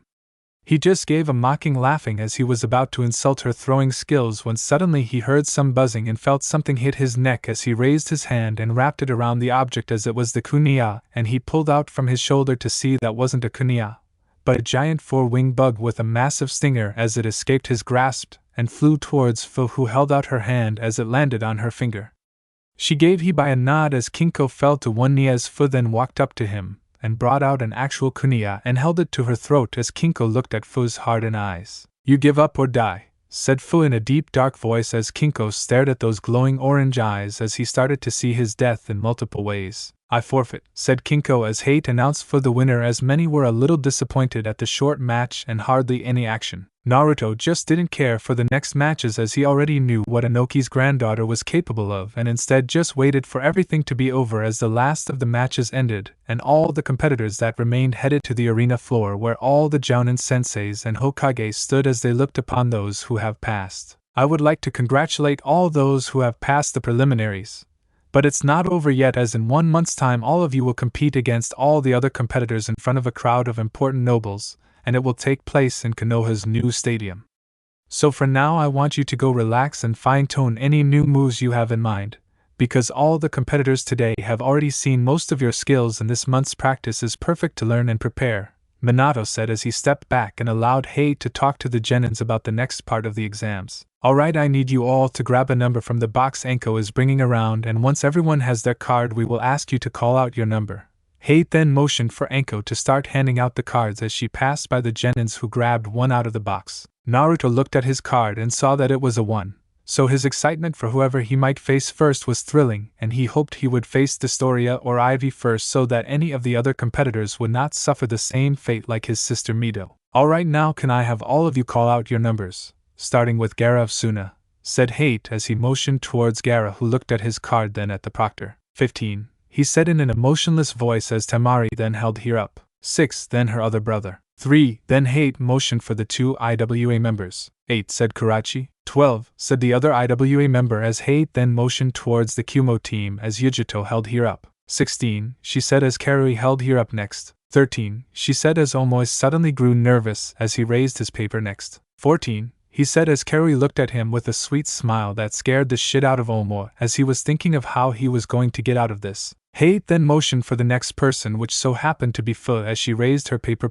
17. She said as Hate then motioned towards the AIM team. 4. Dostoria said with a little amusement. 10. Ivy said as Hate then motioned towards Lee, who rose his paper with excitement. Yash, I have number 2, he said as he grew excited for being one of the first to fight and wondered who his opponent would be. 7. Said Hinata after Lee calmed down as Hate motioned to Shikamaru. He looked at his paper with a sleepy expression. 5. Was all he said, but those next to him could hear him breathing out the word troublesome as he sat in his butt, while he motioned towards Sosk, who looked at his paper. 11. Was all he said as he looked at the IWA member who he would be facing, while Hate motioned towards the 2 siblings. 9. Naruko said seriously as she stared at an amused Ivy as she was giving her a sickly sweet smile as Naruko stared daggers at her. 1. Was all Naruto said as he stared at Lee, who was bouncing in anticipation for the upcoming match. Now that all that is done, please turn towards Anko, who has a board of the competitors. Everyone turned towards Anko, who held a small board as there was a bracket of who the competitors were facing, with some having excited looks, while others were scared of their opponents, or just didn't care as Minato decided to speak. Now that you all know your opponents for the next round, I want you all to train hard and use this month's training wisely. But for now, go and talk with Sensei for training regimen. So everyone can go except for Naruto and Naruto, he said as everyone started to walk off with their Jounin sensei as Naruto and Naruto stayed, and once everyone was gone all who were left was the once Uzumaki Namake's family as they walked towards the medical ward, where once they arrived they saw Mito on one of the beds as she had bandages wrapped around parts of her body. As they entered the room they saw that she was awake and that she was looking outside with saddened eyes as she turned towards them once she heard them enter, and both Minato and Kushina were worried for her, as she had wanted to make them proud. She wanted to make her Inai-san proud. She looked back outside as her family sat around her bed with Naruto just standing near her bed as she kept on looking outside. Mito honey, we spoke to the doctors and they said you would be okay by the end of the week, said Kushina as Mito didn't respond and kept on looking outside. Mito honey, I know you are upset that you lost, but please don't blame yourself for it. I mean you did better just like the other Genins, said Minato as he tried to get a response from Mito. But I still lost, she said quietly. But everyone heard her. Mito, you didn't lose, Naruto said as said person turned towards him with eyes of confusion as he walked next to her. You just proved how strong a person you are, and how you didn't give up even when the odds were against you. Mito, I am not saying you're weak, but that you are special, and to me you will always be seen as my strong-hearted sister. Mito had tears in her eyes as she jumped and hugged him as he just smiled and patted her on the back. The rest of the family looked upon the sight with happy smiles at the small sibilant moment, as they soon pulled apart, and with Mito getting back in her bed. Well, ain't this a happy moment? Said a loud and joyful voice that everyone recognized very well as they turned towards the window to find one of the legendary Sannin Jiraiya who was leaning on the window edge. Jiraiya, what are you doing here? Asked Minato as he thought his former sensei wouldn't arrive till tomorrow. Well, I came early, because of a few reasons, with one of them being on how my godchildren are doing, he said. We are doing fine, but I lost in the preliminaries, said Mito. Really? Well, whoever beat you must have been really strong if he was able to do this much damage to you, said Jiraiya as he looked at the bandages around Mito's body. It was the ones who are trying to kill me and the ones you are trying to gather information on, am I right? Asked Naruto as Jiraiya gave a nod. That reminds me, Naruto, when you were facing Atlanta we saw the hesitation in your eyes. Why is that? Asked Minato as Naruto gave off a loud sigh. I guess it's now is a better time than any. Well, it started right around the time after the monsters were sent to Monster Island and Geo was sealed inside the Death God. Some of the more aggressive monsters like Dostoria felt like there should be change, and so him along with others who agreed with his idea left the island after many disagreed with his idea. They were soon discovered by their master who took them in and raised them to become who they are today. But the thing is, after Geo was sealed into me, many young monsters saw Dostoria's way as the best and abandoned their homes and family, he said. So Atlanta abandoned his home to follow Dostoria's way? Asked Kushina. Yes, and his family asked me to bring him home.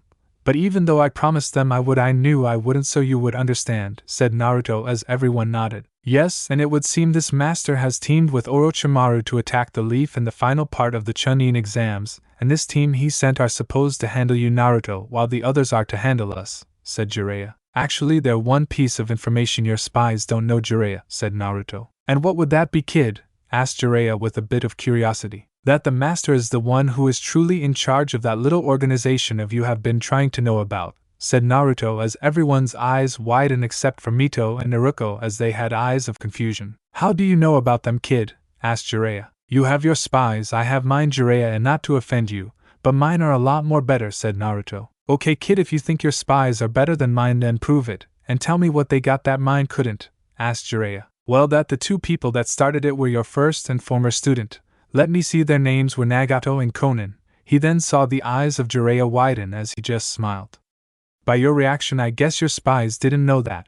Well, I guess you don't know about the things they did and about how they now work for the master, or as I like to call him, Nova. Jiraiya then sat in the corner of the room with a grim expression and a rain cloud hovering over his head. Alright, if you two are done arguing, can we please talk about what we are going to do about Orochimaru and this Nova character who are going to attack our village in 1 month's time? Minato said as everyone started to focus back on the true matter at hand. Well, the first step is to probably inform some of the higher-ranking ninja like the ANBU, Jounin, and strong Chunin as to prepare for next month's invasion. Then we could put some seals on the outer walls and important structures in Konoha, Jiraiya said as Minato was thinking of other ways to better protect the village. Whatever seals you think will work won't, Naruto cut her in as everyone turned towards him. Nova is the leader of AIM, and since most bandits, or missing Nin go there so he will have some of them help Orochimaru since Suna didn't agree to help him, he said. Wait, he asked Suna for help. Why? Suna is one of our least trusted allies, asked Jiraiya. Because it would be one of the few you would accept to attack the village, said Naruto. That's true, and from what I hear most of Suna's missions go to Konoha along with their military being cut in half, said Jiraiya. Well, what do we do then, asked Kushina. Well, the first thing to do is to get all your ninja ready for the invasion, because if you don't tell all of them they won't be prepared, and if you want them to be safe, then send some of the genin or chunin to protect the civilians. Also, if I know Nova, then he will send somebody strong to assist Orochimaru, and your seals won't stop him, Naruto said. Then what are supposed to do? Asked Minato, as he, the smartest man in the village, was taking advice from his son who had a godlike beast in his stomach. Well, first off, let's talk about a training regimen for not only Naruto, but also Mito and Sasuke, said Naruto. Wait, I know we must prepare, but why must we train Sasuke? Can't Kakashi-sensei do that? Asked Mito. It's because of his curse mark. I want to help him not only control it, but also to train him for what is to come. Because over the months I am going to train all three of you, said Naruto. Wait, kid, I know you are power and have much to teach, but teaching these kids all in a month's time won't make you have any time to train yourself, said Jiraiya. That's the thing, I won't be teaching them, as it will be those who have choose to teach them, said Naruto. Wait, those who choose to teach them? Asked Minato. Yes, as the monster of the island are like senseis and will train them to the ground, he said. But still 1 month isn't long, said Jiraiya. Which is why time is different. Then there is a week, here is a month and a half off there, so we will have the time in the world, said Naruto as Minato nodded. Still though, I feel like I should teach them something before they go, said Kushina with a saddened smile. Don't worry, I will allow you to spend time with them for 2 days along with teaching them anything that they will need. That goes the same for Sasuke, as I need Kakashi to teach Sasuke a particular move, said Naruto as everyone nodded their heads. Well, I guess we should go and allow you three to get some rest from the preliminaries, said Minato. I'll join you guys later as I have to talk with the other monster on what the training regimen will be, so you better relax, because it's gonna be hell soon, said Naruto as he soon did a couple of hand signs, before disappearing in a plume of smoke, leaving the others to either go home or stay with Mito as everyone was tired from today's events. Unknown place. The dripping of water was the only thing that could be heard in the ever-darkness, as the little light there was shined upon a small throne, as a man whose face was covered by the hood he wore shadowed his face, and the only thing that could be made out are the piercing purple eyes, as there was the sound of a door opening, and out of the darkness came the AIM team as they kneeled before their master, and the one who taught them what they know, Nova. So we have made it to the next round of the Chunin exams. But Atlanta was killed by the boy who holds Gyo, said the Jounin sensei. Good, it would seem things are going as planned, and it would seem the leader of AIM would need to make an appearance. But since I don't want to reveal myself too early, I want you and your 2 brothers to go instead, as that will make my brother fight to his best, said Nova. Yes, master, I will not disappoint, said the sensei as out of the shadows appeared 2 identical figures like the Jounin sensei. Good, and I would not trust anyone but my most trusted servant, said Nova as he gave off an evil laugh that rang throughout the room as the 3 cloaked figures raised their heads to show their fierce lightning eyes as the 5 disappeared into the shadows to prepare for the upcoming invasion. It was a beautiful morning in the village of Konoha, as once again the genin who passed the preliminaries were once again training for the big day next month, as others who failed either relaxed or trained to be prepared for next year's exams. But in a certain part of Konoha, in one of its many training grounds, there were 2 girls, one with red hair and the other with golden blonde hair. They each had tantos in their hands as they charged at each other once again, as their blades met in a clash of steel, with 2 set of eyes watching from the sidelines. The 2 girls kept on clashing blades until one of the viewers appeared in between them, as the 2 girls stopped in their tracks and lowered their tantos to the side. Mito, Naruto, you 2 are getting better each day, but today ends your lesson with Kushina, as I need you 2 to pack your stuff for tomorrow's training trip that we will be taking, Naruto said as both of his sisters put their swords in their sheaths. Where will you be taking us to train, Nai-san? Asked Mito. That is a surprise. Now go on and tell your father goodbye, then meet me here in a couple of hours. The both of them nodded as they started to run back to their house. So where will you be taking them? Asked Kushina. Well, like I told them, it's a secret, but for the most part we will be training somewhere safe and where I can help them with the leftover Kyuubi chakras that's in their bodies, said Naruto as the 2 started to walk back to the village. What do you mean help with the leftover Kyuubi chakra? I thought they couldn't control it without the soul, asked Kushina. They can't, but there are 2 people I want them to train under to help converge that chakra into a more powerful force, said Naruto. What do you mean by that? Asked Kushina. Well, as you probably know, the first Hokage was the first and only no-wood user in the Senju clan, right? He looked at her at the corner of his eye to see her nod as he continued. Well, the reason no other Senju could do wood style is because they never were able to manipulate Yin chakra. The two exited the forest and were a dirt path back to Konoha. Wait, you're telling me you need Yin chakra to mix with the earth and water to create wood release? Asked Kushina. Well, actually yes and no, as you can still have wood release, but it won't be as powerful as the first, and they wouldn't be able to hold down something like a failed beast, as the Yin chakra overpowers the demonic chakra, he said. So what does that mean? You will be teaching them Yin and Yang chakra? Asked Kushina. Very perceptive, but to answer your question, no, as that is not my field of expertise. I will mostly be helping them unlock their yin-yang abilities, as it would usually take years to unlock it, and unfortunately we don't have time, he said. So what are you gonna do? Asked the curious Kushina. I'm going to turn the remaining parts of the Kyuubi's chakra into yin and yang and let it flow through their chakra as a way for them to attain it, he said, as the two soon found themselves at the Uzumaki Namake's estates. How would that work exactly? Asked Kushina. Well, you see, a failed beast chakra is uncontrollable power unless it has something like a soul to take it. Just like with our chakra systems, as we can learn to tame it, because our soul is like a link to it, and once one is gone the other dies with it. But if you were to somehow transfer that chakra into something else or someone, then it could be something more, and with it being the Kyuubi's chakra, their yin and yang chakra will become powerful than anyone who could ever unlock it, he said, as the two entered to find Minato helping the two girls pack as he turned towards them. So how did it too? He asked. Kushina taught them well along with you, and I am glad they have something to go by and improve. But today is the day they come with me and start their training, Naruto said as he walked to the backyard and unrolled a large scroll as the other Uzumaki Namake's family members came outside. So I guess this is goodbye for now, huh? Said Minato as he had sadness plastered over his face, as he knew his daughters would return. But he wanted them to stay so he could train them.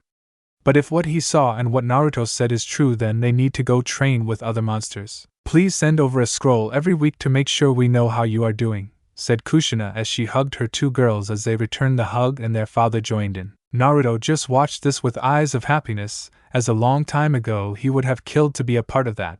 But now he is just trying to make sure every is prepared for what is to come. So are you gonna go get Sasuke next, or are you going to let them go first? Asked Minato as he separated from the hug. No, actually I gave him a reverse summon scroll that I gave him so that he could come to the island. But I told him to open it when the girls were done with their small training so they could train together, Naruto said. Well then make sure they are prepared, said Minato as he waved to his children. Oh, don't worry, it will be a surprise if they survive, he said, as before anyone could say anything there was a poof of smoke that surrounded them as it disappeared to show them and the scroll gone, as both parents' prayer that their girls would be fine. Unknown area. The skies were filled with clouds of black and purple as lightning struck down onto the hard mountain rock and illuminated the darkened area for a second, as two figures could be seen facing each other. One of them being Distoria, as his body was heavily scarred from his face having huge bruises that raged from busted jaw to a split head that was bleeding. The rest of his body wasn't in any good condition either, as he had a huge scar on his chest with his shin broken along with his left arm spasming every second. His opponent was far more better, as the only noticeable injury was a small cut on his cheek which could barely be seen with the hood he is wearing covering most of his face. You are getting better and you managed to cut me, but it still isn't good enough and you know it, said the cloaked figure. Yeah, I know, but I thought I would at least be training with Nova since he is the one who would know how to deal with Geo, said Distoria. Oh, he will train you, but for no, you will be training with me to make sure you are prepared for his training method, said the cloaked figure. Ah, come on Genesis, how come I can't face someone more stronger and tougher so I can be prepared to face Geo and his partner? Asked Distoria. Because for one you need to learn to control some of your powers, and right now I am the only one able to train you. Also be glad that I am training you, as I am one of few who could stand toe to toe with Geo and live to tell about it, said the now named Genesis. Fine, but when we do learn how to better control my power, what will you teach me? Asked Distoria with a more serious tone. That will come in due time. But by the end of it you will be like the rest of your clan once was, and then shall Geo's death come, said Genesis, as he soon had a sinister grin on his face that was matched by Distoria as the two started up their training once again. But this time they gave it their all, as once they left there would be no mountain terrain left. unknown location. In the middle of a bewildered forest there was a pour of smoke as it was blown away to show the Uzumaki Namikaze's siblings who had their packs on as they looked around the area and were fascinated with the surrounding area. Naruto moved past them as he walked deeper into the forest as his two sisters looked at each other, before they started to follow him. And where exactly are we going? Asked Mito. And where exactly are we? Naruto asked with curiosity evident in her voice. Naruto didn't respond as instead they kept on walking for a few more minutes before they saw a bright light, and as they pushed past the brushes both Mito and Naruto were wide-eyed as their jaws hit the floor at what they were looking at right in front of him. A shadow flew over them as they looked up to see a giant winged moth with multicolored around its body as it flew over to other moth-like creatures. Mito, Naruto, I would like to welcome you two to a special place for not only me, but also Geo. Welcome to Monster Island, said Naruto as a road could be heard from many of the monsters as both girls had looks of awe on their faces. Unknown area. The sounds of footsteps could be heard in the cold and chilling darkness as a shadowy figure could be seen walking through the dark hallway. The person kept on walking for a couple of minutes until the person arrived at a large metal door in which he opened and walked in to find two torches that lit up the dark room as a throne was seen with someone sitting on the throne as his dark golden eyes were the thing that stood out the most as a large shadow could be seen behind him moving around, but still being hidden. So after many years you decided to come back, said the golden eyes person. Well, after traveling around the cosmos and learning everything I want to know I decided to come back and see how you were doing with things here, Nova, asked the cloaked figure. Nova just glared at the person standing in front of him as there was no one he hated more than the person that is standing right in front of him, as he may have been the one to raise him and teach him. But Nova got this feeling that this man in front of him was not to be trusted. What right now is stopping me from just up and killing you right here right now? Asked Nova as the giant figure behind him opened its golden eyes as it glared at the cloaked figure. Now Nova, you should know better than to talk to your betters. The darkness behind him suddenly grew even more dark as there was movement, before something could be seen through the darkness as it oversized the creature behind Nova, who was wide-eyed with the monster behind him glaring at giant shadowy creature as two eyes opened through the darkness as they were of a golden color with a hint of purple. But unlike the creature behind Nova, this one's eyes held nothing but darkness as the cloaked figure removed his hood to show that he had the same eyes like the creature behind him with just as much darkness. So what are you really back for? Asked Nova. When I heard word of what you were planning I decided to come back and see if you succeed or not, said the dark figure. I know that is not all you are here for, so tell me, why are you here? Asked Nova as he was starting to get irritated. Simple, I came to finish your training as sooner or later you will face Geo, and when you do I want to make sure you are ready. Because I didn't train a nobody, said the dark figure with a sinister grin.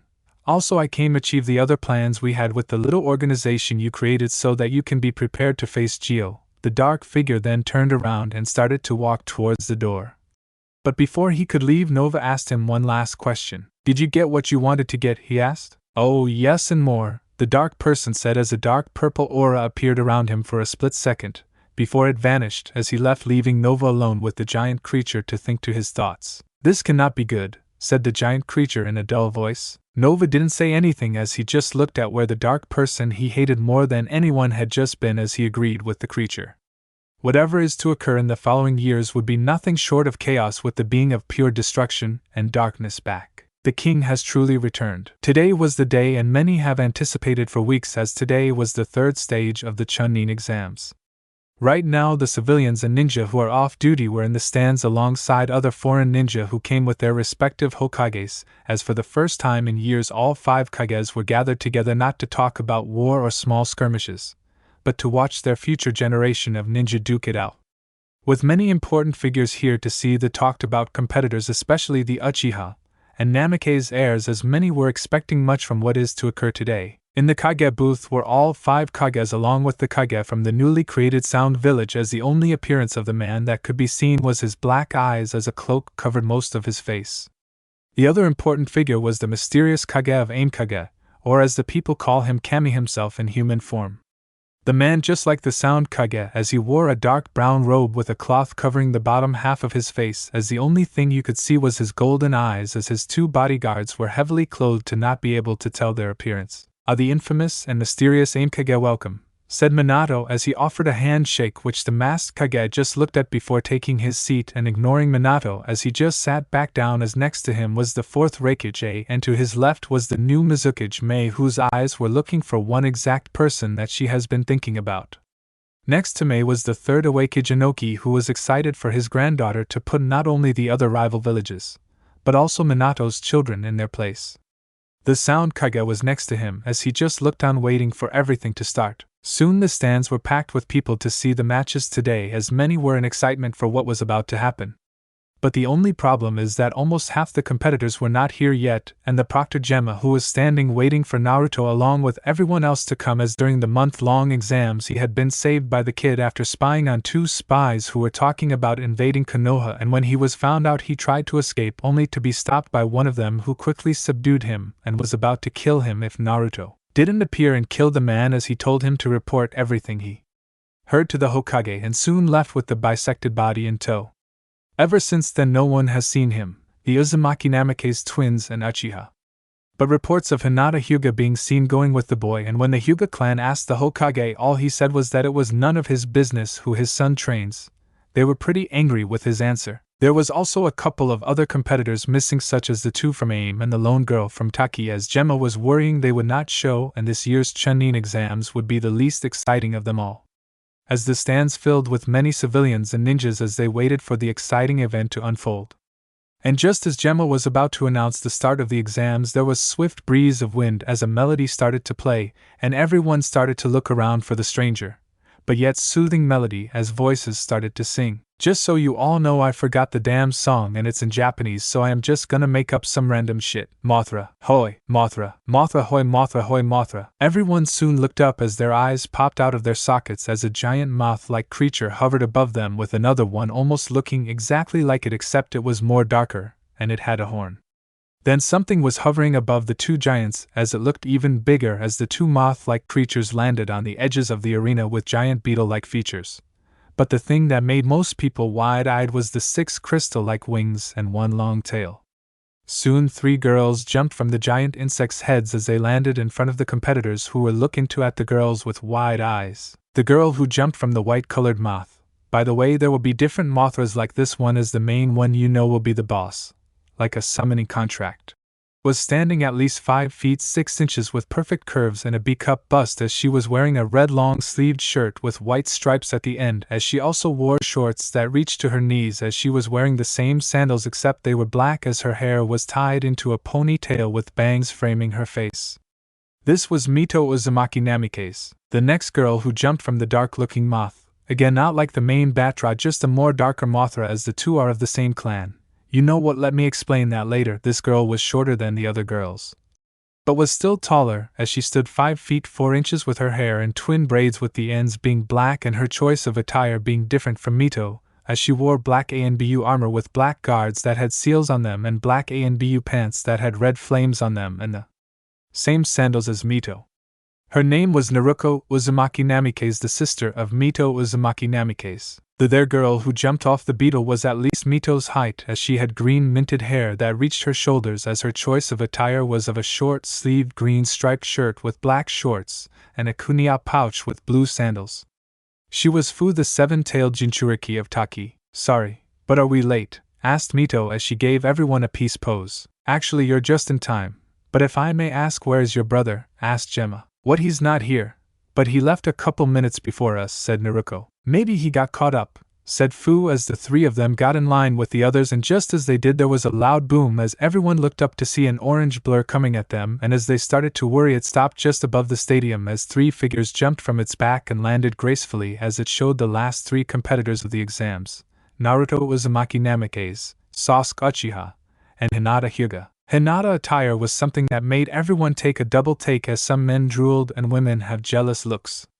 Her hair was tied into a ponytail, as her choice of attire really surprised everyone, as she had on a dark blue shirt that hung closely to her body, as she wore a midnight black trench coat with the Hyuga symbol on the back, as she wore black shorts with black sandals, as she also had 2 daggers that were by her side. Next was Sasuke Uchiha, whose hair grew longer and reached to his shoulders, as he had on a white and red robe with the Uchiha crest on the back, as underneath it is a black t-shirt, and black ANBU pants with blue sandals as a tango was secured on his waist with seals on his wrists. And finally there was Naruto, who had on a dark green cloak with a big G on the back that was white with 10 tails going off the back, as underneath it he was wearing a dark green shirt with black ANBU style pants and black sandals with twin small swords by his side as the giant orange bird screeched as the other 3 giant monsters gave a war cry, before disappearing in a puff of smoke, giving everyone an answer as to if they were summons. "Sorry we're late, but Sasuke wanted to make sure his new move is ready," said Naruto. "Geez, will you ever take a break and relax, Sasuke?"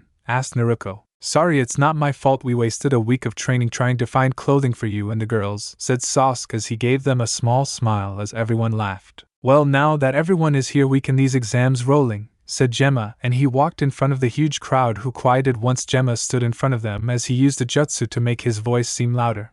"Welcome, ladies and gentlemen, to the annual Chunin exams, as today we have some Chunin hopefuls that will or won't take the mantle of Chunin. Now let the exams begin." And with that the cheers rug around the building as many were hoping for a good show today. "Can everyone but Rock Lee and Naruto Uzumaki Namikaze please leave to the stands to watch?" Soon the arena was cleared of everyone but 2, and as the 2 stood apart from each other the roar of the crowd cheered for the good match that would soon come. "Let's make this a good match, Lee," said Naruto as he adjusted the 2 swords at his sides. "Yosh. And may we both show our true strength," said Lee as he got into his taijutsu stance. "If both competitors are ready, then let the first match of the Chunin exams begin," said Gemma as he lowered his hand and jumped back to give the 2 some space. Up in stands. In the stands where the ninja section would be was all the teams Jounin, as Kushina was next to Kurenai, and on her left was Kakashi, who along with every ninja were wondering what those giant animal summons were while discussing who would win, even going as far as to place bets. "So Kushina-sama, who do you think will win?" asked Kurenai. "Well, to be honest, I don't know, as I only trained my children for a week before my son took them to who knows where for special training," she said. "He also took Sasuke from what I heard," said Asuma. "Yes, but I was able to teach him a few things before he left with Naruto," said Kakashi. "Maybe Mito will tell us what they were able to learn," said Asuma. "Not really," said a voice behind them as they turned startled to see Mito there looking out into the ring. "Mito, when did you get here?" asked Kushina as she along with everyone were wondering how she snuck up on them. "Well, Naruto is a real slave driver along with my other senseis," she said as she raised her hand to stop Kakashi, who was about to say something. "And no, I will not tell who or what we were trained in, as you would have to find that out for yourselves," said Mito as everyone went back to staring at the 2 competitors who were ready for a fight. Arena. The 2 combatants kept on staring at each other for a couple of minutes until Lee grew impatient as he started a full-on sprint towards Naruto, who ducked under a punch from Lee as he stopped a knee to the face and used the grip he had on him to throw him across the ring. But Lee got his footing. Then Naruto appeared in front of him as he gave him a massive punch to the face that sent him flying across the ring until he got his footing right, and Lee gave a huge smile as both started to sprinted, meeting in the middle and starting a fast-paced taijutsu match that went either way as Naruto dodged Lee's attacks, while Lee either dodged or received a few of his own as the 2 separated for a breather. Before Lee took out 2 kuniyas and Naruto took out one of his swords. The 2 soon were in another clash, except this time with blades, as sparks flew everywhere with a few cuts appearing on both of their bodies, with Lee sporting more as soon the 2 jumped back with Lee throwing his 2 kuniyas as Naruto blocked both but was unprepared for the surprising fast Lee, who appeared in front of him and gave a wicked haymaker that sent him flying to the other side as Lee waited a second until Naruto came flying out with his sword back in his sheath as he crested 2 shadow clones who went to fight Lee, while the real ones started to gather chakra around his body. Lee quickly engaged the 2 clones, as even though they had half the strength of Naruto, they were still tough for Lee to fight, as he was able to land a hit on one of them. But that gave the other one an opening as spin kicked Lee far away, and as Lee got his footing right he saw the last clone go poof as the real Naruto got up from where he was kneeling as a dark green chakra shroud surrounded him. "Lee, I know you are holding back and I don't want to sound cocky or anything, but I think you should come at me with everything you got, because if you don't then you probably won't make it out of here alive," said Naruto as the shroud condensed around him, as it soon disappeared to those who weren't sensors or skilled enough to see that Naruto created an armor of chakra around him. "Yosh. Naruto-kun, if the way you fight now is anything to judge by, then I shall unleash all my youth," said Lee as he unhooked the weights that were on his legs and threw them away from him as they made huge craters in which many were awed at, as Lee soon was a blur to Genin, Chunin, and some jounin as he appeared in front of Naruto with a leaf whirlwind in motion as Naruto raised his arms and blocked it. But the force sent him flying as he corrected himself and landed on his feet. "Now the fun begins," Naruto said as he soon disappeared. The two soon started a fast-paced battle all over the arena, with most of the crowd having trouble following their movements, and some being awed the power displayed in front of them by Genin as the two soon appeared in front of everyone with bruises having marked both boys. They each have a small smile as the two once again sprinted toward each other, but this time Lee slid under Naruto's punch as he gave a mighty kick to his chin, sending him flying, and before he could move, Lee appeared underneath him with his wrappings undone. As soon he had him wrapped up and going down fast as they hit the ground hard, and when Lee jumped out of the way he looked upon Naruto's body, which was upside down with his head buried deep.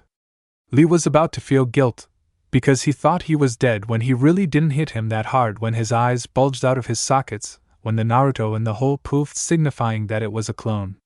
Lee turned around only to get a kick to the face as the real Naruto had appeared behind him and was looking at the heavily damaged Lee trying to get up. "You did great, Lee, but I think it's time to call it quits," Naruto said as he lowered his stance. "No, I promised Guy-sensei that I would win today, and against someone as strong as you I will prove that even an orphan like me can become someone great," said Lee as he was able to get up on his 2 feet. "Lee, you proved enough today, and besides there will always be next time, and your strength today will show many other orphans that they also can become someone great," said Naruto. "That would be good, but I will truly show them and inspire them to become greater than they could be," said Lee as he soon crouched down with his arms crossed together. As soon chakra started to appear around him as the jounin or chunin that knew what Lee was doing were in shock, while those that were close to Guy gave him a glare as they asked what he was thinking of teaching Lee that dangerous technique, with his answer being that Lee was a hard-working student and was just like him. Naruto soon got a small smirk as he knew that things were about to get interesting as he got into his stance while Lee was still releasing chakra, and it covered him as his eyes turned pale and he soon disappeared in a blur as Naruto dodged to the side as Lee appeared there with his fist dangerously close to Naruto's face as he soon disappeared again and reappeared in front of Naruto, who tried raising his hands only for Lee to punch him the face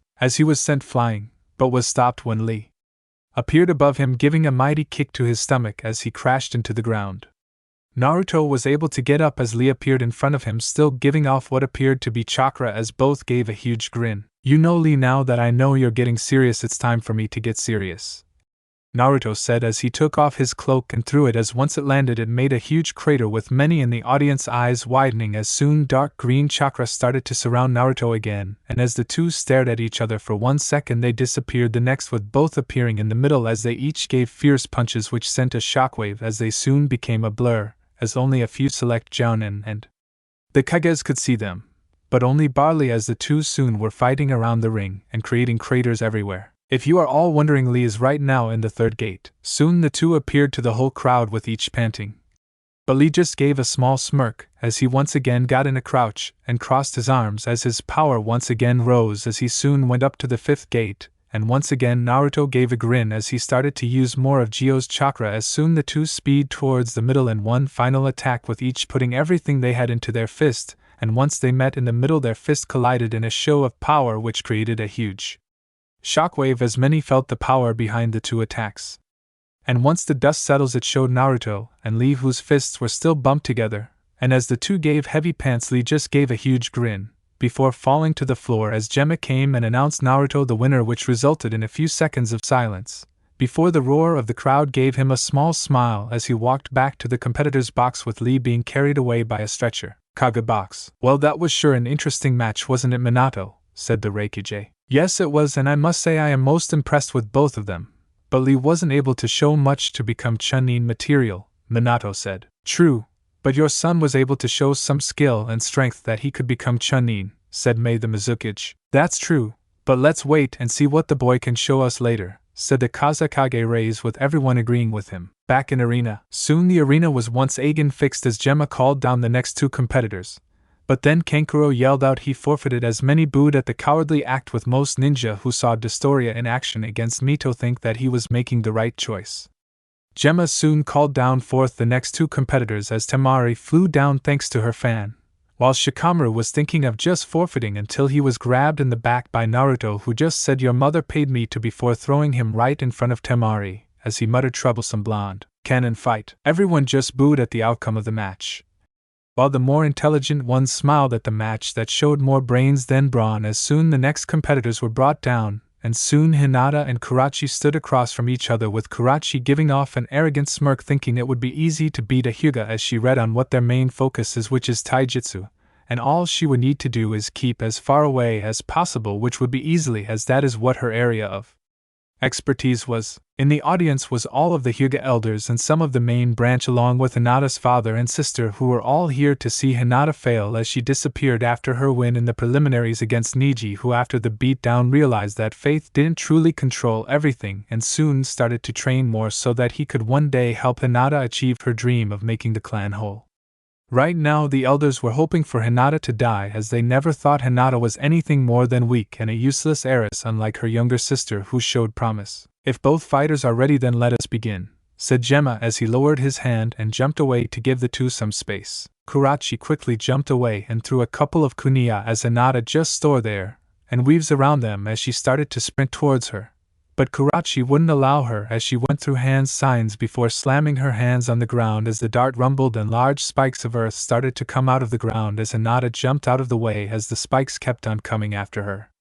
Soon it was a cat and mouse game with Kurachi trying to get Hinata.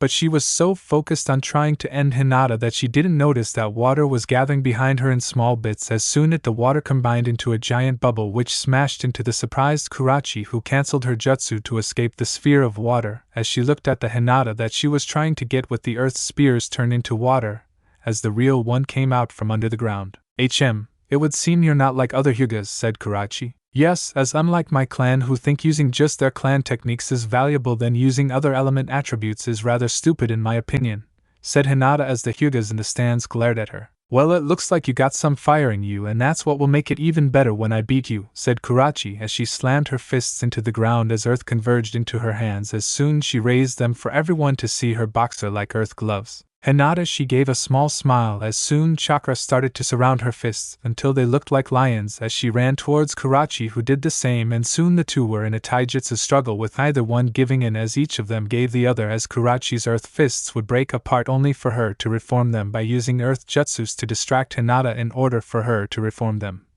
While Hinata herself was not even getting tired from using up her lion's fistas she had trained with Naruto for months and had improved her chakra reserves greatly. Although they weren't as big as his, they were still considered huge. Soon the two parted ways as Kurachi panted hard from the worn-out battle, as she soon came to the convolution that she would be low on chakra by the time she would be able to beat her, and so she decided to end it all with one final move of hers. As she started to go through hand signs, Hinata deactivated her jutsu so that she could go through her own hand signs, as her hands were a blur trying to get her jutsu done before Kurachi, and just as she did the final hand signs, so did Hinata as the two shouted their moves. Lava style, molten dragon, water style, sea queen's wrath. Kurachi spat out a horde of lava that soon took the shape of a giant dragon as it gave off a mighty roar. Before charging at defenseless Hinata, who once her technique was called out, closed her eyes as the dragon came closer and closer till it was so close you could feel the heat coming off it, and then Hinata's eyes snapped open as the water around her and beneath her started to come together in large quantities really fast, and it started to make a dome of water around Hinata that soon turned into a giant dragon's head as the eyes glowed a vibrant teal green, with Hinata inside showing her Byakugan to the whole arena, as instead of them being like normal ones, these had less vein popping and more of the inside of the eyes having a teal blue ring with a dot in the center. As the molten dragon collided with the water dragon's head, only the water dragon to grow 3 times big as it swallowed the molten dragon, making steam come out of its body, as everyone in the arena was shocked along with Kurachi herself as to how her dragon was eaten just like that. "How the hell did it eat my jutsu?"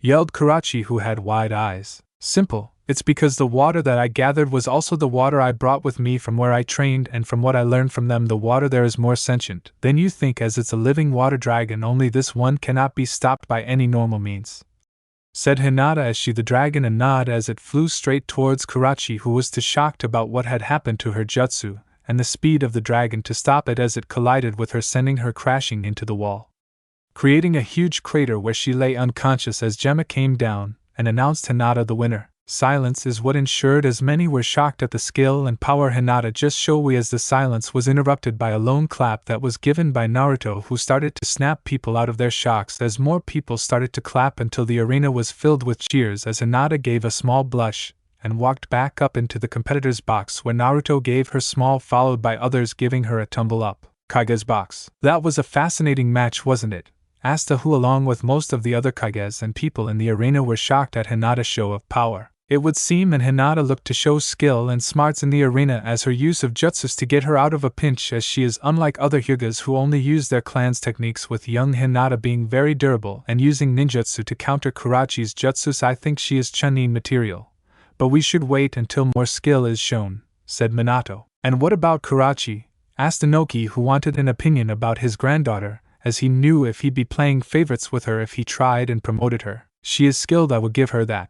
But her judgment is something that is not Chunin material, and even though she did research on the Hyugas, she should have been prepared for anything, as any ninja could surprise you, and that will be the death of her, said Mei, as everyone soon agreed on the dissuasion as they turned back towards the arena for the next match. Arena soon came down and announced for the next match to begin as Naruto jumped down to the arena and stood there as everyone waited for her opponent Ivy, who was still not here, and as a couple of minutes went by many started to get impatient as Gemma was about to declare Naruto the winner via disqualification, until the ground started to rumble as many in the stands and in the box held on, as it soon got out of control until, in the arena, the earth shattered as a giant flower came out of the ground.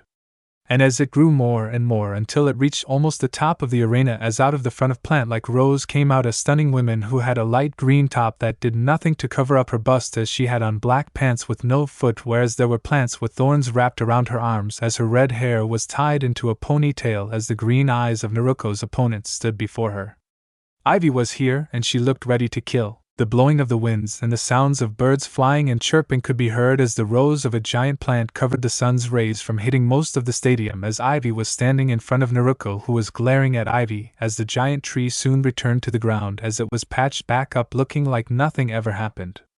All eyes were on the two competitors, who were both exerting waves of killing intent, as both had one mission, and that was to destroy the other. Up in the stands, Naruto was looking down at the two, who were giving each other looks of death, as Naruto knew that Naruto will be able to come out on top, as he, along with the other summons, made sure she would be able to handle Ivy. But if things go south, he could, but unless Destoria was somewhere ready to stop him, as a month could have been used wisely to train, as both Ivy and Destoria could have become more powerful than he, though they could be, as he got ready to take action just in case. Naruto and Ivy stared at each other, with each other's eyes staring at the other, trying to pierce through the other's soul, as the killing intent rolling off the two of them was making everybody except for a few tense up, as Gemma looked between the two as he sweated a little and announced that the next round was to begin. Before he quickly jumped out of the way as the two behemoth of women clashed fist for fist, as there was a small shockwave as the two separated as they once again stared each other down. "You have gotten stronger than last time, little girl," said Ivy as she started to circle Naruto, as she mimicked her as the two stayed a far distance, but still followed the other's movement. "Oh, trust me when I say I have gotten more than stronger," said Naruto as she pulled something out from one of her wrist seals, as smoke covered her, and Ivy stopped moving as she tried to see what her opponent had up her sleeve. Suddenly dark yellow lightning was shot from the mist as Ivy quickly stomped her foot on the ground as the lightning slammed into the stone-hard plant wall as it ballasted through it. But no Ivy in sight, as she was on top of the plant wall looking down at the now smokeless area, as Naruto was standing there with a sword that, unlike other ones, was more particular, as the handle was dark purple as it had bat-like wings with a single dark orange gem in the middle, as the blade was nearly as big as herself, but was as thin as a sheet of paper. As the blade itself had a dark hue surrounding it, as Naruto glared at the surprised look on Ivy's face as she stared at the blade, as it gave off more power than others in the arena thought it did. "So he finally passed down his blade into someone that is not one of his kind," said Ivy as she jumped down, landing on both her feet as a small crater formed. "Well, it wasn't easy, as I had to gain his trust very fast to not only be able to wield it, but use some of its power," said Naruto as she got into what the previous holder of the blade called the bizarre style. But even with her not getting past the basics, she was still able to learn enough and adjust it to her liking, as she and Ivy stared down. "Well then, girlie, let's see if you were taught well," said Ivy as she grew two twin plant swords with thorns that were big and hard as steel. Soon the two ran at each other, as their swords clashed, creating a small shockwave as the two started to slash at each other, trying to kill the other. But even with the few skills in swordsmanship from her teacher and mother, she was still able to hold her own. But that would be because Ivy's skill in swordsmanship, or any with a blade, was not existent, as she always thought learning to fight with her plant blades was stupid even when it could provide her a big advantage in fighting in close combatant. But her arrogance was what would probably be her doom as the two continued their little dance, which caused many to cheer for the epic sword fight as the two separated as they both started to go through hand signs, with Naruto finishing first. Fire style. Incinerate. Naruto blew out a jet stream of fire which made Ivy smile as she finished her hand signs. Water style. Serpent's Wraith. She then blew a stream of water towards the stream of fire as the two collided, as Ivy smiled and smashed her foot on the ground as vines came out and combined with the water, as together they dominated the fire jutsu and headed straight towards Naruto, who jumped out of the way.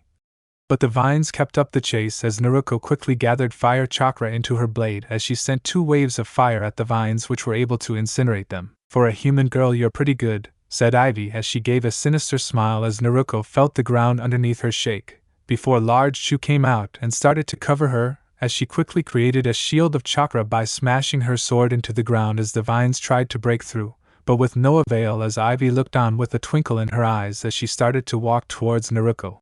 Like I said, you are strong for a human girl, but… She was then in front of the bubble shield as Naruto prepared for anything she might do. You're just one little Jinchuriki that won't stay dead, she said as Ivy stared at Naruto, allowing her to see her light green eyes as her entire body glowed lime green, as everyone had to cover their eyes as when it died down many eyes went wide as in place of Ivy stood a giant plant of some sort of monster. Not gonna describe it, just look up Biollante. Naruto stared at the giant monster as the vines lifted the bubble she was in off the ground and up to the monster's mouth, as it had its mouth open as wide as it can be, before the jaws of death snapped down to try and eat Naruto. But the shield stopped it, if only barely, as small cracks start to appear as the monster kept on trying to eat Naruto.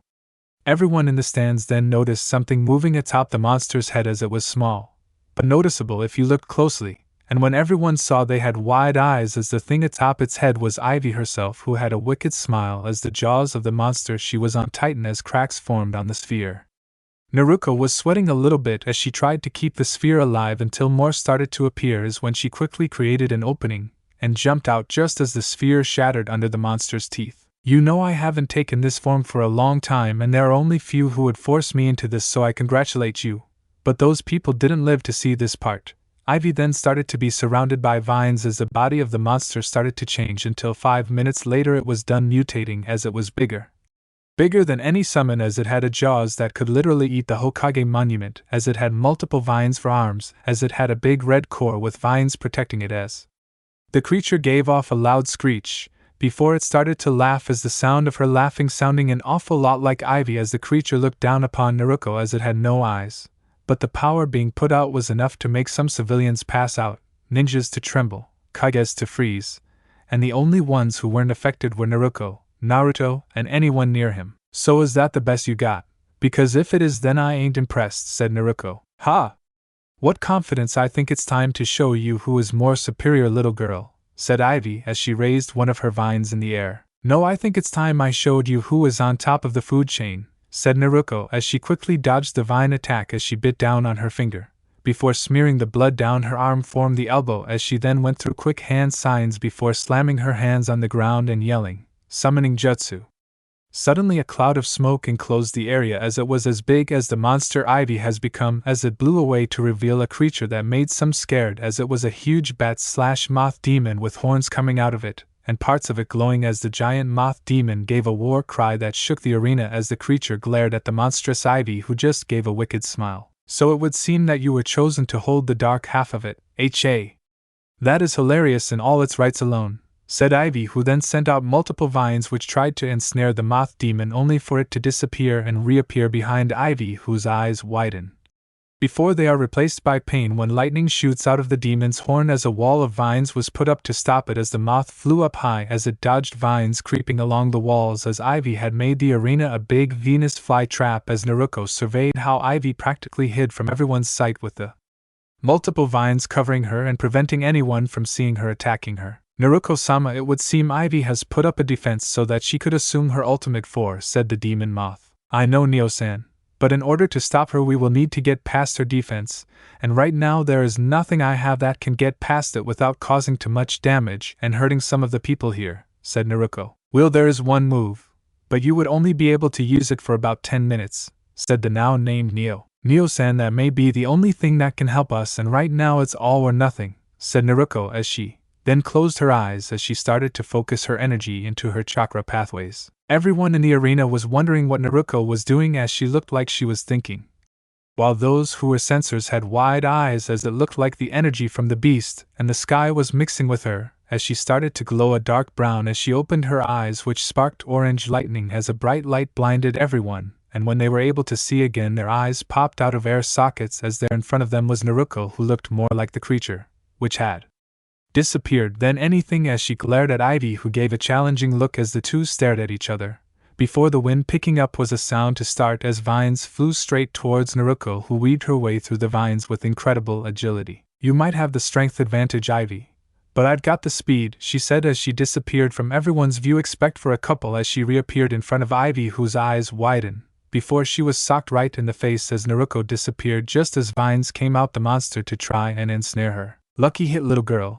But if you think you can fight me, then bring it," Ivy said as an bow and multiple thorn-like arrows appeared by her side. Ivy started to shoot thorn-like arrows at Naruto, who dodged left and right as she then flapped her wings, sending out streams of lightning which destroyed the thorn arrows as Ivy quickly put up a defense of some kind. But the lightning was faster and hit her, electrocuting her and the mutant wee beast as it screeched in pain before it started to writhe and die. "Fire style. Burning lion's roar," said Naruto as she roared like a lion as flames started to cover the dead plant, burning it into ash. As soon all that was left was a giant dome of vines which moved away to reveal a badly injured Ivy who had burn marks on her left arm and leg. "No more games," said Ivy as the vines created two swords which she grabbed as suddenly the ground shook, before a stack of vines pushed Ivy towards the hovering Naruto, who charged towards Ivy as she started to gather chakra into her right hand as the fourth Hokage's famous move, the Rasengan, as Naruto decided to test out the new improvement she added to said chakra ball, as lightning started to surround it. But it was not any ordinary lightning, as it came from Neo's power, which was infused with Naruto, as the two become one signal soul as the Rasengan started to shape into a bolt as Naruto's bolt of lightning clashed with Ivy's vine swords. As the two clashed, a big explosion took place as a shockwave shook the arena, as when the dust settled Ivy was found on the ground laying in a big crater as Naruto stood above her hovering, before landing in front of her, as she panted from using so much chakra. "It's over, Ivy, you have lost," said Naruto as her form started to wear off as a small little dark brown moth appeared on her shoulder, before poof away. "No, little girl, this is not over, because now they will send people stronger than me. People, no, demons far more superior to me and could go toe-to-toe with your brother as they will hunt you, him, and if I'm right your sister, everyone you care deeply about, because where one shall fall two more will take their place. Ha ha ha ha." "Die," yelled Ivy as vines erupted from around her and tried to kill Naruto, but she quickly jumped out of the way, before deciding enough was enough, and she went through multiple hand signs as she called out her fifth strongest attack, which was meant for this, as she breathed in deeply, before calling out the name of her jutsu, "Fire style, tsunami downfall," she all but yelled as a wave of fire came out of her mouth and clashed with the vines, which quickly burned away as some of Neo's chakra was still left in her system, as it gave the flames a major boost as it burned everything in sight, including Ivy, who just kept on laughing as her body was burned into ashes. But if you listened closely you could still hear her laughing. The arena was silent as they kept it that way for most of the match, as each person was awed by what they had witnessed, and by the end of it they just had wide eyes, well, until one individual started to clap, and that was Naruto. As soon everyone started to clap and cheers from many were thrown at Naruto as she just blushed, before heading back towards the competitors' box, as the next competitors were called. "Kage box." "Well, Minato, it would seem that your daughter is something else," said the Raikage. "Yes, Minato, I would like to know how your daughter is so strong, as from what my granddaughter told me of her match in the preliminaries a month ago, she wasn't this strong or didn't have that summon there.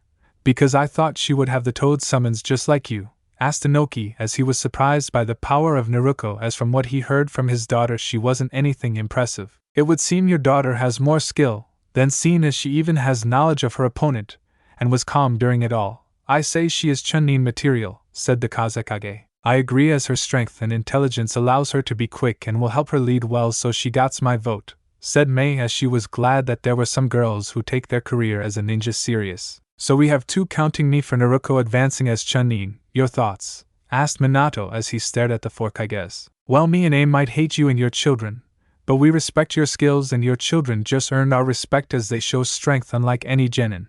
So yes, you got both of our votes, said Inoki with a nodding his head in agreement. Well, even though she is indeed powerful, that sometimes won't allow you to win in combat, especially if the one has to also defend their team, and she is too young to lead one if she were promoted, leading to her making mistakes or freezing up if a comrade was killed under her watch, said the Oto Kage, who was eyeing Sasuke as he was making his way down the ring by the steps. You make a good point, but it would seem as my daughter handled the situation perfectly with who she was facing, and I think she would take precaution to make sure her team made it back, said Minato as the Kage didn't respond and just looked on as you could see a hint of anger in his eyes, while everyone's eyes turned to the last Kage and supposed god of aim, who still had his hood on. Watched as the arena was fixed and the ashes of ivy were blown away, but what nobody but him saw was the slight crack in the ground as a red rose was seen, before it dug itself back into the ground as the masked Kage just gave a sinister smile, while he turned towards the other Kages who awaited his answer. Yes, was all he said, but it spoke many times over as it was deep and dark, as it was also gave a shocking feeling. Okay, then I guess that means Naruto becomes Chunin, said Minato with a calm expression, but on the inside he was all types of excited. Contenders box. Everyone, one of the Chunin hopefuls who didn't know about Naruto's true power, were shocked, as even Yujito and Fu were a little surprised at the power shown by her, as she got this strong in 1 month. While they know she isn't strong enough to beat them, they still were a little jealous as they have trained under Naruto far longer, and yet they didn't improve that fast. Well, if you're facing a monster like Ivy, then you would train like hell. So Naruto, do you sense Dystoria anywhere? Asked Gaara, who was also keeping a watchful eye out for the flying demon. I can sense a big chakra source outside Konoha's walls, but it isn't Destroya. But there is another chakra signal that could match his that is miles away, but is coming towards here fast, said Naruto as he looked towards the skies of Konoha. Are you sure you are ready, Naruto-kun? Asked Fu, as even though she knew Naruto was strong and could take on anyone, he could get a little cocky at times but was able to get back control really fast. Don't worry, Fu, I will be alright, and if anything happens I know Gio and Kurama will help me in the end to keep everyone here safe, said Naruto as she nodded her head and turned around to see the Aisha ninja waiting for Sasuke to come down the staircase. Sasuke was walking down the hall and to the stairs when he saw Naruto coming up, and as the two stared at each other with eyes of determination and of strength, as they walked closer to each other, as they were now mere inches away from each other, as they both knew that over the years they have fought, eaten, laughed, and have all the fun in the world since they knew each other as kids, with their friendship being greater than what Naruto had with her sister Mito, as Sasuke and her would sometimes train together when nobody was around and sometimes test the other out. During their training they weren't able to see each other until the final day in which they would return, and when they did see each other, boy were both of them shocked, as even if they weren't censors like Naruto and Mito, they knew that each of them were as powerful, or even more than an ANBU captain, as each took pride in that fact, with Sasuke being more than the others. As the two stars at each other meet inches apart, as they can feel each other's breaths, and as light purple eyes started into black coal eyes, as both saw the other's emotions through the depths of the eyes, with one thing standing out of the others, as both did something others would gawk out or plain out be shocked. They shared each other's first. Naruto and Sasuke kept on ing as the two had their eyes closed and were in a deep that spoke many levels of what each other felt of the other, as ever since they became rivals. There has always been something else besides their rivalry, as the two separated and looked at each other's eyes, as both and a glaze in them, as after a while Naruto got her voice back to respond to the "That was breathless," she said, as Sasuke just gave a small smile. Well, I would say the same thing to you, but I could feel some unease, said Sasuke. Well, not that I didn't like it or that you weren't that bad, it's just that, what happens when my brother finds out? I mean, even if he doesn't see us as family anymore, he still is overprotective. And you know what happened that one time Kiba tried to make a move on me, said Naruto as she laid her head on his shoulder. Well, who says we need to tell your brother about this? We can keep this between ourselves until the time is right for us to open up about our feelings, said Sasuke as he closed his eyes and hoped that she would agree and that Naruto wouldn't find out, or else he would end up just like Kiba, in a cast with every part of his body hurting, or even worse, his nuts cut off. He gave small shake at the image of raging Naruto chasing him across the world trying to kill him for touching his sister. I guess, But once everyone knows, Naruto will be the first one to ask if you're good enough, she said. Well, I guess I will have to prove myself, said Sasuke as he had her forehead before he started to walk away. You'd better win, Naruto said. You doubt my skills? Asked Sasuke with a hidden smirk. No, but you sometimes let your Uchiha attitude show, and that could be your downfall, said Naruto as she walked away and towards the participants' balcony. Sasuke just smirked, before walking back towards the entrance to the arena, and as he entered, the screams of the audience for the last Uchiha could be heard all over the village as they were excited for this exciting match. With the other match being just as good, they were expecting this next match be just as good. As Sasuke walked into the middle of the arena and across from him stood his opponent, the other IWA Nin that made it into the finals, as he was a boy only 2 years older than Sasuke, as he had orange hair that was fixed into a mohawk, as he had a small scar that went down the right side of his face, as his light brown eyes started at Sasuke's cold black eyes. His choice of attire was the standard IWA outfit, with the exception of having 2 small tantos at his sides, as he also had sunglasses on top of his head. So Uchiha scum ready to fall, like your clan did, said the IWA Nin cockily as he pulled out both of his tantos. You know I was gonna leave you with a couple of bruises and allow you to quiet, but now I guess since you're disgracing my clan name I have to bring their honor to you, said Sasuke as he took out his sword, which started to spark lightning as the two waited for the match to start, and once it did, dirt was kicked up as both of them appeared in the middle with their weapons clashing for dominance, as Sasuke was starting to win their little show of strength, as the IWA Nin stopped his foot on the ground.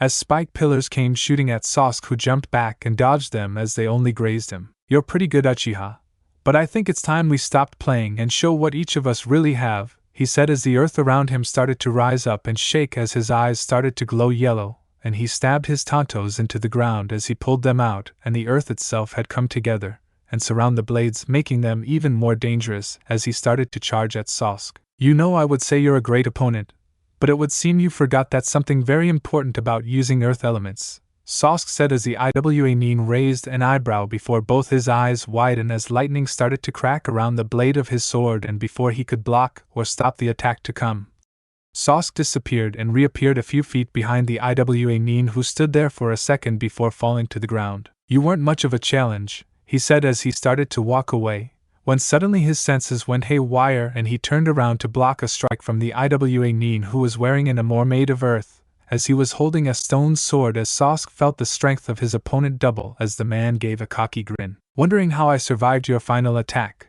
Well, the thing that makes me different from other IWA Nin is that I have another element that is very unique for our forces. The wind around him started to pick up as it started to surround his sword, which glowed a bright white, in which he charged at Sasuke, who didn't move or show any reaction to this newfound ability his opponent showed. Not impressed, Sasuke's sword then cracked with lightning that soon turned a bright orange as he lowered it to be at even with his waist, and as the IWA Nin came closer, Sasuke opened his eyes as there was a slight breeze as the IWA Nin kept on running to an empty spot, before half his body split in half and the upper half dropped to the ground while the other half kept on running for a few more steps and dropping to the ground. Sasuke stood a few feet away as he put his sword away and started to walk off with the audience in shock, as it was only when the clapping of Naruto that it beat everyone to snap out of it and start clapping for the last Uchiha, as Sasuke made his way to the competitor's booth to find some looking at him differently. But he just ignored them and went to stand by Naruto, who was looking at the darkening skies. It seems like he is coming and seems pretty agitated. If the feel of his power from this far off is any indication, said Sasuke. It would seem so, but once he gets here you and my sisters will have to create a barrier around the arena, because I feel like this battle will cause a lot of destruction, said Naruto. His speed has just increased, said Sasuke as the darkening clouds were now covering the entire arena as thunder boomed in the clouds. It would seem so, and will be here in mere minutes, said Naruto as he stood at his full his UR and started to get ready, as once this match that was happening right now was over, Dostoria will want to immediately face him no matter what. And it looks like you Cloud girlfriend has won, said Sasuke as both of them watched Karui stand over a smoking omoe, as she gave a triumph smirk and a wink to Naruto, who gave a smirk of his own as she walked off and the medics carried her teammate. Now that match is over, we could get on to a very peculiar match between Jinchuriki and Dash. But Naruto went silent when he and everyone in the arena heard the sound of a big boom as the dark clouds parted and a fast-moving ball of fire, as the medics and the decree quickly jumped out of the arena as the ball of fire crashed into the ground, causing debris to be thrown into the audience.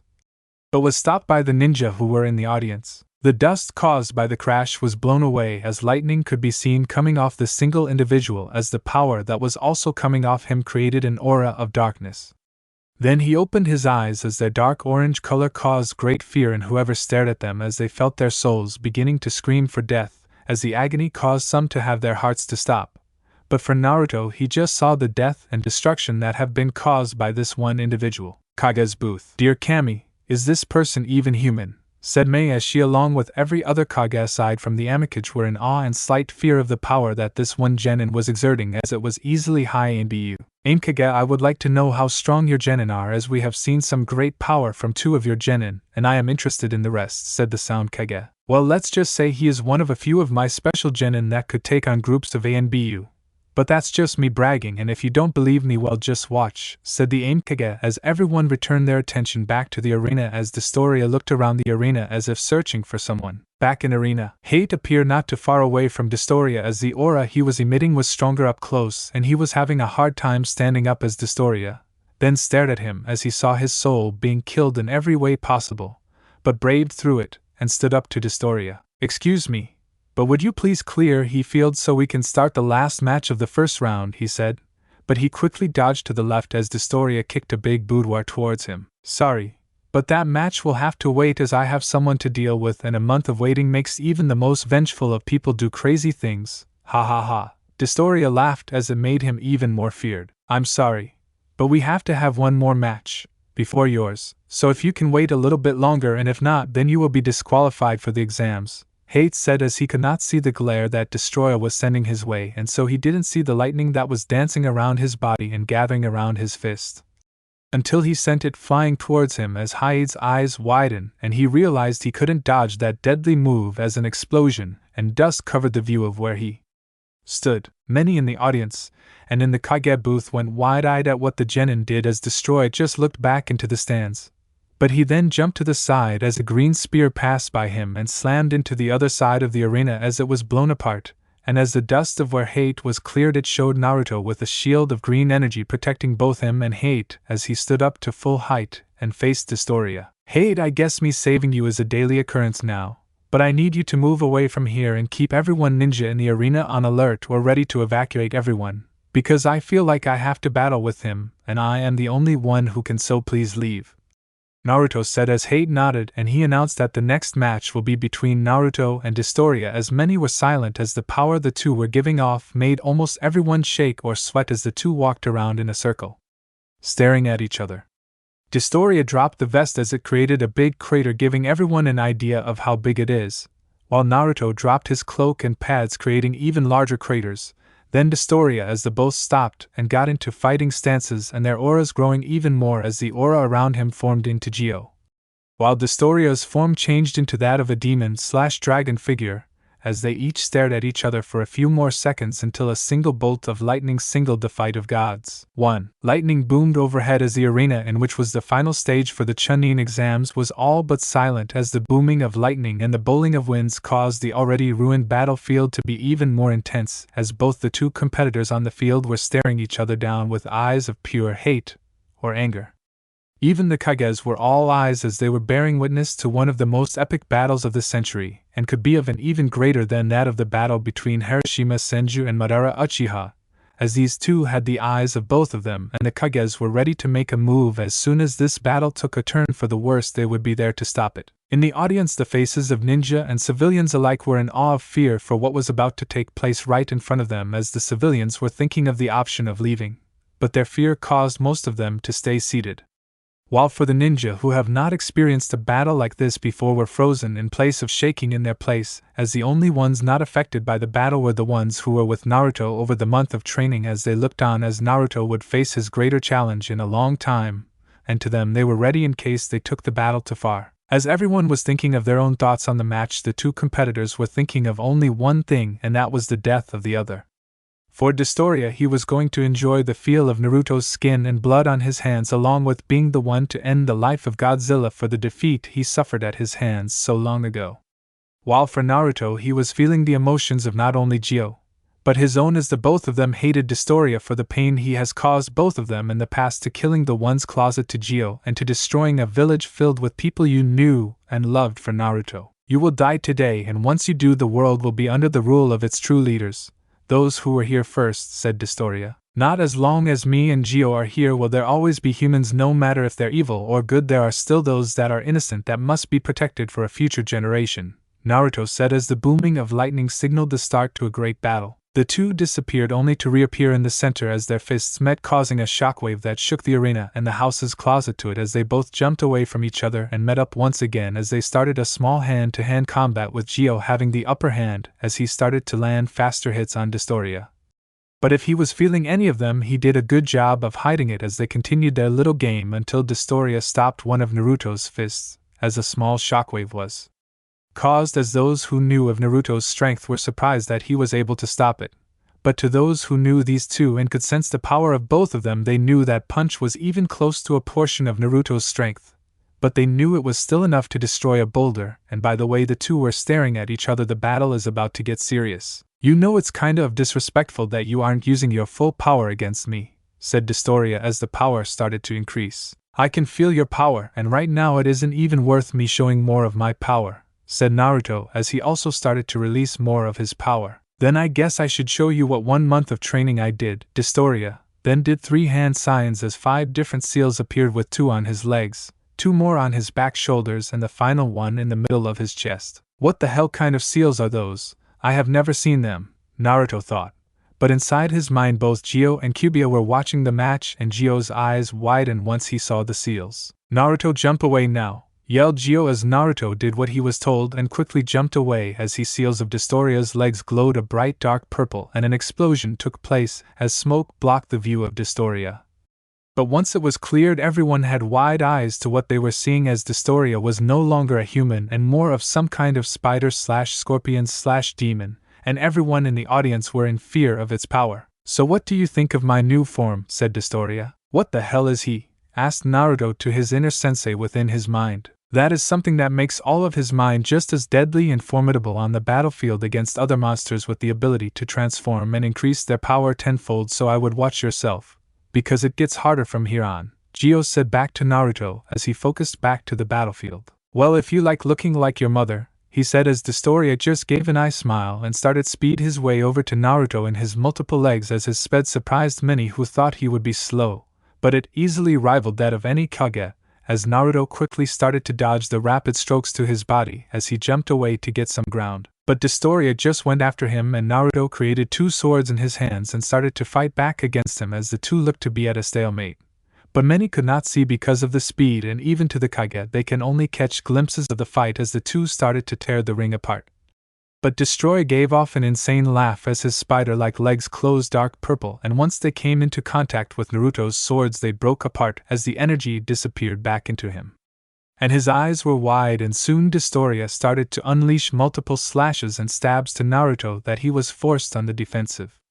When one leg was coming close to hitting him, Naruto tried to block it with an energy shield, but it did nothing as the leg broke right through and slashed his right shoulder as blood started to come out. Dostoria didn't stop there though, as his legs started to rain down punches upon his body as he tried his best to block as many as he could.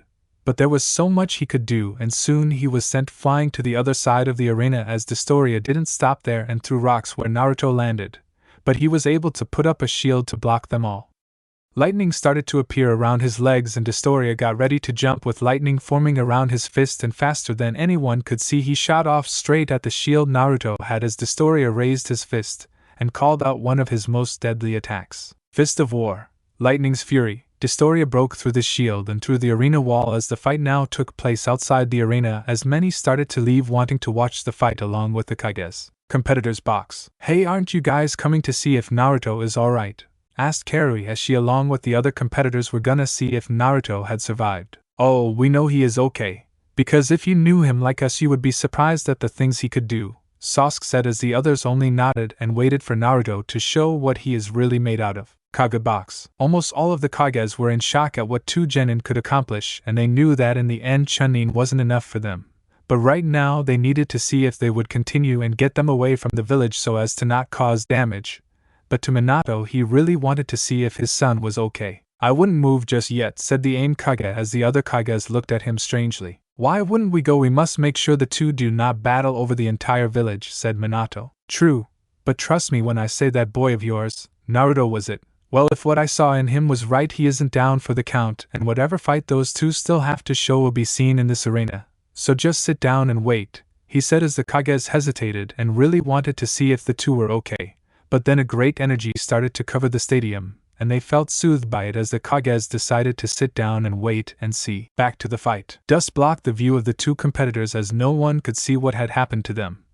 But as if Kami also wanted to know, a small gust of wind blew it away, and the view that could seen was that of Destoria's fist being stopped by the hand of Naruto himself, as he had his head down, and dark green chakra swirling around him as Destoria was looking at him with pure anger, thinking of how he could have stopped one of his most powerful attacks. You know, you surprised me with that power boost of yours, and I thought I would need to keep this a secret a little bit longer.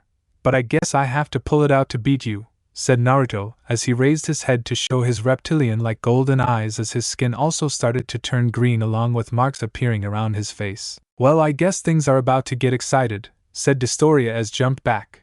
But Naruto appeared in front of him as Destoria's eyes widened, before he got punched in the chest as he spit blood from his mouth, before being sent flying back into the arena as the people who haven't left started to sit back down, while those who left started to quickly come back to watch. Now where were we? Said Naruto as two swords formed at his side, and as he grabbed both, multiple spikes appeared around Destoria's body as the two got ready for the second round of their fight. Then, as if by command, they were gone 1 second, but appeared in the middle of the arena as they clashed blade against claw or leg claw. Either way, the battle was intense, with the shockwave which emanated from their clash shaking the arena as those standing had to hold on to something, while the walls of the arena started to show signs of small cracks.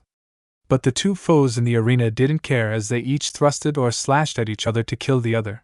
But soon one had to give, and Naruto only has a few limbs, while Destoria has many, and that is what gave him the edge as he stopped both his swords, giving him a small opening in which he charged both of his fists with dark purple energy. Eat this, Iron Claw zap! Destoria then hit both of his fists into Naruto's gut as he was sent flying back into the wall. Many were awed by the display of power that both of them were showing, but none more than the Kages, as and Onioki was asking the same Kage on how he trains his genin, but he wouldn't say.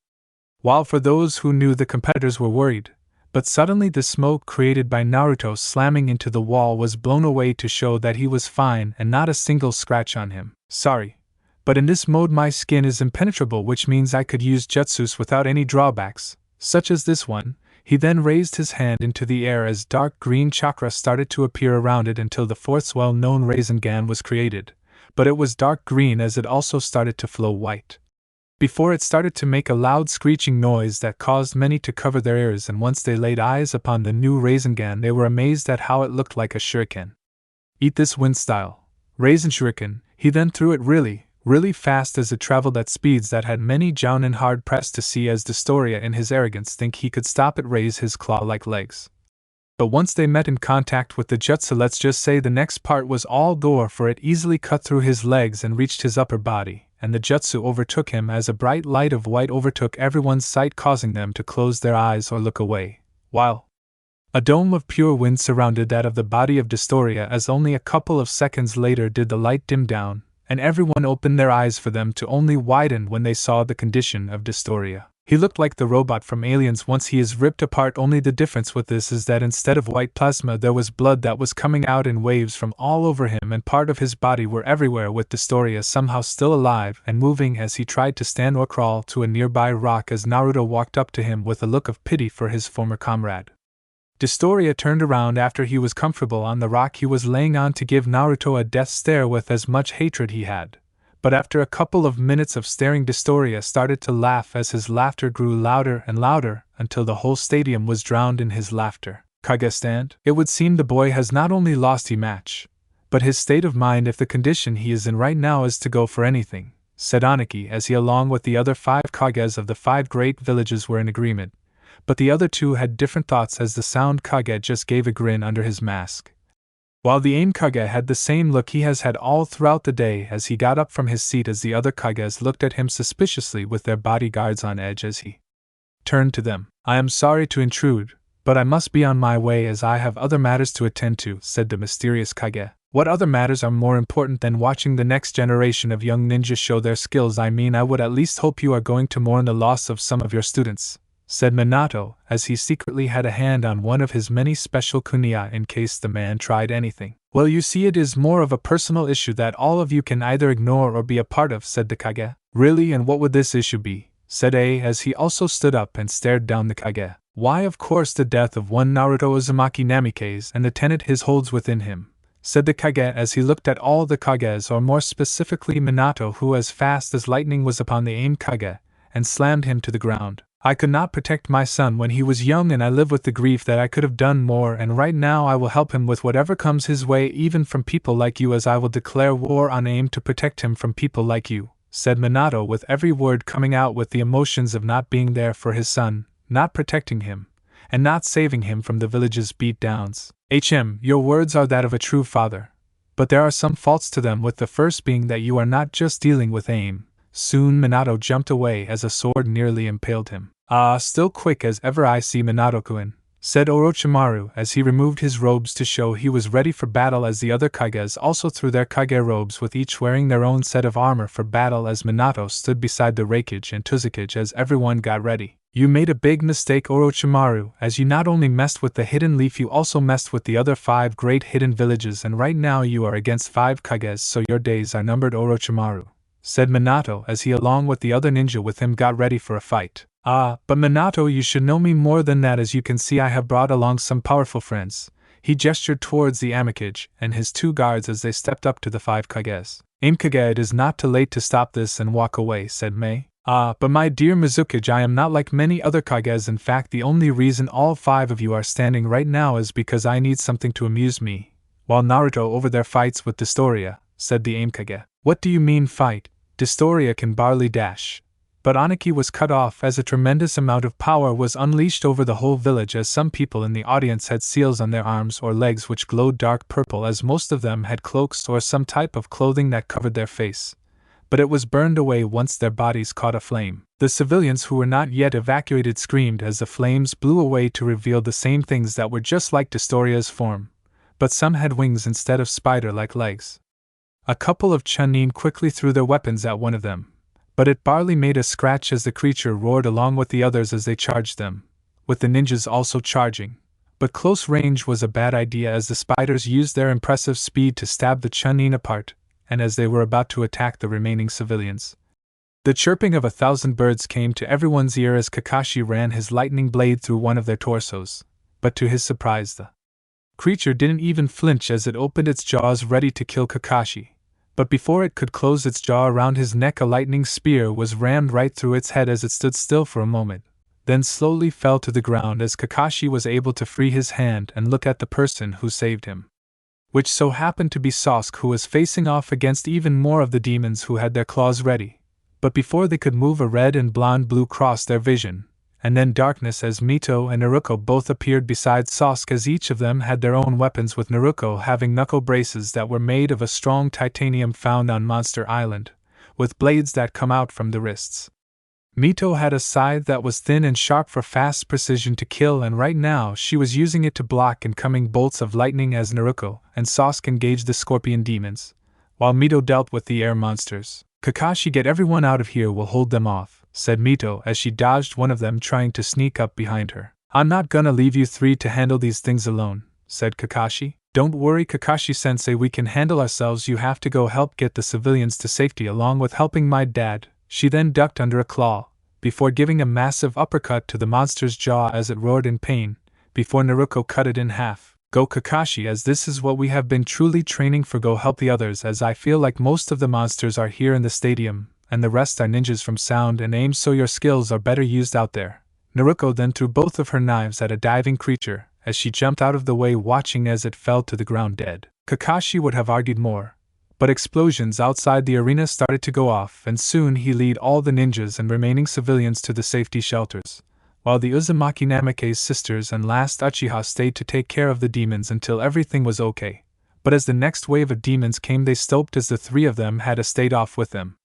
Just as they were about to make the first move, a beam of dark purple light shot towards the sky as the demons flowed the same color, and they started to turn into energy and shoot into the beam of light as even the dead bodies of the demons flowed and shot into the light as a sphere of pure energy that could be felt around the village and for miles around as both sides stopped what they were doing and looked to the sky as something started to form. "Oh shit," said Sasuke, with the Kages. Right now the Kages were having a tough time as they severely underestimated the aim Kage and his two sibling look spikes, as the two of them have been able to either dodge or block everything each of them does. And right now all 5 of them were breathing rapidly as the 3 of them didn't even have a starch on them.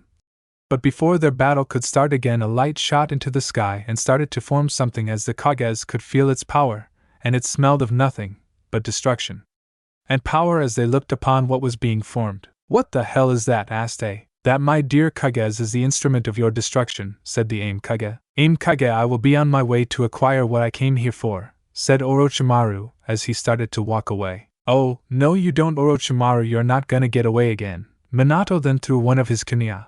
But as he appeared in a flash, so did the Aim Kage, who grabbed Minato by the throats as he started to struggle against the vice-like grip. "You know, Minato, I always saw you as something more than a worthless human. I saw you as a sorry excuse for a Kage and parent who couldn't even help his son then and now. But don't worry, I am gonna make sure you are kept alive so you can watch as your son dies right in front of you." He then slammed Minato into the ground as lightning foisted around the Kage to Minato as he screamed in pain. "Hey you bastard!" yelled a voice as the Ain Kage turned around only to revive a Rasengan to the face as he was blown away, and Kushina Uzumaki landed beside her husband who was badly burned. Soon the other Kages appeared around her. "Ha! Looks like I let my guard down, and you were able to injure me. I give you props. But your little fun feat is over as now you watch your doom come to pass."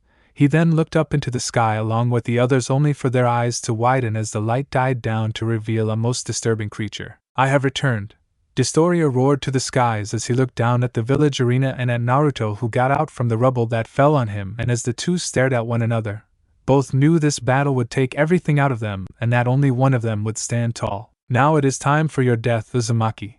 Distoria then raised his head as lightning started to crackle out of him and into the skies as lightning started to form at his mouth, creating a massive lightning ball of energy, as every person on the ground felt and saw the size of the ball soon started to turn tail and run as to not be caught up in the blast. "What power! It's incredible, this might just be the end for us," said Aniki. "No, we can't just sit here and do nothing, we have to stop that thing, before dash." But just as A was about to move, the Aim Kage appeared in front of him and slapped the man away, sending him crashing by the other Kages. "Sorry, Raikage, but all you can do is sit back and watch the show for now," said the Aim Kage as he turned his back to them and watched as Distoria started to gather lightning around his body, before opening his mouth as it formed into a ball of lightning. "Die, mortals!" yelled Distoria, shooting the all of lightning down towards the arena where Naruto was, as all those around the village, even the enemy ninjas, stopped battling as they looked up in horror and what could be their doom. Naruto himself was just staring at Distoria as he wanted to wait for him to fully transform, and from what he could sense he had indeed released his full power. Which meant that to stop him he would also have to go full out, and doing that even in an arena this big would cause some destruction to the buildings around it along with those still left inside. "Do not worry, Naruto, we will drag him outside the village and fight him from there. But right now I think we should prepare to stop his final blast," said Gio as he was gathering the necessary chakra for the transformation. "Alright, Gio will go through with it. But what about if they send other forces while we battle him?" said Naruto as he also started to gather his chakra. "Don't worry, kid, I will handle them. But you will need to make a clone for me to help," said Kurama as he started to gather chakra. "Alright. But I'll add extra chakra to reinforce it to make sure that major damage doesn't destroy the clone," said Naruto as a clone appeared next to him and red chakra started to leak out of him and into the clone as it too on a feral look, before its eyes turned red. "Good luck, kid," Kurama said as he jumped away. "Ready, Gio," Naruto said as Distoria raised his head. "Always ready, when you are, kid," said Gio as Distoria launched his ball of lightning, which went flying really fast as it was close enough for even the stadium to tell the pressure of its power as the walls started to crumble. Green chakra started to swirl around Naruto as he clapped his hands together, before yelling out something no one could hear as the Kages could only watch, while Kushina yelled out for Naruto, who was quickly surrounded in a ball of green chakra which blew up in a huge luke of smoke as the lightning ball impacted on something.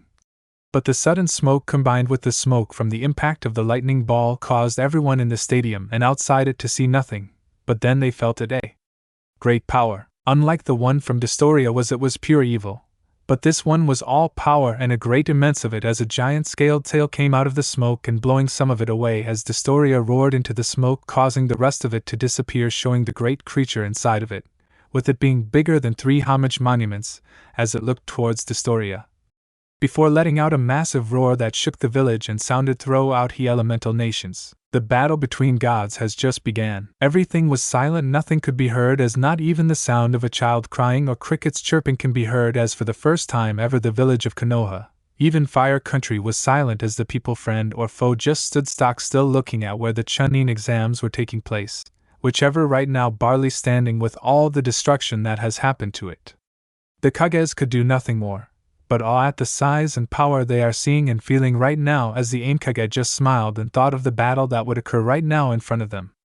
Mito, Naruto, and Sasuke along with the hidden Orochimaru reacted in the same way as the Kages, but with Orochimaru having different thoughts and thinking of ways to obtain that kind of power with the other 3 being in awe at the power Naruto truly had as they realized how much Naruto was holding back in their training sessions.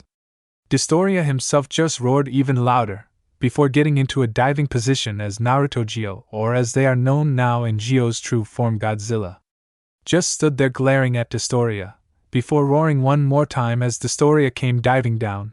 But before he could reach him Godzilla used his tail and leg strength to jump up and meet Destoria head-on as they collided and Destoria having the momentum pushed Godzilla over the village and right through the village wall as they crashed into the forest. "Ah shit, that hurt like hell," said Naruto as he was sitting on top of Gyo's head as the both of them viewed the battle, but still controlled what actions to take with Naruto working the body and Gyo working the chakra control. "Well, nobody said taking on a monster like Destoria would be easy," said Gyo as they saw Destoria get up. "Well, if your plan was to get us away from the village, then I must say mission accomplished. But now there is no one to help you this time," said Destoria as he started to fly up. The both of them stared at one another, before roaring out their battle cries as they charged at one another, and when they collided there was a small shockwave as some of the forest trees were blown away. They separated, before going at each other again as Godzilla threw a left hook, but Destoria dodged to the left as he threw a right hook which caught Godzilla right in the face as he threw a left, right, and finally a left. Before using his wings to jump up and kneel Godzilla right in the face as he roared in pain, but still stood strong as Destoria went for a fight punch. But Godzilla caught it, and as he tightened his grip he gave a swift left hook that made Destoria reel, but he was pulled back as Godzilla still had a grip on his left hand. So he punched him again as he reeled once again, as he did this process over and over till blood started to come out from his mouth. To end it he gave one final punch as he pulled really hard causing Destoria to slam right into Godzilla's head as he fell on the ground roaring very quietly in pain. Godzilla jumped up and was about to drop down on Destoria, but he moved out of the way as he flew up into the sky, before lightning started to crackle around him and arrows of lightning appeared around him. Then they flew at Godzilla at lightning-paced speed striking him multiple times as he roared in pain. "Ah shit, that hurt like hell," said Naruto. "We can handle it, Naruto. Don't worry, just focus on getting him down. Because as of right now that is the only thing that he has the advantage over us right now," said Gyo as he was trying to keep the chakra shield that was protecting their body from being broken through by the arrows. "Then I think it's time to use one of our new moves," said Naruto. Godzilla stomped his foot on the ground really hard as a couple of trees flew up and he used his feet to soccer kick them at the hail of arrows as Godzilla jumped away, before the arrows broke through the trees. Destoria growled as he spread his arms open causing even more lightning to course around his body as Godzilla's tail started to glow a light blue as Destoria clapped his wings so fast they were nothing but blurs as lightning flew out of them, while Godzilla spun around unleashing tail blasts that destroyed Destoria's move as he widened his eyes. Before moving to dodge the tail blasts, and he was able to dodge most of them, 2 of them hit him cutting off his left wing and tail. "H! You son of a bitch! I will rip that tail from your body before choking you with it, and then dash." But Destoria wasn't able to finish his sentence, as Godzilla slammed into him knocking him down as Godzilla started to stalk towards Destoria. "You talk too much," said Godzilla in a voice that was a combination of both Gyo's and Naruto's. Destoria then shot a beam of lightning from his mouth right when Godzilla was close to him as he roared in pain, before Dostoria gave a mighty uppercut that set Godzilla flying a few feet away. But Dostoria wasn't done yet as he opened his mouth and charged up half-sized balls of lightning that he shot rapid fire at Godzilla, who was getting up, though he was stopped as a roar of pain was all Dostoria heard as the blasts created smoke that blinded him from seeing Godzilla. Though as he stopped after a couple of more blasts, he moved forward to see if Godzilla was still standing. But as he got closer, a humming sound stared to catch his ears as he saw a blue color start to radiate in the smoke as it was traveling up something, and as soon as Dostoria realized what it was, he tried to get back, though he was too slow and too close to dodge the plasma blasts that shot out of the smoke and hit Dostoria on his right side as he screamed in pain, before being sent halfway across the forest, landing in a small river. "You think that did it?" asked Naruto. "I know Dostoria well, and his kind wouldn't go down that easy," said Gio as they saw him get back up, but with a badly burnt side and an annoyed look in his eyes. "If think that would stop me, then you got another thing coming, for I have worked too hard to let an opportunity like this slip away, and if that is really all you got, then I guess it's time to end this with a move I thought I wouldn't need to use. But I guess I underestimated you," said Dostoria as lightning started to crackle around his body even more, with it being more louder as soon enough the lightning covered all of his body. "Die, Volt Charge!" yelled Dostoria as he flew at Godzilla at lightning speeds as he just lowered his head, and the same humming sound was heard. But this time it was louder, and the light blue glow was dark as Godzilla looked up as Dostoria was inches away from slamming into him. But he opened his mouth as a darker blue plasma beam was sent right at the incoming Dostoria, who took it head-on, and as the two struggled for dominance, it was fully clear that Godzilla's attack was far more powerful than Dostoria's, as he was sent flying up into the air screaming in pain, before a huge explosion occurred as Godzilla stopped his attack to see if he would still be alive. But the only thing that came out of the smoke was a small human-sized object as it crashed not too far from where he stood as he walked over and started to transform back. Before Naruto was himself again, and he was a few feet away from the body of Dostoria, which looked like a burnt turkey as his right arm and both of his legs were torn off, and only one of his eyes remained opened as he started to cough up blood, for most of it was already gone or laying around him. "You know, I kinda wish things were different, that you hadn't betrayed your people just because of not liking the humans, that we should have destroyed them, and it is because of that you are laying here dying in a forest in which humans have protected and lived in. So tell me, Dostoria, is there anything you have to say for yourself before I go?" said Naruto as he looked at the dying body of Dostoria. But after a few seconds, which turned into minutes, Naruto just sighed as he started to walk away.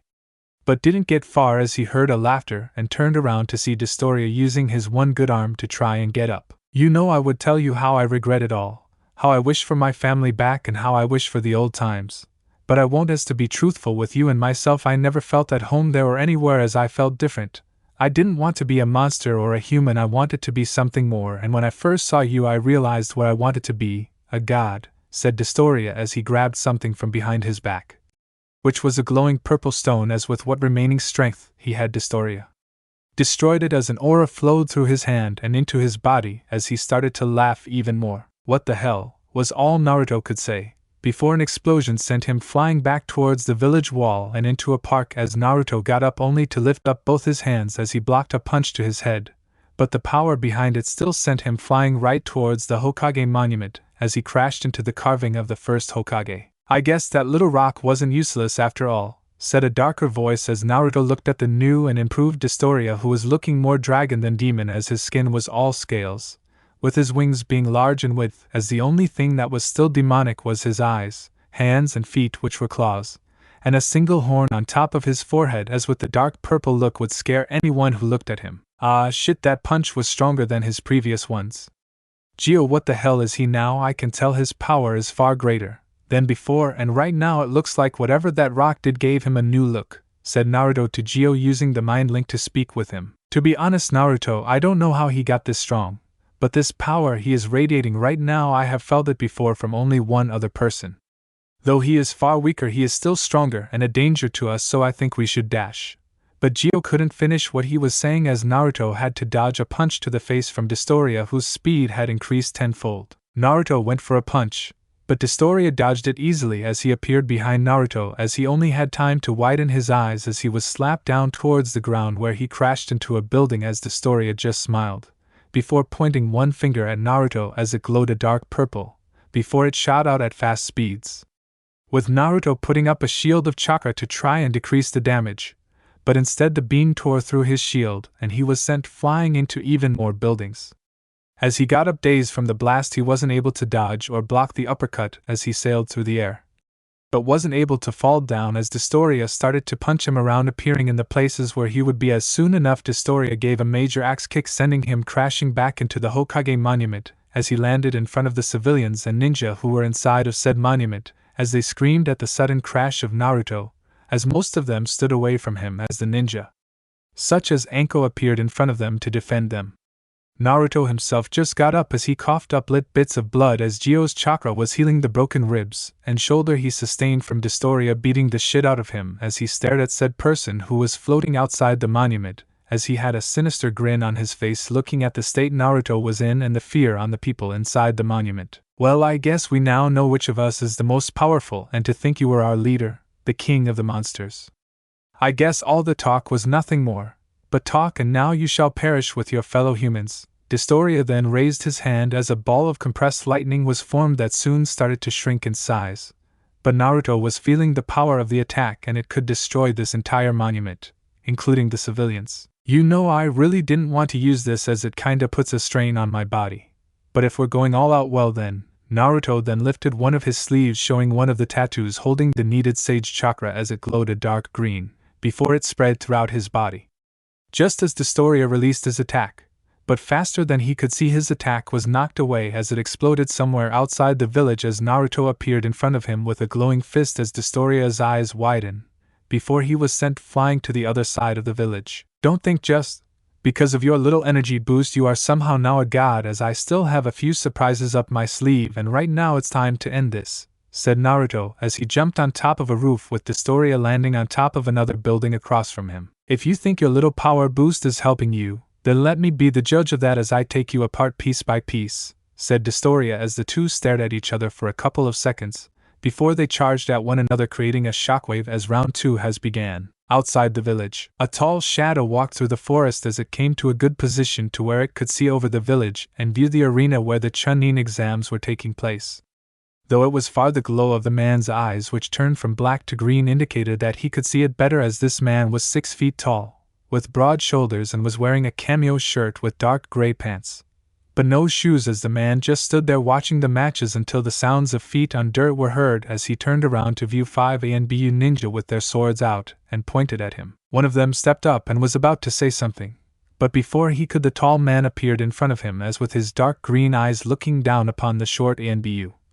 Just gave him slap that sent the man flying right into a tree as the snapping of something was heard, and the supposed leader of the group of ANBU fell dead as the other 4 were in shock, and in that state they were helpless to the vines and roses that came out of the forest and neither choked them, cut them, or pulled them apart as the man walked back to his spot to watch as Dostoria unleashed his true form and shot his signature move down into the arena. But of course Godzilla appeared and stopped it, and so it wasn't until he saw Dostoria fall from the sky that he decided to unleash their little surprise as he put his hand to the ground. When suddenly cracks started to occur as it started to travel towards where a giant toad just killed a 3-headed snake, as the man soon removed his hand from the earth and started to walk away, only to be met by 5 more ANBU. Only difference with these ones were the masks, which were all white with a mark root on top of them, as the man heard them say something about meeting their leader. But to the tall man it was all bullshit, and bullshit, as he only said one word: "This is boring." Then in an instant all 5 of the root ANBU were cut apart as the tall man walked away from the carnage and towards the direction of Aimkage. I hope my sister heals soon, because the next part of the plan will take a while and I really don't want to wait so long. This man who wiped out both ANBU groups without much effort and with no remorse was the brother of Ivy and the true king of the Biollante plant monsters. With Jiraiya, the battle to take back Konoha was raging to its peak as ninja from both sides were giving it their all, with the Konoha shinobi having the advantage as Jiraiya had joined the fight, and with the help of his toad summoned Gambunta, totally forgot how to spell it, they were able to defeat Orochimaru's snake summon as he did a little dance for celebration. But it was cut short as the ground underneath them started to shake as Gambunta jumped away just at time to dodge some kind of spike from coming out of the ground, which quickly retracted back into the ground. Before anyone could guess what that was, a hole was created as multiple giant-sized spiders came out, and started to destroy the surrounding buildings. Spiders, yum, I think they will make a fine meal for my kin, said Gambunta. But before he could make a move, a loud screech was heard, causing everyone to hold their ears as a spider twice as big as Gambunta appeared and looked around before spotting him. Oh crap, was all Jiraiya said before faster than they could see the spider was before them and hit them, sending them flying towards the west gate as it was knocked over along with them. The spider was on them as the other smaller spiders attacked the village, eating or killing anything that moved, friend or foe, as the ninja tried to burn them, but that just pissed them off even more. Jiraiya would have let Gambunta handle it, but he was getting hit and stung in every direction as the spider moved too fast for him to hit, and soon enough 2 stabs to the back and Gambunta disappeared in a plume of smoke as Jiraiya dropped toward the ground. But just as he did, the spider was in him and hit him through several buildings as he crashed into a stand and started to cough up blood, and as he saw the spider approaching he couldn't help but look back on everything he regretted to do, and what he wished he would have fixed as he closed his eyes waiting for the end. Psywave stream, said Mito as she rode on top of Mothra, who fired multicolored beams from its eyes, hitting the spider and sending it crashing into a building as Mito performed hand signatures. Water style, roaring Leviathan. She then spewed tons of water that formed into a dragon the size of a hospital as it crashed into the spider, soaking it, and the sounds of buzzing was heard. Eat this, you piece of shit, twin lightning drop, Naruto said as she stabbed both of her swords into the 2 eyes of the spider as it cried out in pain, before it exploded in a shower of guts. "Aw, I got spider guts all over me, yuck," was all she said as she tried to get it off her, while Mito was healing Jiraiya. "You know, Jiraiya-sensei, I thought you would have been more careful than this," said Mito as she finished healing some of the more serious injuries. "Well, kid, I had a counter-attack that I was about to unleash on him if you hadn't ruined it," Jiraiya said. "Really, was your plan to offer it one of your smut books?" asked Naruto. "Hey! They are not smut, they are a work of art," said Jiraiya as both sisters just shocked their heads. "I was able to heal some of your wounds, Zero-Nissen, but you should go see a medical ninja while we handle those spiders," said Mito as she got up and dusted off her hands. "No, I think I can now," said Jiraiya as he sat back down holding his side. "Go to a medical ninja, Zero-Nissen, we will handle them. But better send some medical ninja to help the injured as it looks like the enemy is starting to retreat," said Naruto as she saw some of the enemy ninja running away either from the spiders or Konoha ninja. Jiraiya just nodded his head as he used the broken building to stand up and shun away to the closet's medical ninja, while Mito and Naruto looked at the many spiders killing or injuring the ninja around them, while the sounds of fierce battling were coming from the Chunin arena and on top of the Kage stand as they saw a red aura that took the shape of a fox. Before it was blinded by the smoke, and finally the battle between Naruto and Dostoria that was now taking place inside the village. Naruto did a couple of hand signs before slamming them down as a plume of smoke blocked her view, before being blown away and showing her on top of a giant demon-like beetle/bat as it screeched along with Mothra as the 2 monsters and their summoner flew towards the spiders with the intent to end this conflict. Chunin Stadium. Lightning style. Cross-circuit, said Sasuke as he unleashed waves of lightning that danced around each other, crossing with one another and locking together until they surrounded Orochimaru as he just had a devilish grin, before going underground. Though Sasuke just smiled as he moved 2 of his fingers and the ground shook and out came Orochimaru with his grin gone, and in place an annoyed look as his right arm and left leg were burnt a little. "This would have been a lot easier if you had just come along quietly, Sasuke," said Orochimaru as he spit out his signature blade. "Yeah, but I don't roll that way, and getting raped by a pedophile like you is not the way I want to lose my virginity or sanity for that matter," said Sasuke as he jumped back from a slice and landed on one of the circuits. Sasuke just sighed as he knew he should have already killed this guy, but with his little 6 slime technique of healing instantly from any damage he did was rather annoying, and because of that he was not able to finish up quickly enough to go help the Kages as he knew Naruto had it under control. He then backed away as snakes came out of Orochimaru's sleeves, coming close to biting him, but to no avail as he watched as the snakes dropped to the ground, slithering quickly towards him only for them to be quickly taken by orange and red blurs as Orochimaru had an eyebrow raised at the sudden attack on his snakes. "If you really think I would not have something to deal with your snakes, Orochimaru, then you are a real idiot," said Sasuke as 2 birds, one orange with no fur, but scales, talons, and a large beam as the other bird, a red one, looked like the other one except this one had a smaller beak and razor claw-like hands. "Ah, interesting, it would seem you have gained some kind of new summoning, and such a fine one indeed," said Orochimaru as his creepy tongue slithered out of his mouth. You were right, Master, he really is a ed-up person, said the red bird as the orange one nodded. Let's just end this quick, said Sosk as he two birds then flowed red and orange as they flew around, before transforming into twin daggers in which Sosk grabbed as Orochimaru gave an interested look as he pulled out his own sword. The two stared at each other for a second, before he charged right at Orochimaru at speeds that left him a blur, though somehow Orochimaru was able to keep up with it as he blocked all of Sosk's strikes. But he was having trouble not being pushed back as the strikes hit like a freight train. He then had to duck under a massive swing, though that is when Orochimaru went for the strike, and when he stabbed Sosk through the stomach he smiled in victory until he felt a massive chakra output as the Sosk flowed bright white then exploded as Orochimaru flew towards the other side of the stadium.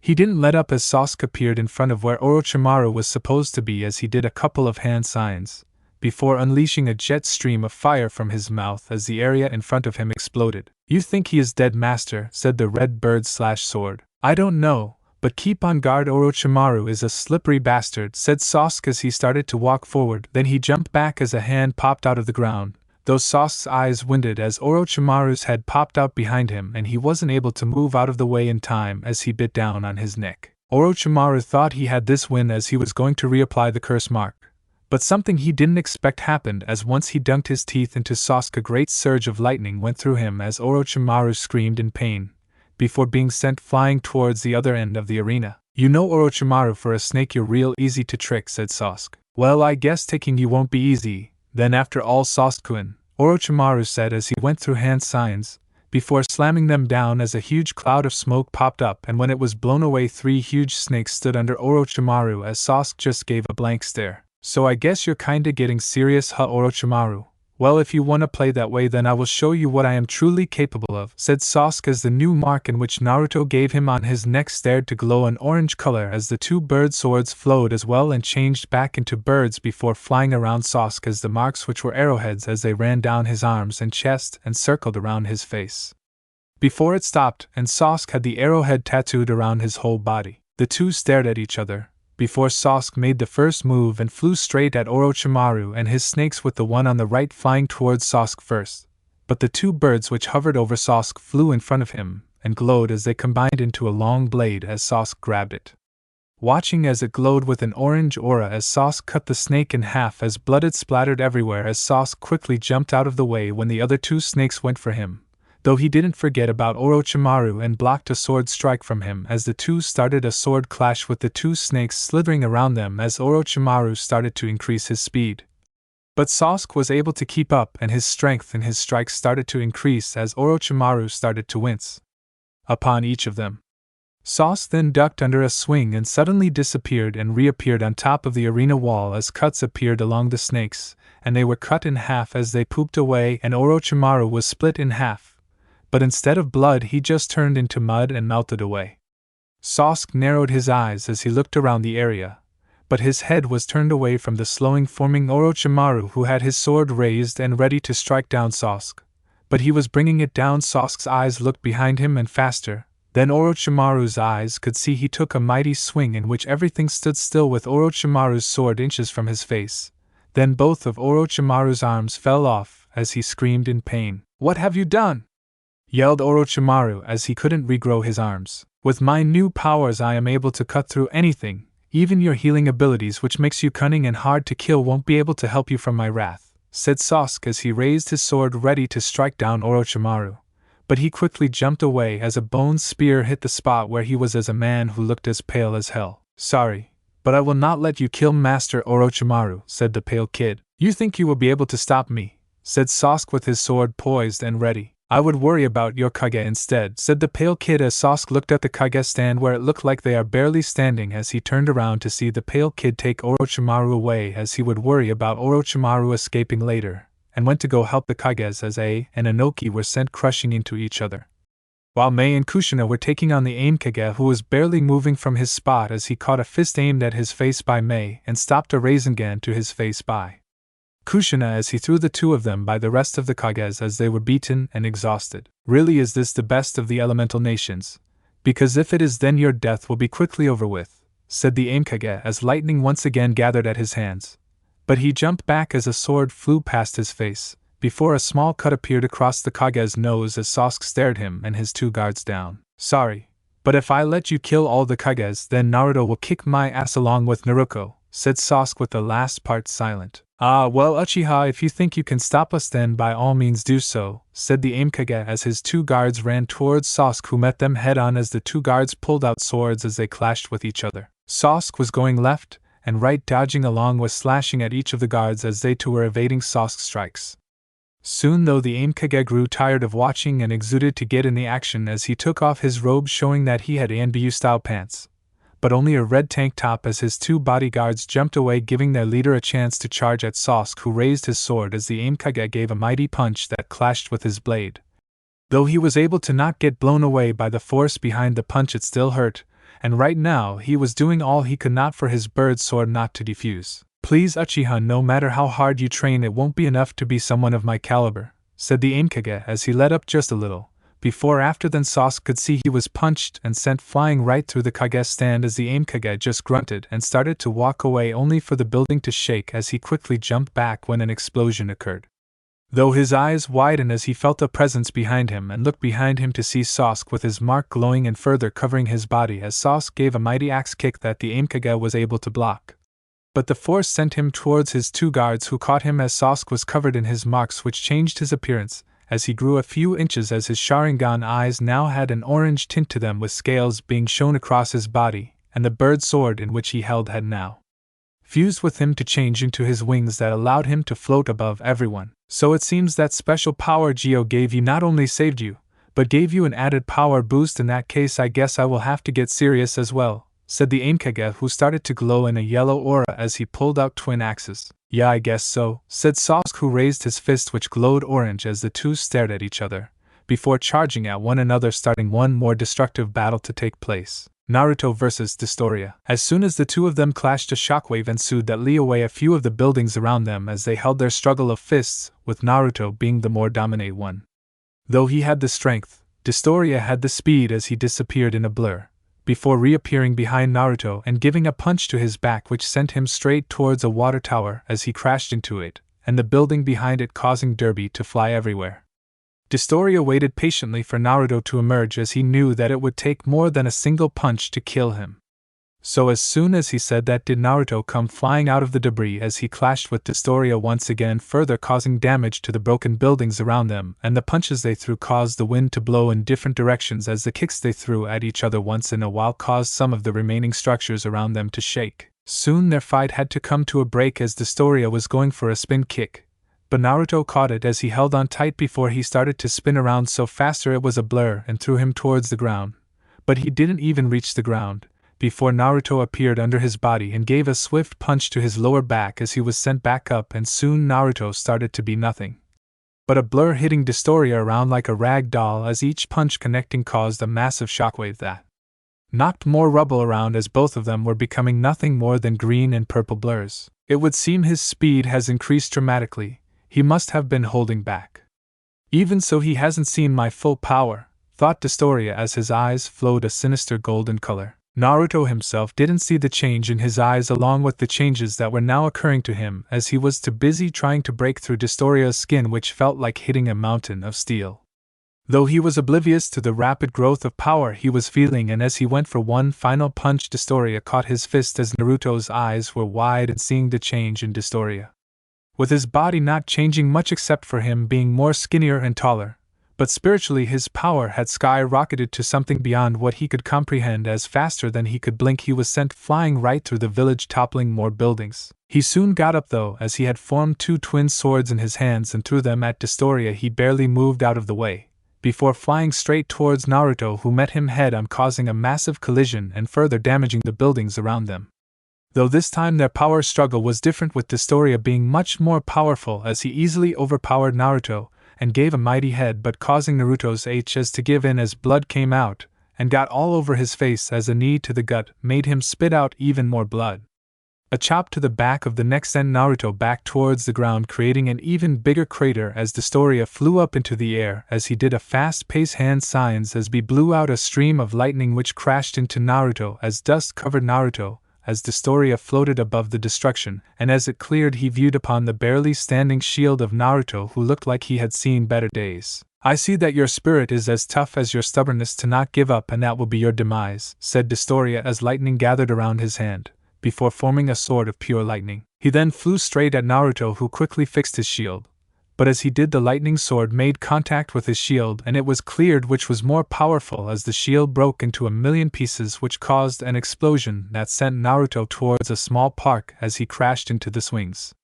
Dostoria was walking towards Naruto, not caring if he was giving Naruto time to recover, as he already knew he was the much more superior one, as the power he was given by his master was just what he wanted, though he was warned not to kill him.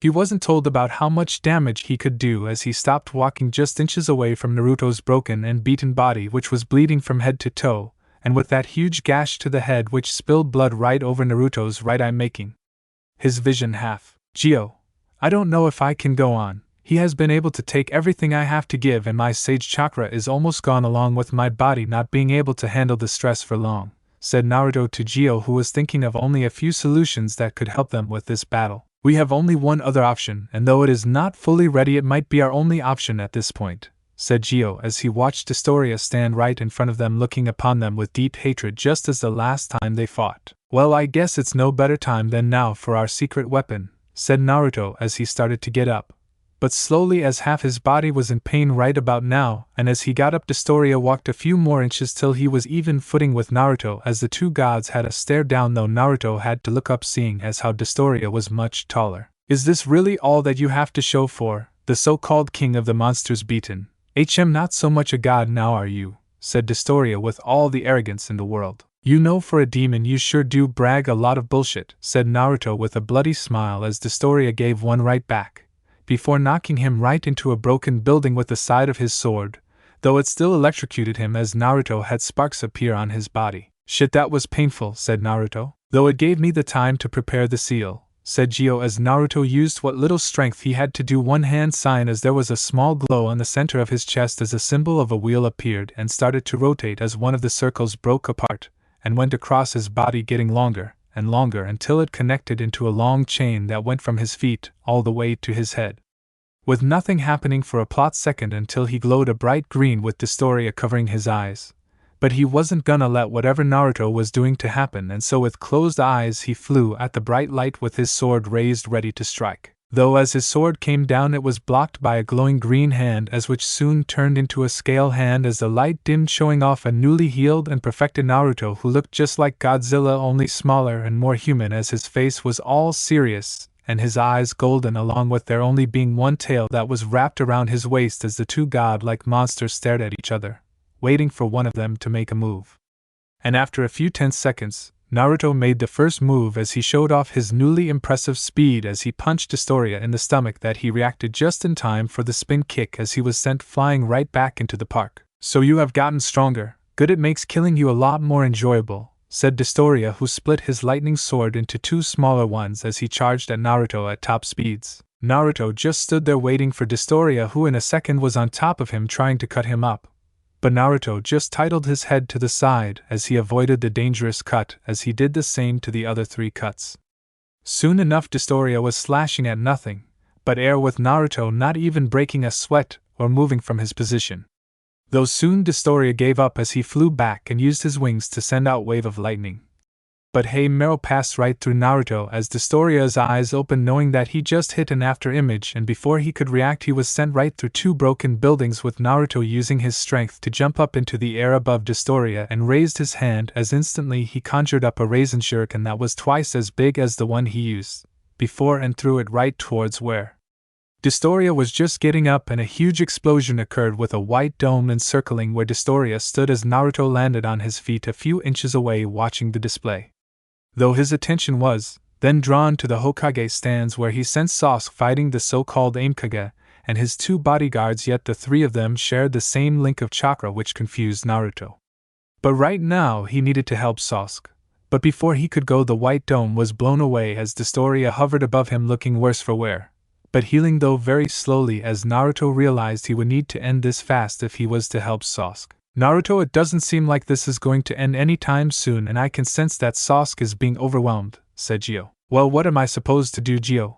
I got my hands tied down with this one and the girls are handling the spiders around the village, so unless I go a little overboard and destroy half the village to save sauce, that would not bode well for me, said Naruto. Why don't you send me Kit? I know I can help that Uchiha for a bit until you arrive, said Kurama. Really, Kurama, are you sure? Because even though I know you're powerful, these guys are no joke and those three I sense are really strong, said Naruto. Kit, don't worry about me, I can handle myself. And besides, I gotta make sure that the only good Uchiha is still alive, said Kurama as his chakra started to leak out of Naruto. Alright, Kurama. But you better make sure the both of you are still alive when I get there, or so help me I will bring you two back to life so I can kill you myself, said Naruto as the red chakra formed into another of him, only this one had red hair and crimson red eyes. Kurama jumped away as Naruto turned his attention to Dostoria, who was barely floating off the ground with a part of his right wing kinda chipped off. Though the two of them knew this wasn't going to end easily, they still needed to do it quick if they wanted to help out the Kages. So with each of them giving one final glance, they charged right for the other, as they clashed once again, resuming their heated battle. Water style. Torrent, said Mito, who shot out a torrent of water as it impacted against some of the spiders who were huddled up, firing waves of web at her and Mothra. Now go Batra, lightning maniac, said Naruto as the bat-like moth screeched before releasing bolts of lightning from the top of its horn, shocking all the spiders who were soaked as they screamed before being blown to bits. Was that the last of them? Asked Mito as she jumped off of Mothra and landed in the pile of blood and guts that was that of the spiders. It would seem though we should be careful, as I thought some of them sneaked off, said Naruto as she stood on top of Batra floating beside Mothra as she looked beyond the buildings for more of the creepy crawlers as Mito was searching the ground. But her attention turned to the ground as she heard a crack and looked to see cracks appear around the ground. Her eyes widened as she jumped back on top of Mothra just as spiders the size of a house appeared and were running all around as both Mito and Naruto started to unleash water, lightning, and a little bit of air moves into taking the spiders out. Though the spiders stopped running around and strayed to gather together as they formed into a big ball of spiders, but a look from both sisters knew that they just made a big mistake, as one did hand signs for a water jutsu and the other for a lightning as they unleashed their destructive jutsus, watching as they combined to hit the ball of spiders, causing a giant explosion as smoke filled the area. Did that do it? Asked Naruto as she looked into the smoke, but was still on guard. Then the sounds of something moving was heard below them as they looked down to see the blood and guts, along with the body parts of the spiders destroyed, before moving toward the smoke as they hear the sounds of something forming, and just as they were about to once again use a collaboration jutsu, two long black legs came out of the smoke intending to stab both Mothra and Batra. Though they moved out of the way, they weren't able to dodge the web shot at both of them as they fell to the ground, with web cocooning them as Mito and Naruto just watched in shock. Then the smoke dissipated to reveal a much more different spider, as this one was more human with spider-like traits. No more playing nice, you children will learn that war is no child's play, the man spider said as he raised his hands, shooting spiderweb at them, though they were able to dodge with little difficulty. Ha, you're gonna have to do a lot better than that, said Naruto as she grabbed both of her twin swords and jumped towards the man spider. Maybe you're gonna have to be a lot faster, said a voice behind Naruto, whose eyes widened as she turned around only to be met with a fist to the face as she was sent flying into a building as it collapsed on top of her. Naruto! Yelled Mito as she ran towards her, but the man spider appeared in front of her as she quickly jumped back and threw a couple of munis.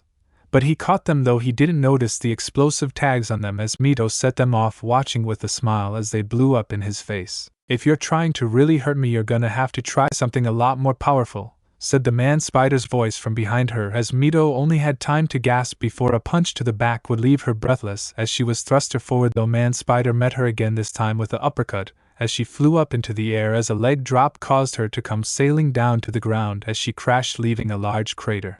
Humans always think themselves superior to us. They think just because of some skill or weapon that they are dominant in a battle, but their minds could not begin to comprehend what the opposition can truly do. He then raised one of the long spider legs on his back as he prepared to stab the down girl. Now feel our pain. Though just before he went for a strike, he had to jump to the left as debris was thrown his way from an angered Naruto. Get away from her, you bastard, she said as she ran towards the man spider with a Rasengan already formed in her hand. Though as she reached him and went for the attack, the man spider used one of his legs to stop the Rasengan as it destroyed it, and sent her flying right into Mito as the two slammed into more rubble. Pathetic, and here I thought both of you would be a challenge. Guess I was wrong. he said as he walked away with Mito and Naruko struggling to get up. He's a lot tougher than we were told, said Naruko. Well, Anisen did say that some of the lower monsters were unpredictable, and could be as strong as some of the other monsters, said Mito. What do we do now? Asked Naruko. Well, we could keep on trying until he tires, which looks like that won't be happening for a while, said Mito. We could try and use the Cubia's chakra, suggested Naruko. No, we still can't handle it, and we might lose control, Mito said. Well, there was that other form, said Naruko as the both of them looked at each other with a smile as they stood up from their positions and started to go through hand signs as the man spider saw they and was curious to what they were doing. Then he felt the cocoons that held both of their summons glowing white and black as he covered his eyes when two bright lights burst from the cocoons and shot to the two sisters as they were enveloped in the light with Mito glowing a bright white and Naruko a dark black. When the light died down, the man spider was greeted to the sight of two very different sisters as Mito was all white with stripes of orange and red going across her body as her height was now 5 feet 9 inches with armor as white as Orochimaru and eyes that were as clear blue as the sky. The wings on her back were about the same size as she was before, and her two swords had formed into one long spear in which she held in her hand as the In symbol was present of her chest. Naruko looked opposite of her sister with her choice of weapon being a curved sword with an orange handle and black blade, as her wings looked more like bat kind than her sister moth kind. The two sisters with their blue and green eyes looked at the man spider's black ones as they felt the other and watched for one side to make the first move. Seems like you have grown powerful. With the help of Mothra and Batra, I assume, said the man spider as his 4 long legs started to come out of his back. Well, it is, because of how much we have worked that we can fuse with our summons, said Mito. Though we cannot achieve power and transformation like Anisen yet, we shall defeat you together with the power we have now, said Naruko as both her and her sister readied their weapons. Then, as if a signal between the two, one of the many explosions around the village occurred near them as the man spider charged the two sisters and appeared in front of him ready to strike them down.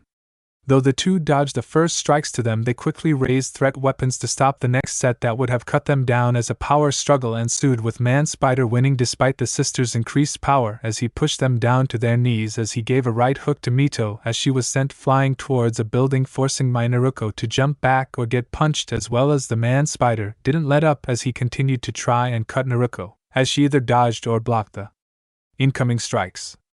Though after a while she slipped on the rubble around her as the man spider took that opportunity, and used one of his long legs to try and stab her. But Naruko quickly raised her wings into a defensive position as they hardened and blocked the sharp leg. You are a persistent little human, aren't you? Said the man spider as he put more pressure onto Naruko. Yeah, well, at least I ain't as cocky as you, she said. Oh, and what makes you think I am cocky? Asked the man spider. Because you wouldn't have let your guard down, said Naruko as she smiled, confusing the man spider before hearing something behind him and turning around only to receive a raise again to the face from a fully healed Mito as he went spiraling into more rubble. About time you helped out, thought you were gonna leave me hanging, Naruko said as she and her sister looked towards where the man spider landed, watching as he once again got up. Yeah, well, couldn't let you have all the fun, but we might need to be more careful because it looks like he is pissed, said Mito. Then I say we go all out, because I feel our powers dwindling, said Naruko as the man spider finally got up from the rubble he was in. I hope you two are ready, because I am about to show you the true meaning of pain. The man spider with speed that surprised both sisters that they were unable to block the punches to their guts as they were sent flying into more buildings. Though the man spider wasn't done just try as with his hands he shot out webs which wrapped around the bodies of both sisters who just got out of the rubble. He then pulled them towards him as they collided with his legs as he spun them around before slamming them hard in the ground as the sisters coughed out blood before they were thrown into more buildings as the man spider raised his hands as spider webs converged into his palms, turning black as they formed into soccer-sized balls before he launched them at the two girls who only had time to raise their hands before they exploded, sending them towards the southeast side of the Konoha wall as the web wrapped around them and trapped them as they tried to get free.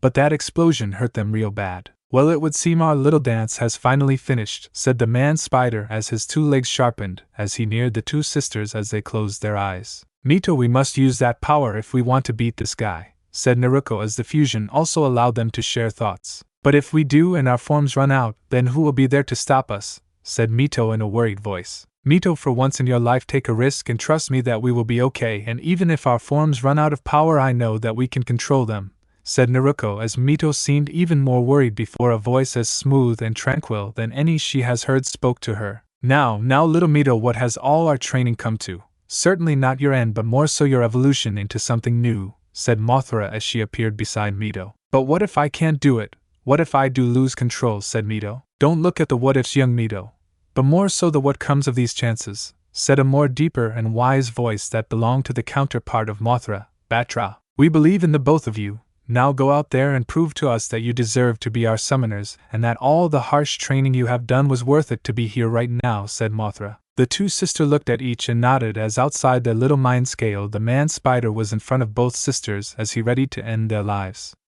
Though as he went for the kill, a bright white and black light shined from both of them as the seals that held the Cubius's chakra glowed, either white for Mito and black for Naruto, as the man spider continued his attack only to be blown back as he crashed not too far away, and as he looked upon the dying light to the newly improved Mito and Naruto as both opened their eyes to show that each had one red eye, but their other eye was either white or black. Their appearance was exactly the same, but with different colors, as Mito had pure white wings with the Mothra symbol on them and boots that were white and had red outlining, as the rest of her armor was white with either red or gold outline, as Naruto had the opposite of what Mito had, as hers was black. But the one thing that they had in common was the fox symbol on their chests. Well, it would seem you have a new power no matter your destruction is dash. But he wasn't able to finish as Naruto appeared in front of him as she gave a massive punch to his face as he crashed into a pile of rubble. You talk too much, said Naruto as the man spider blasted all the rubble away. Die, little girl, he said as he disappeared and reappeared behind Naruto as his sharpened legs went for the kill.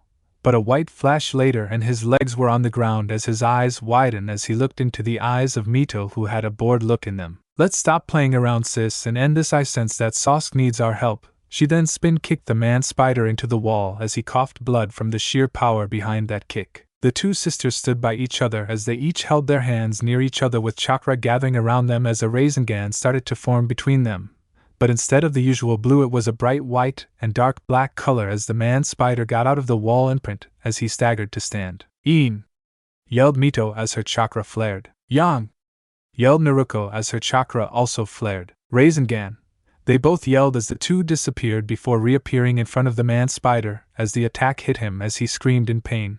But it was soundless as the attack obliterated the man spider, as by the end there was nothing left. The two girls looked at the big crater that once stood their foe as they glowed a bright white and black before returning to their normal selves.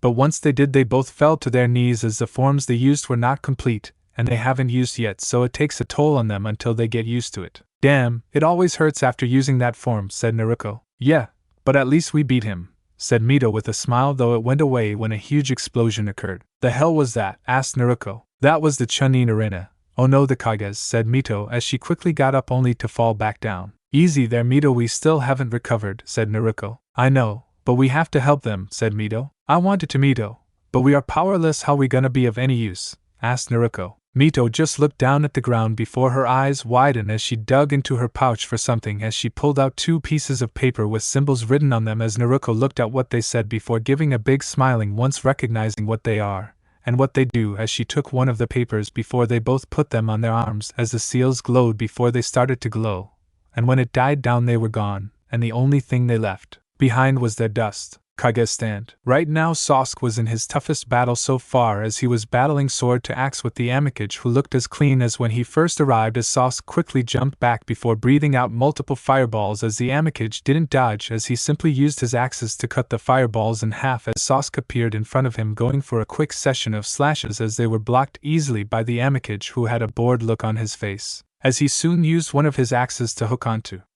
Sasuke's sword before hitting him with the side of his axe as Sasuke was thrown near the edge. Though as he tried to get up, a kick to the gut stopped his advance as the Amikage then started to use his axes to slap Sasuke around before he used the blades to cut him up as by the time he was done Sasuke had cuts all over him.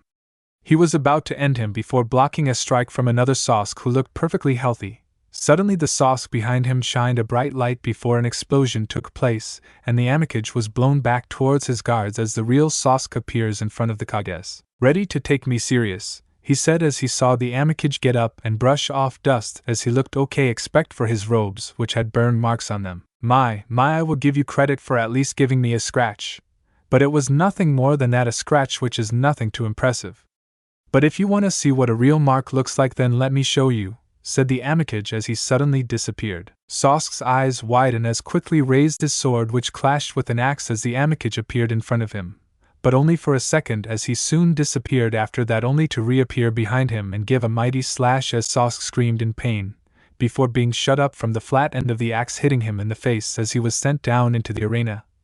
But as he got up, the Amikage appeared in front of him without his axes as he grabbed Sasuke by the throats, as he tried to break free from the tight grip, though was unable to, as the Amikage slammed him into the ground, creating a massive crater before, with speeds that made him invisible, he dragged Sasuke around the arena before appearing back on top of the Kage's stands, as he threw the now blood-soaked Sasuke towards the Kages as they huddled around him as they looked upon the wounds he received. That is what a real mark looks like. So when you're trying to fight someone, make sure you leave them with something they will remember, said the Amikage as his 2 bodyguards walked beside him. Would you like us to destroy them, sir? Asked the bodyguard in his right. Yes, but make it quick and painless. It is after all what they deserve for making my stay here enjoyable, said the Amikage as he started to walk away. His 2 bodyguards stood in front of the downed Kages and Sasuke as they raised their hands with lightning gathering around them. But as they launched their attacks, a red blur got in front of them as the attacks were deflected and exploded outside of the arena. The 2 bodyguards then jumped away as Kurama slammed his fist where they were, creating a huge hole through the stand. Though he disappeared right afterwards as he appeared between the 2 and lifted both of his palms towards each of them as he unleashed red beams of chakra.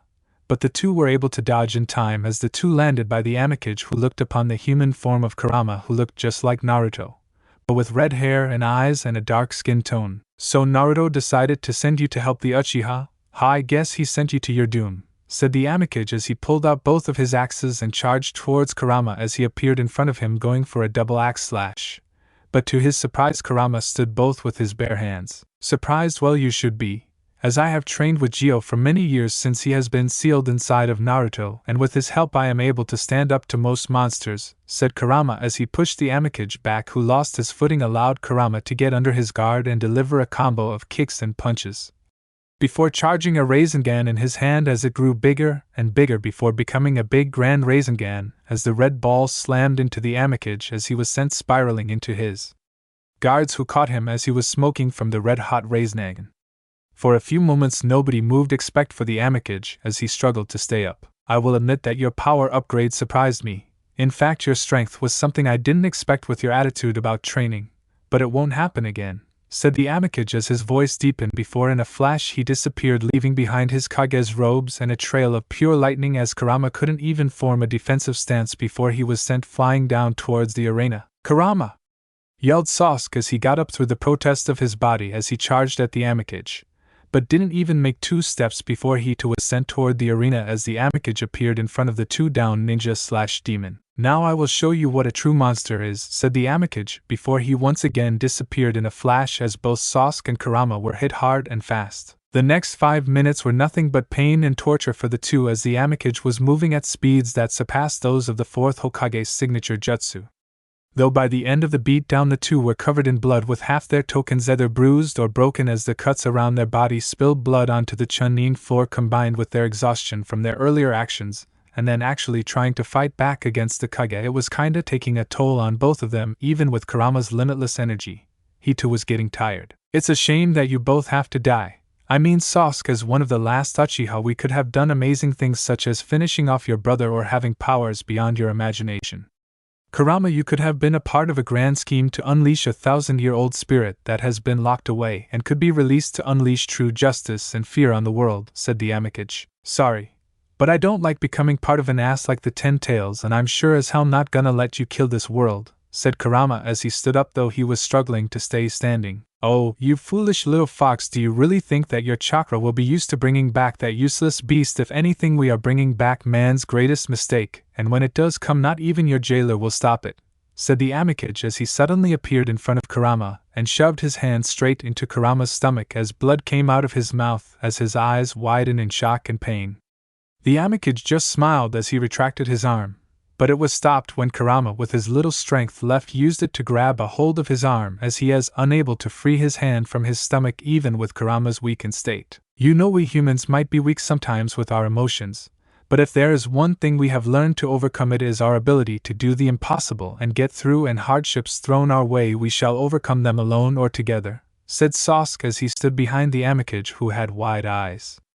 Suddenly lightning started to spark in Sasuke's right arm as the sounds of 1,000 birds was heard throughout the stadium, with Sasuke activating his Sharingan to its full S3 Tomo stage as with a newfound resolve he ran straight for the stuck Kage who tried to pull his hand out, but was unable to as Kurama's grip surprised him, and in a quick movement Sasuke was in behind the Amikage as he shoved his hand straight through the guy's torso with blood coming out and spilling G onto Kurama, who still had his fox-like grin. Time froze for a split second with the shocked faces on the Kages as they watched the two sacrifice themselves to kill the man who bait all 5 of them soundly. The Amikage 2 bodyguards didn't have any sort of expression in seeing their leader get stabbed right through the chest, as the Amikage had Shadow cover his face, with Sasuke and Kurama having painful looks on their faces, with one being from the hand shoved in his stomach and the other from using a ton of chakra to end the battle. Though that moment of silence was broken from the laugh of one person, and that person was the one with a hole through his torso, as the Amikage just laughed, confusing both the Kages and the 2 who were with him. "Fools, you think you have won, when all you have done is draw the final straw for your doom, haha," laughed the Amikage as he started to glow a bright golden yellow as a symbol appeared where the hole was before it disappeared as the glow brightened before a huge explosion occurred, causing many in the village to draw their attention to the arena as a huge smoke cloud was seen. As the moment it dispersed, Sasuke and Kurama were seen laying down on the ground out cold with burnt marks all over them, as the Kage's attention was less on them and more on the floating figure above them who gave off power that was far greater than that of Naruto. "What the hell is that thing?" asked Mei. "Our end," said Minato withal. "Foolish humans, I have returned to seek my vengeance for my ancestors who you have disgraced for a millennium," said the newly transformed Amikage, who was golden in appearance with armor that was gold yet slim and sturdy, as his skin was no longer skin but scales, as his head was more dragon than anything, with yellow eyes, as the wings on his back were big as they stretched out to wrap around him twice. The monster Kage then looked down on the 2 forms of Sasuke and Kurama, who were still unconscious, as he looked at them with pity, but also with respect, as they forced him to unleash his true power and form something he thought Naruto would make him do.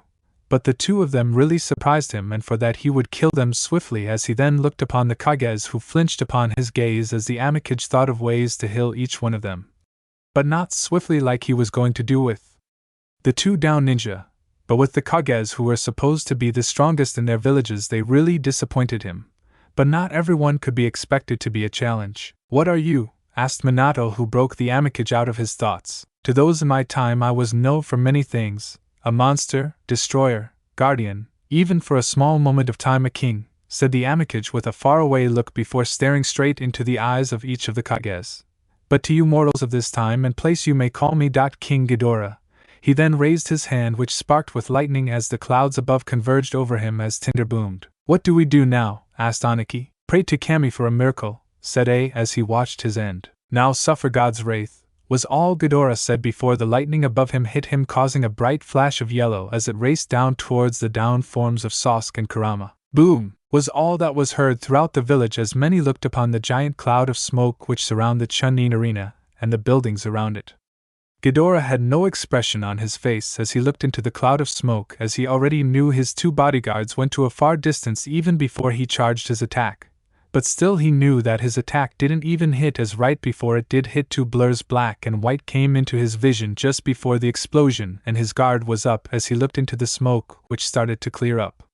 Suddenly multiple chains of black and white came out and went to attack him, as he dodged them with ease, but didn't notice that they were retreating but surrounding him as they closed in on him rapidly before enclosing him in a sphere of chains. "Ha, got the bastard," said the voice of one Naruko Namikaze who stood by her sister, as the 2 had used their enhanced chakra chains to attack and trap the so-called king. "Don't let your guard down yet, Naruko, I can feel that he isn't weakening," said Mito as they stared into the chains for a few seconds before they suddenly exploded, as both of them were thrown back with Ghidorah floating without a scratch as he stared at the 2 sisters in their monster/cubia forms with not even a little care that they stopped their friend's doom. "So the little brats decided to join in. Good, it will make things easier for me as I don't need to waste time finding you guys," said Ghidorah as he landed across from them. "Well, if you want us then you will have to ask our parents.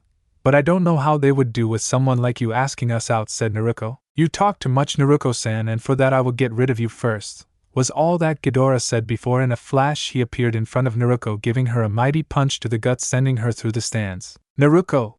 yelled Mito just as she blocked a punch from Ghidorah, but the power behind it almost broke her arms. She quickly jumped back, but a punch from behind sent her flying towards an awaiting spin kick that sent her into the side of the wall before being pressed even more into the wall as fast-paced punches were given to her, as she coughed up blood.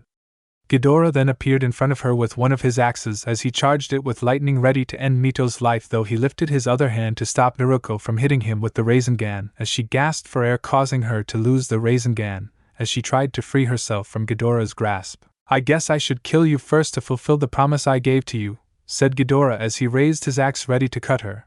But a moment later and his axe was on the ground along with both of his arms as Naruto was released from his grasp in the safety arms of one Sasuke Uchiha, as he stood behind both Kurama and Mito, who had their swords drawn. "Sorry, but I can't let you kill one of the kid's siblings even if they were once bad.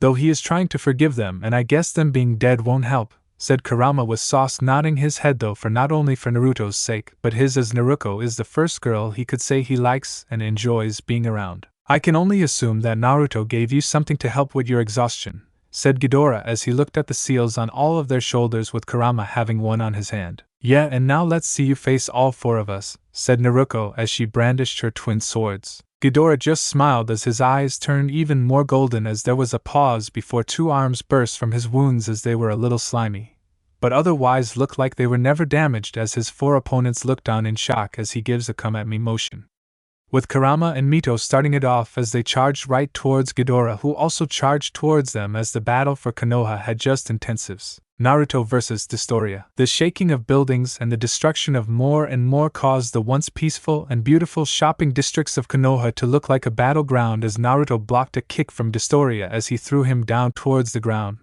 But he adjusted his footing and landed on his two legs, though he was slammed into the ground as Naruto crashed into him, creating an even bigger crater. Dostoria though threw him off easily as he unleashed lightning arrows which slammed into Naruto as his enhanced skin armor protected him from most of the damage. The both then drew out their power to form two short swords as they each charged each other and got into a sword fight, with each standing on equal footing before both of their chakra blades broke as Naruto quickly formed two more and continued in his offensive, though Dostoria caught each blade before shocking Naruto with bolts of lightning that made him scream as he got down to one knee, but was instantly up the moment a knee to the face sent him flying as Dostoria quickly grabbed him by the leg and slammed him down before starting to throw him around, slamming him into rubble or barely standing buildings. Naruto was finally able to get his footing before kicking Dostoria right in the face as he let go and did a spin kick as Dostoria dodged it, but didn't notice the drop kick to his head as he got hit hard and slammed to the ground as Naruto jumped back to regain his breath. "This is getting me nowhere. As long as we stay in this village I cannot use my full power in this form, and using the chains won't do much, but hold him back for a few minutes at most, along with seals not being any use if I am not given the time," said Naruto to Gio. "Well, my young student, there is always a way around dash." But Gio was unable to finish his sentence as a great power washed over them, one he knew very well along with Naruto. "To this power it couldn't be, we saw him perish," said Naruto. "Well, enemies we long thought dead somehow are alive and well," said Gio, just as surprised as Naruto. "Well, what do you know, it would seem that he has revealed our little surprise a little too early," said Dostoria as Naruto looked at him. "So that was your plan, weaken me enough so that when Ghidorah fought me he could easily take me down," said Naruto. "You finally figured it out, good for you. Brah, it's already too late, as even if I fall right here he will finish you, but not before making you watch him destroy your home and those you cherish inside of it, ha. I guess you could say he will make you reveal that moment back in Iron Country," said Dostoria as Naruto had wide eyes before they turned to anger, and what he said.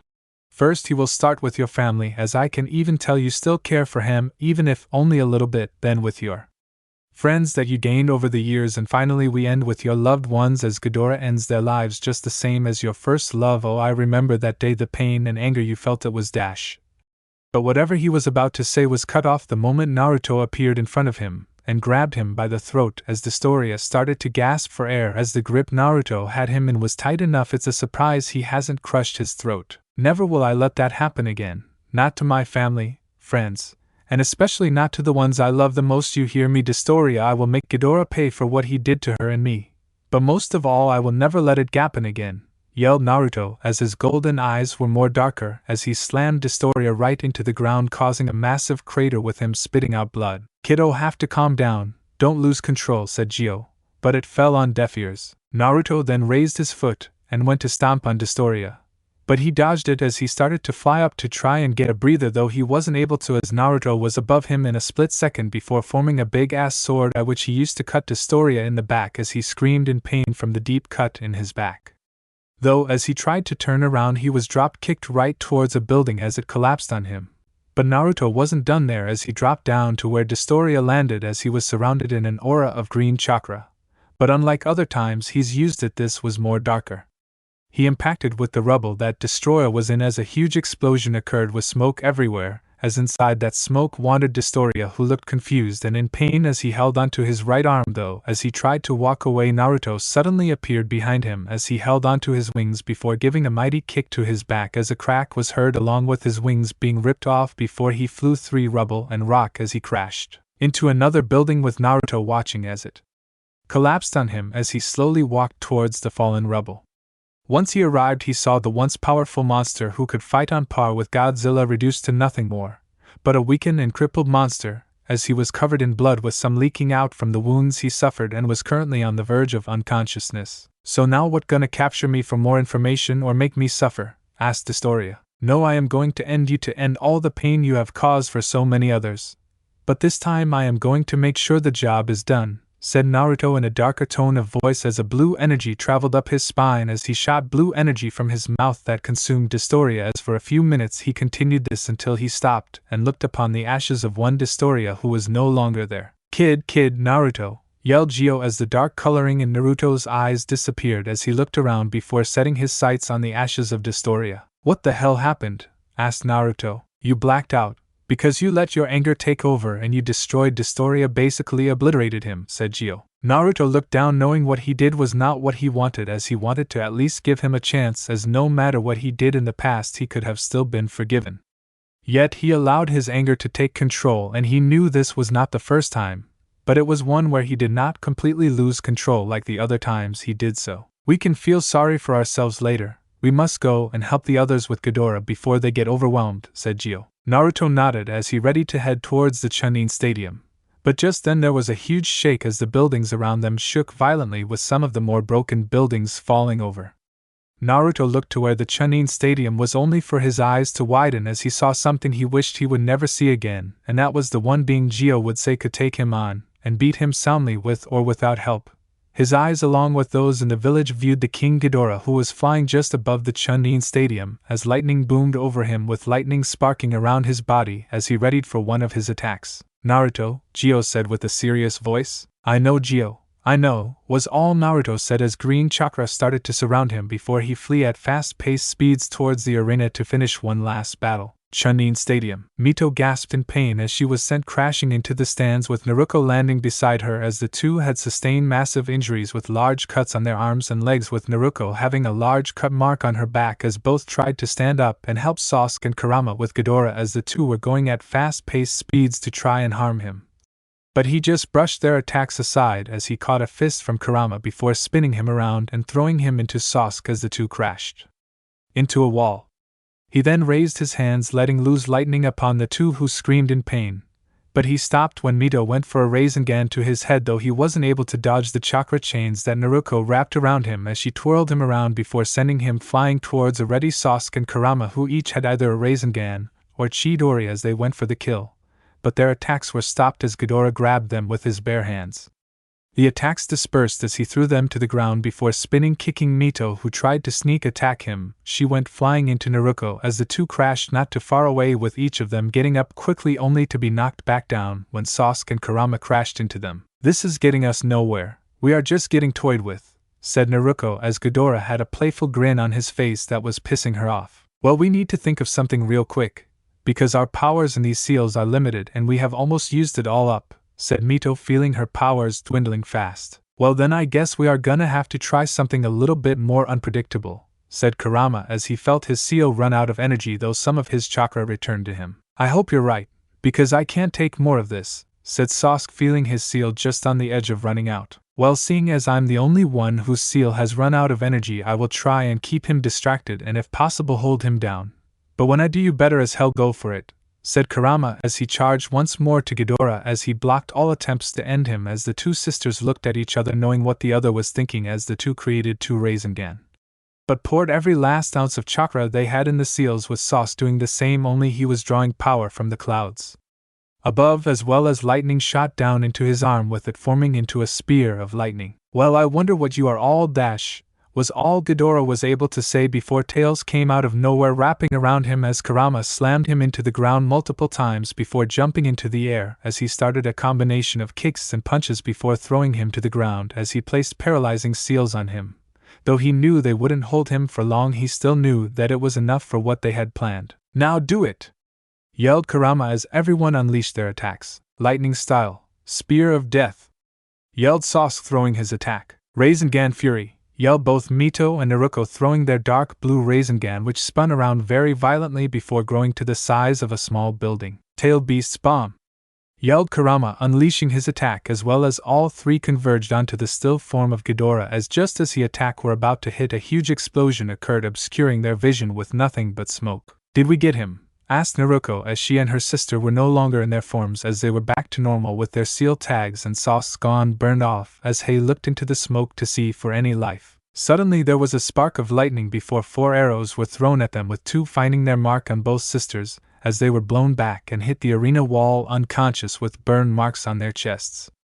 Sasuke and Kurama were able to dodge them, but Barley, as they were very weakened and tired as they watched the smoke dissipate, to show Ghidorah's 2 bodyguards, who looked a little bit roughed up, but fine, as they removed the seals off Ghidorah, as he got up with a calm expression. "He surprised me with those tails of his and the seals, but lucky I have you two with me," said Ghidorah. "Well, this isn't the first time it has happened," said one of the bodyguards. "Sir, would you like us to unleash our form and end them?"